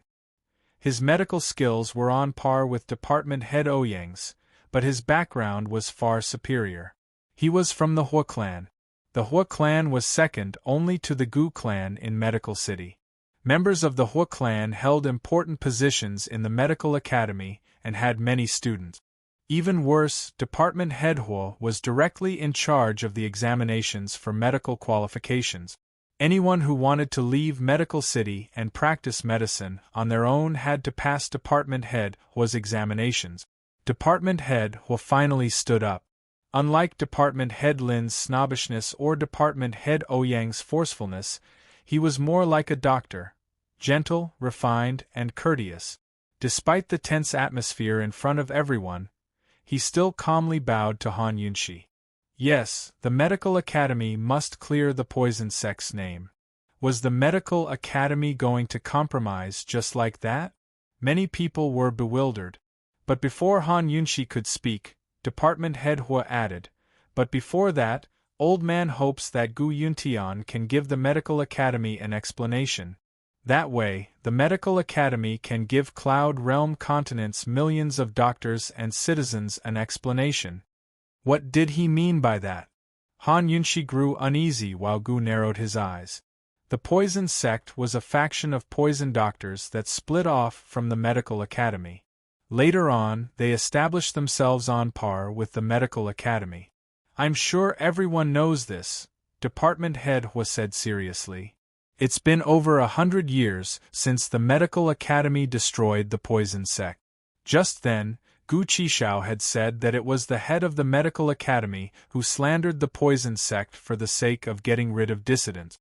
Over the years, this secret had been passed down to the successive heads of the academy. Even the head himself was the only one who knew about the poison scriptures. Aside from them, no one else in the Medical Academy knows about this, much less dispel the poison arts. Department Head Hua looked towards Han Yunshi. "Han Yunshi, if you want to seek justice for the poison sect and prove their innocence, Old Man will support you personally, as will the Medical Academy. The Medical Academy also wants justice for Gu Yuntian and the other academy heads." The Northern Li Imperial physician immediately clapped his hand. "Department Head Hua is still the most fair. Like I said, how could the Medical Academy be filled with hypocrites like Gu Yuntian?" Duanmu Bei exhaled in relief. They didn't want Medical City to be destroyed just like that. Han Yunshi was surprised. This department head Hua is too formidable. Not only did he push all the blame onto the academy head, he even put them in the same position as the poison sect. Han Yunshi hesitated. She could refute department head Hua and demand that the medical academy take responsibility, but he wasn't wrong either. The medical academy didn't take full responsibility. They'd cleared the poison sect's name without toppling Medical City.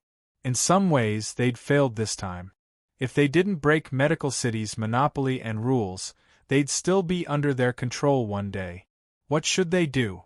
Gu Qishao clenched his fists and prepared to speak when Gu Beiwei, who'd been silent all this time, grabbed his hand and murmured, "Little Qi, there's no rush. Leave the rest to me." Long Fei Yi had already left Celestial Mountain, so Cloud Realm Continent was about to get lively. He couldn't afford to lose this battle at Medical City. Chapter 785. Gu had always looked down on Gu Beiwei, but for some reason, he calmed down when Gu Beiwei held him back. Compared to Gu, Han Yunshi didn't need to worry so much about Gu Beiwei. That was because a single look from Gu Beiwei was enough to calm Han Yunshi down. Han Yunshi was smart and rational enough to analyze the current situation clearly. Going head-to-head with the Medical Academy now would only result in more losses than gains.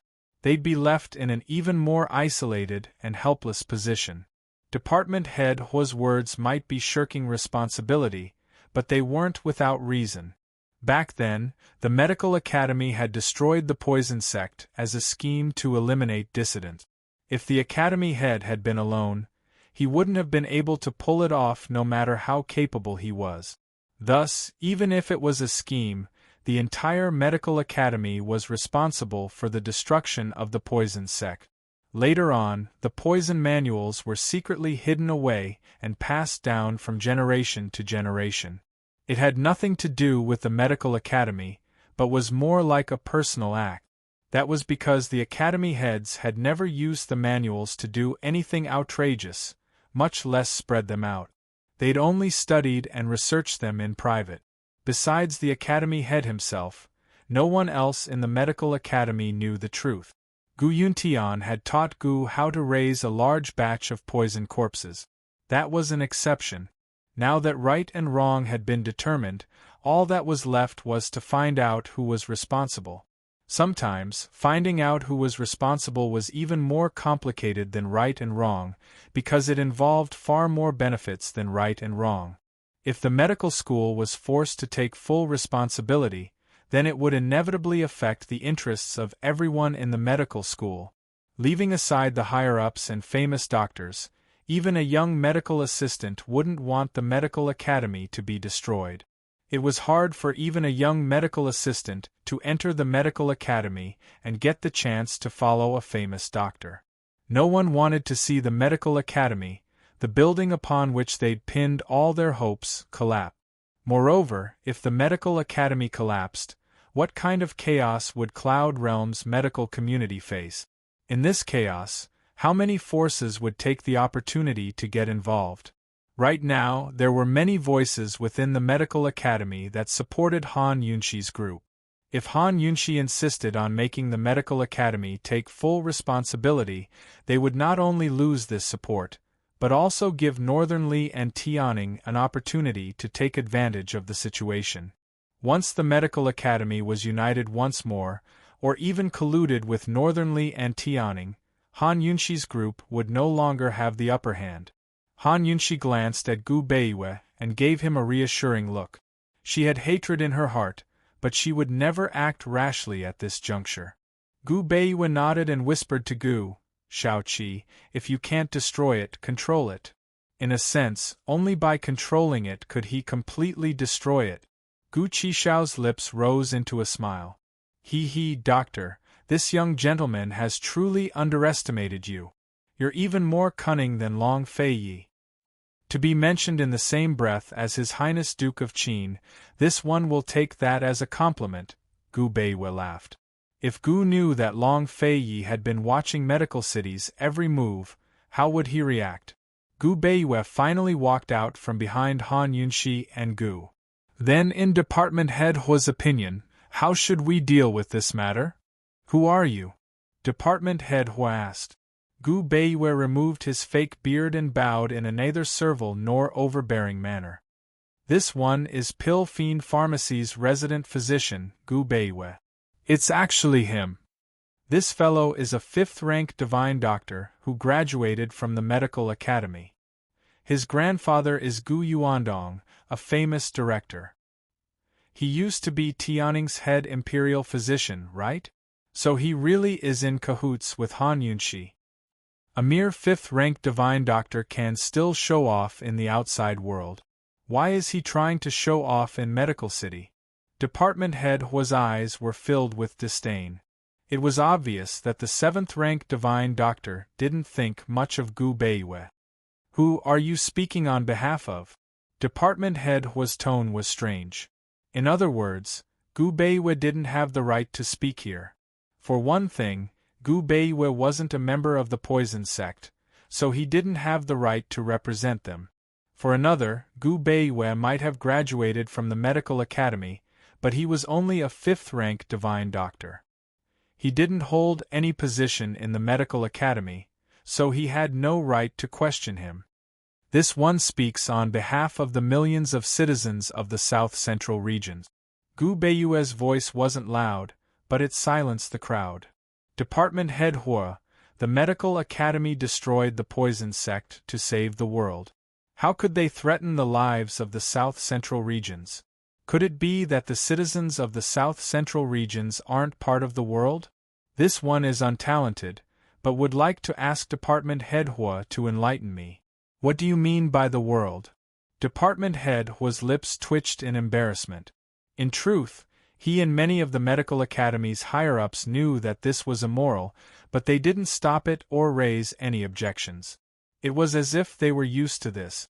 Regardless of whether it was the poison sect or anything else, the medical academy would use this method to punish anyone who went against the medical academy. In a sense, the medical academy didn't want to establish a country or proclaim itself an emperor. Instead, they wanted to use medicine as a bargaining chip to gain supremacy in Cloud Realm continent. Department Head Hua, do you not know what the world means either? Gu Beiyue pressed. Department Head Hua had no choice but to answer. This was naturally the medical academy's fault. It was also because of the poison sect. Now that the poison sect's grievances have been settled, the medical academy will immediately stop punishing the commander-in-chief's estate. In other words, if the poison sect's grievances hadn't been cleared today, would the medical academy still punish the commander-in-chief's estate? Would they still threaten us with the lives of the common people? Gu Beiyue's smile was full of mockery as he turned to Han Yunxi. Esteemed Wang Fei, you should learn to be smarter. You mustn't go against the medical academy's wishes in the future, or else the consequences will be unthinkable. Han Yunxi sneered.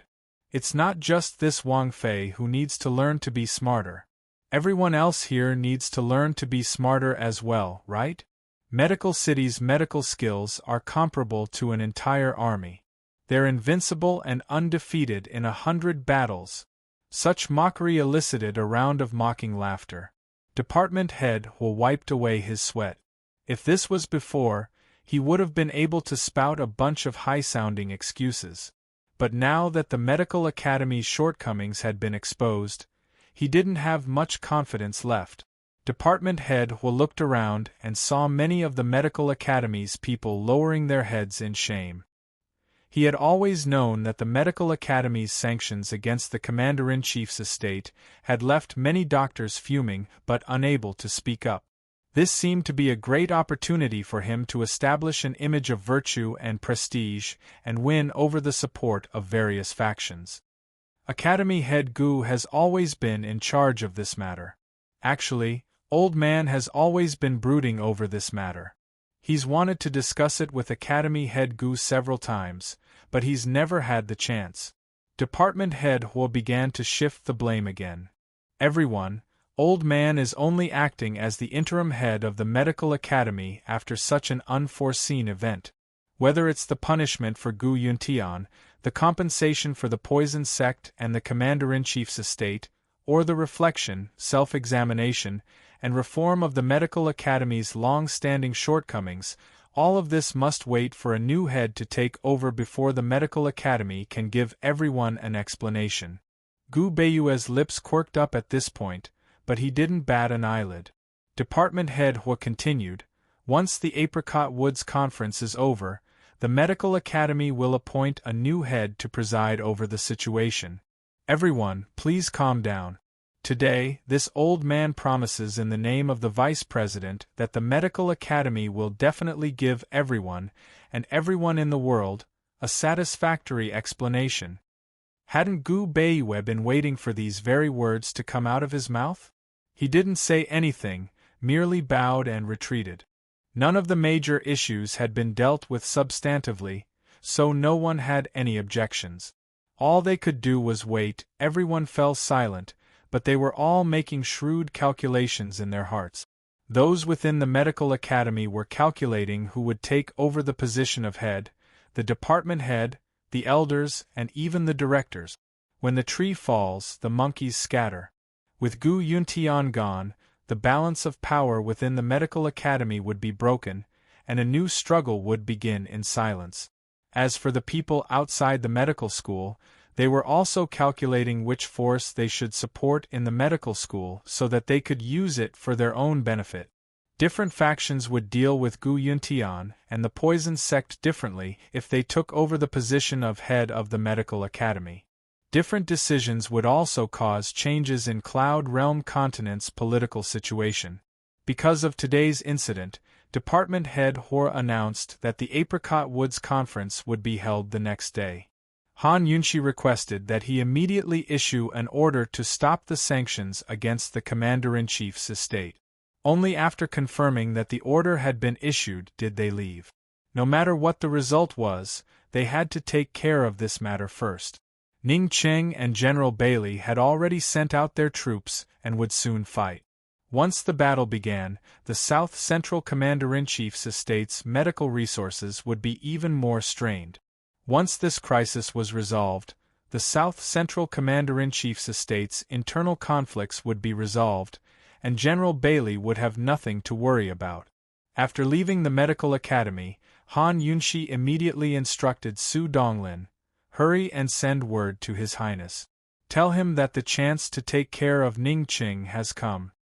The South Central Commander-in-Chief's estate's military strength wasn't weak to begin with. Ningqing had been fighting with Tian'an and Western Zhou for months now. Even with the red coat cannons, the soldiers were still relatively exhausted.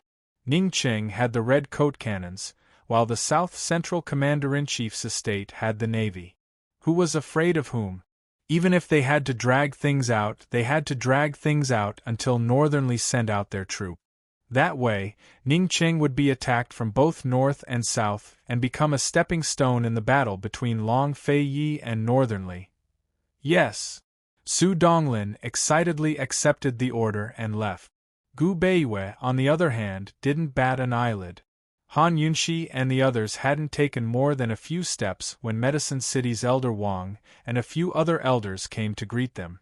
Elder Wang wanted to say something but hesitated. He wanted to explain, but he didn't have the face to do so. In the end, he simply said, "Esteemed Wang Fei, Old Man has already sent an order back to Medicine City to resume all cooperation with Pill Fiend Pharmacy. The Council of Elders has also passed the order. For the next 3 years, all medicinal ingredients used in the South Central region will be given a 60% discount." Not everyone was like Gu Beiyue. Gu treated them with sincerity, but no one had the obligation to do so. Although Medicine City cooperated with Medical City, they didn't hit them while they were down. Han Yunshi had never been an emotional child. She smiled faintly and bowed. "I thank the Council of Elders on behalf of His Highness. Esteemed Wang Fei, we'll see you tomorrow." Elder Wang and the other elders were overjoyed.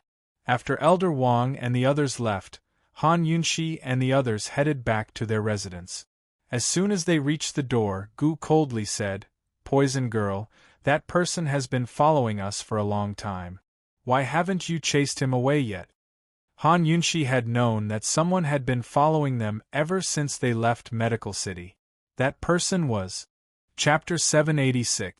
The person who had been following Han Yunshi was none other than the Tian An's young general, Mu Qingwu.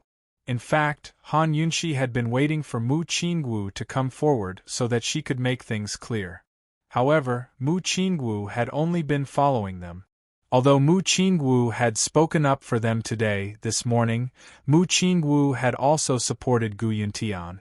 It was a fact that the Tian An wanted to join forces with other major powers to besiege Zhongnan. Han Yunshi couldn't see through this person for the time being, nor did she have the time to see through him. She only knew that he was a friend or foe. Under these circumstances, even if Mu Qingwu stood in front of her, she wouldn't try to make friends with him. Moreover, Mu Qingwu hadn't said a word. "The road is so wide, anyone can walk on it," Han Yunshi said as she stepped into the gate. Gu didn't pursue the matter. As long as Mu Qingwu didn't follow them in, it was none of their business. Gu didn't care about the Tian An's small power. Gu Beiwei also didn't say anything. When the three of them returned to the courtyard, their tense nerves finally relaxed. The three of them didn't say anything, but they tacitly walked to the backyard.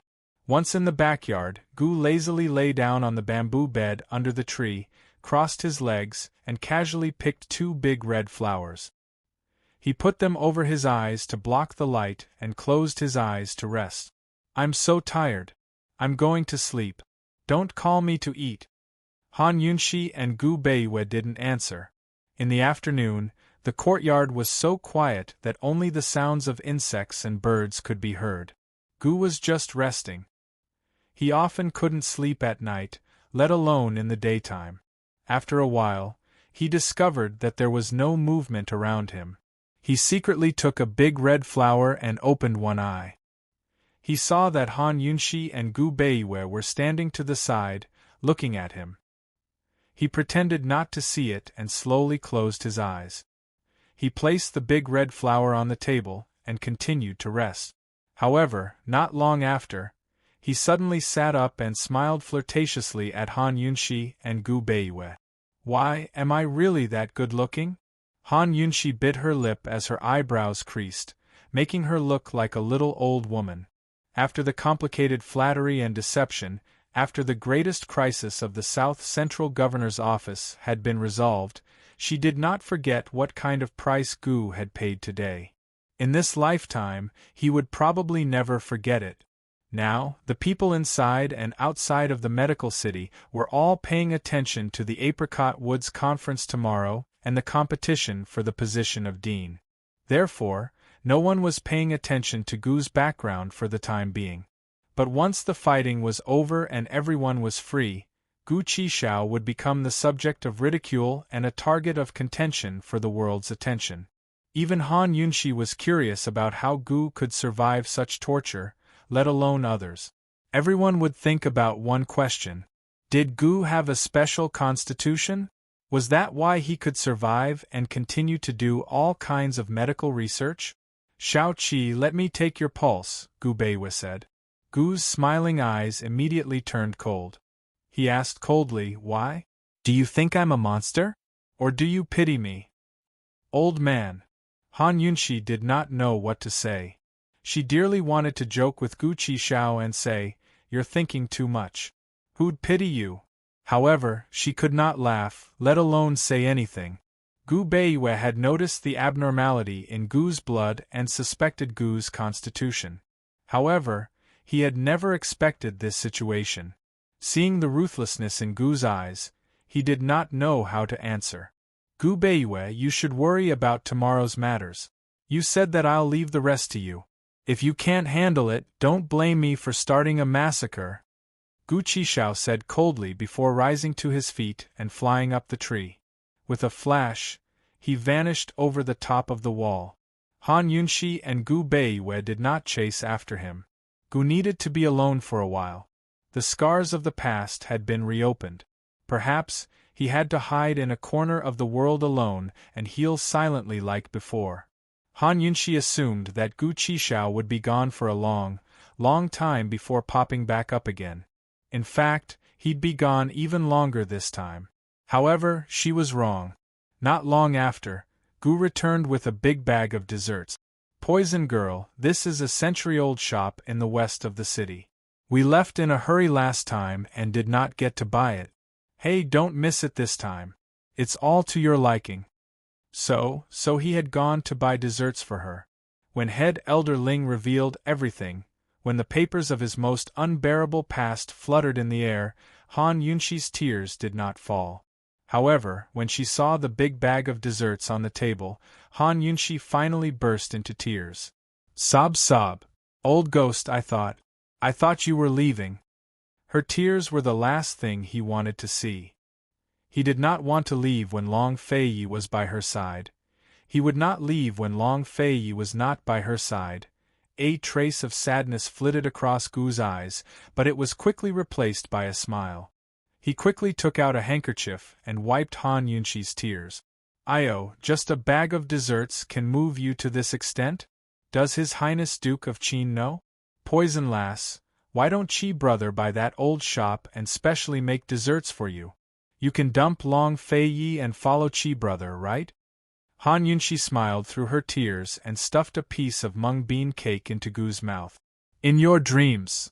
It really is pretty when you think about it," Gu replied seriously. Han Yunxi continued to banter with him. "Don't even think about it. If her heartache couldn't heal his old wounds, then could she pretend to be as heartless as him? If her tears couldn't wash away his past memories, then could she smile like him? Gu, you're really beautiful when you smile." In less than an hour, busybodies had divided the medical academy into 3 factions. One was the conservative faction led by Vice Principal Lin, the second was the hardline faction led by Vice Principal Ouyang, and the third was the reformist faction led by Vice Principal Hu. There were even people who set up a gambling house, betting on which faction would be able to seize power. That night, Third Elder Shun and Luo Zuishan came looking for them. "Aren't you afraid of offending people by coming all the way here?" Gu Beiyue smiled. Luo Zuishan didn't speak, but stared at Gu with reddened eyes. Unfortunately, Gu ignored him and leaned lazily on the bamboo couch to eat his dessert. Luo Zuishan couldn't understand. Since when did Shao Qi like desserts? Third Elder Shin bowed to Gu Beiyue, then strode over to Han Yunxi and said seriously, "Esteemed Wang Fei, I won't hide it from you. Vice Principal Lin has long received benefits from Ningqing, and Vice Principal Hua has a close relationship with Northern Li's imperial family. Although Vice Principal Ouyang has always been neutral, he's always been dissatisfied with the cooperation between Medicine City and Pill Fiend Pharmacy. Whoever became the academy head would have a huge impact on Gu Yuntian's punishment and the poison sex injustice. Moreover, whoever became the academy head would have a far-reaching impact on the future development of the situation.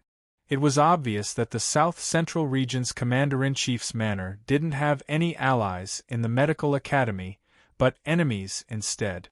In the end, Third Elder Shun was just an elder and couldn't make decisions on important matters. Gu glanced over with a disdainful smile. Gu Beiyue and Han Yunxi nodded without saying anything.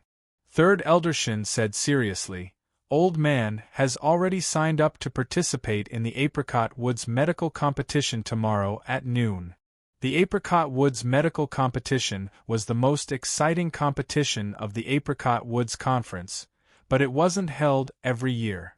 This was because the Apricot Forest Medical Competition was a competition specifically used to select the dean of the medical school. Because Gu Yuntian had stepped down, the competition was added to the Apricot Woods Conference at the last minute and was set to be held tomorrow at noon. There were 2 ways a medical academy could select a head. The first was for the head to directly pass on his position and entrust him with an important task. The second was to compete in medical skills. Under normal circumstances, the head would pass on his position, unless he was dissatisfied with a few successors or couldn't make a choice. Only then would the Apricot Woods medical competition be held. Gu Yuntian was now notorious and was in prison waiting to be convicted. Naturally, he didn't have the qualifications to pass on his position. Therefore, the medical academy could only use a medical competition to determine the level of medical skills. No one could object to the person with supreme medical skills leading the medical academy. Gu Yuntian was an 8th-rank sage doctor, while Ouyang, Lin, and Huo were 7th-rank sage doctors. 2nd Elder Li Shiyuan and 3rd Elder Shin Jueming were also 7th-rank sage doctors. Although their ranks were similar, just like martial arts, there were high, low, and high ranks within the same rank. 3rd Elder Shin wasn't the weakest, but he definitely wasn't the strongest either. By taking the risk to participate in the medical competition, he was clearly challenging the authority of the viceheads. If he didn't come out on top, his future in the medical academy wouldn't be easy. Han Yunxi silently engraved 3rd Elder Shin's intentions in her heart. Gu Beiyue respectfully bowed with clasped hands. 3rd Elder Shin, I appreciate your kind intentions. Tomorrow you can just sit back and watch the show. This 3rd Elder Shin and Luo Zuishin looked at each other in confusion. You'll understand tomorrow. This one has a few questions that I'd like to ask. Please enlighten me, Gu Beiyue said with a smile. Dr. Gu, if you have any questions, please feel free to speak. There's no need to be polite, Luo Zuishin hurriedly replied. Gu Beiyue didn't ask about medical skills, but about the internal conflicts within the medical academy. 3rd Elder Shin and Luo Zuishin explained to Gu Beiyue without holding back. Han Yunxi and Gu Beiyue listened very seriously. Gu Beiyue also asked many questions. As for Gu, he lay on the bamboo bed beside Han Yunxi and unknowingly fell asleep. This was the first time he fell asleep so easily since returning to the medical academy.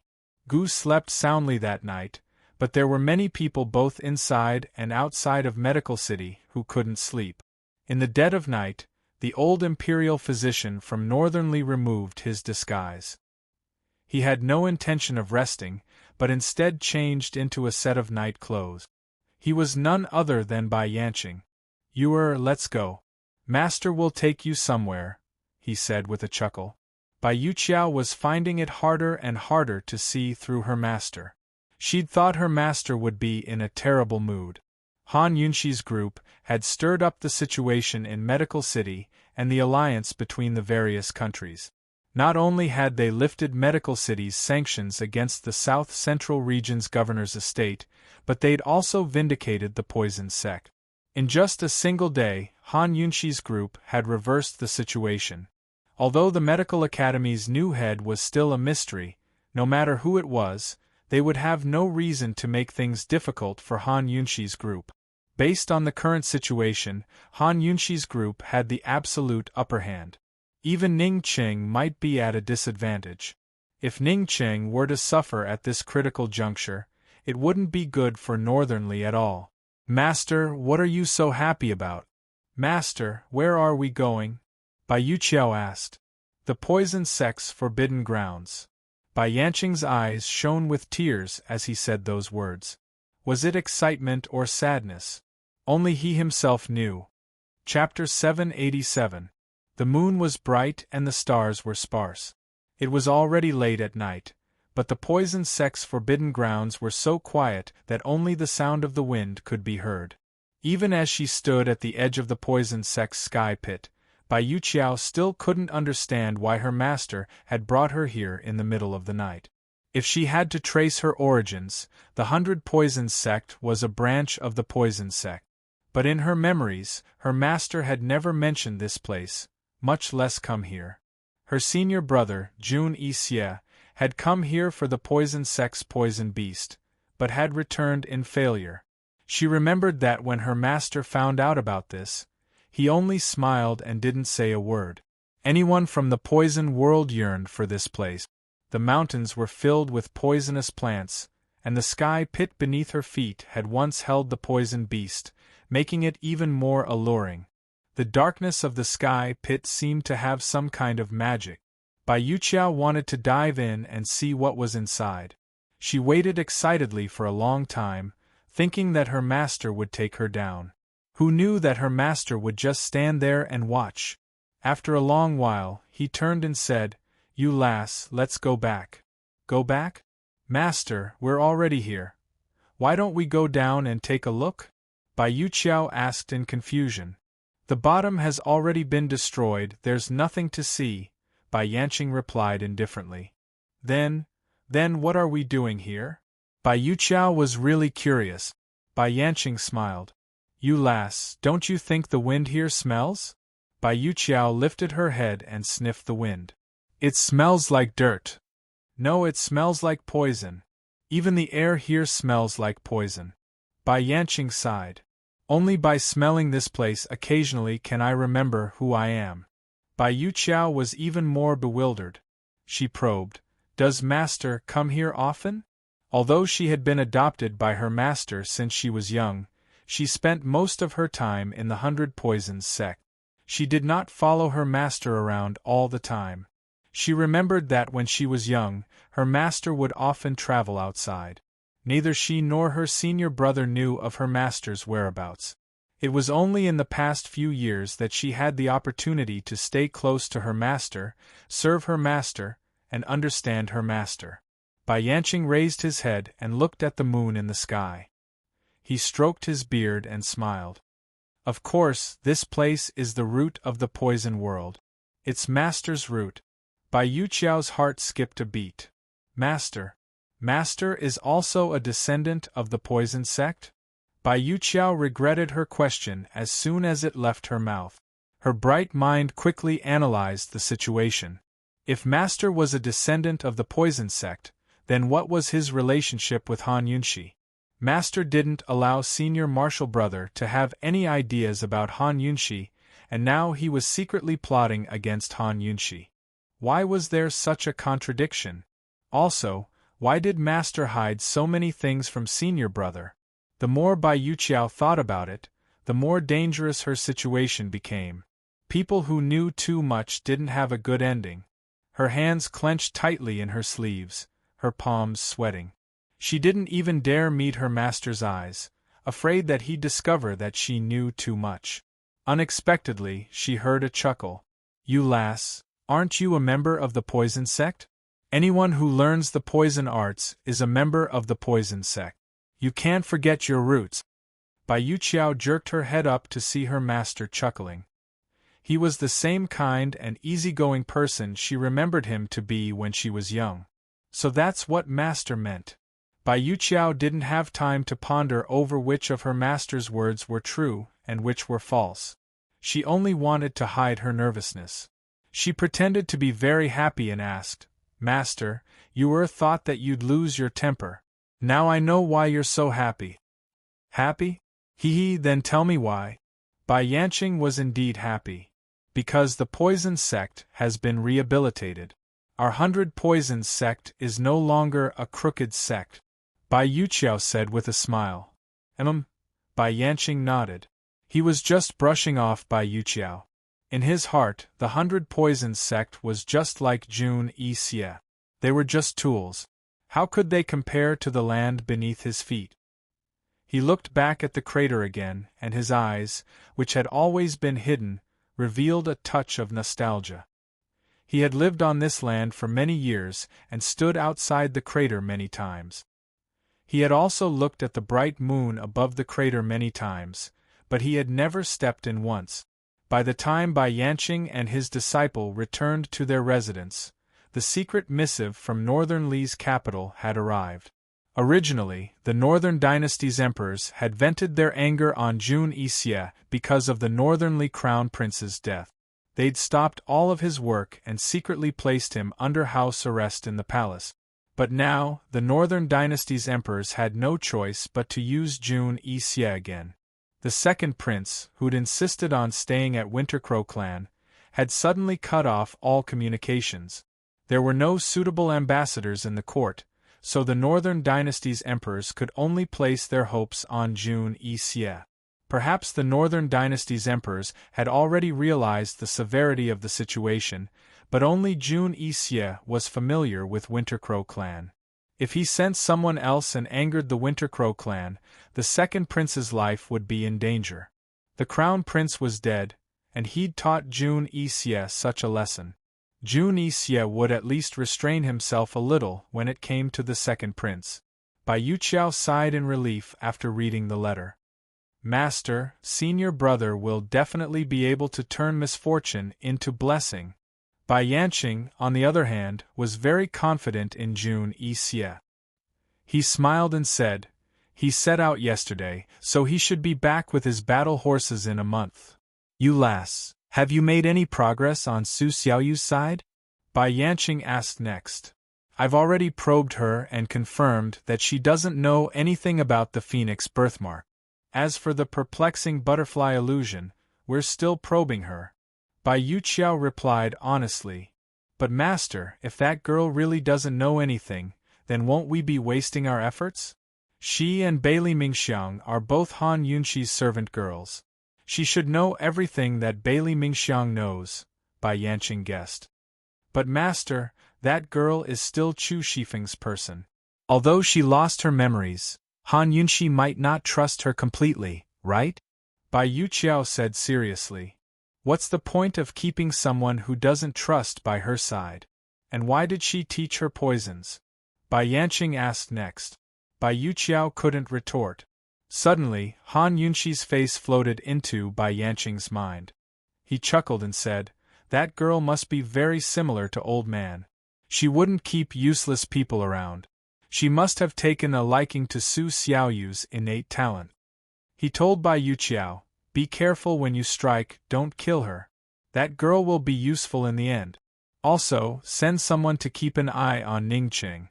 Report back immediately if he makes any big move." "Yes, you understands," Bai Yuqiao replied respectfully. Bai Yanqing kept an eye on Ningqing, while Long Feiyi headed straight for Ningqing's army. Long Feiyi had long recovered his internal energy and secretly left Celestial Mountain with Bailey Mingxiang in tow.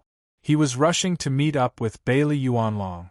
The wide and stable carriage was steady even as it galloped through the wilderness without any bump. Long Feiyi sat inside the carriage, busy reading secret missives.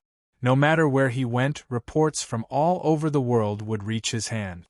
There were more than a dozen letters by his side, including those from Medical City, Bailey Yuanlong, the South Central Region's Commander-in-Chief's estate, Pill Fiend Pharmacy, Northern Li, Celestial Mountain, Western Zhou, and Tianan.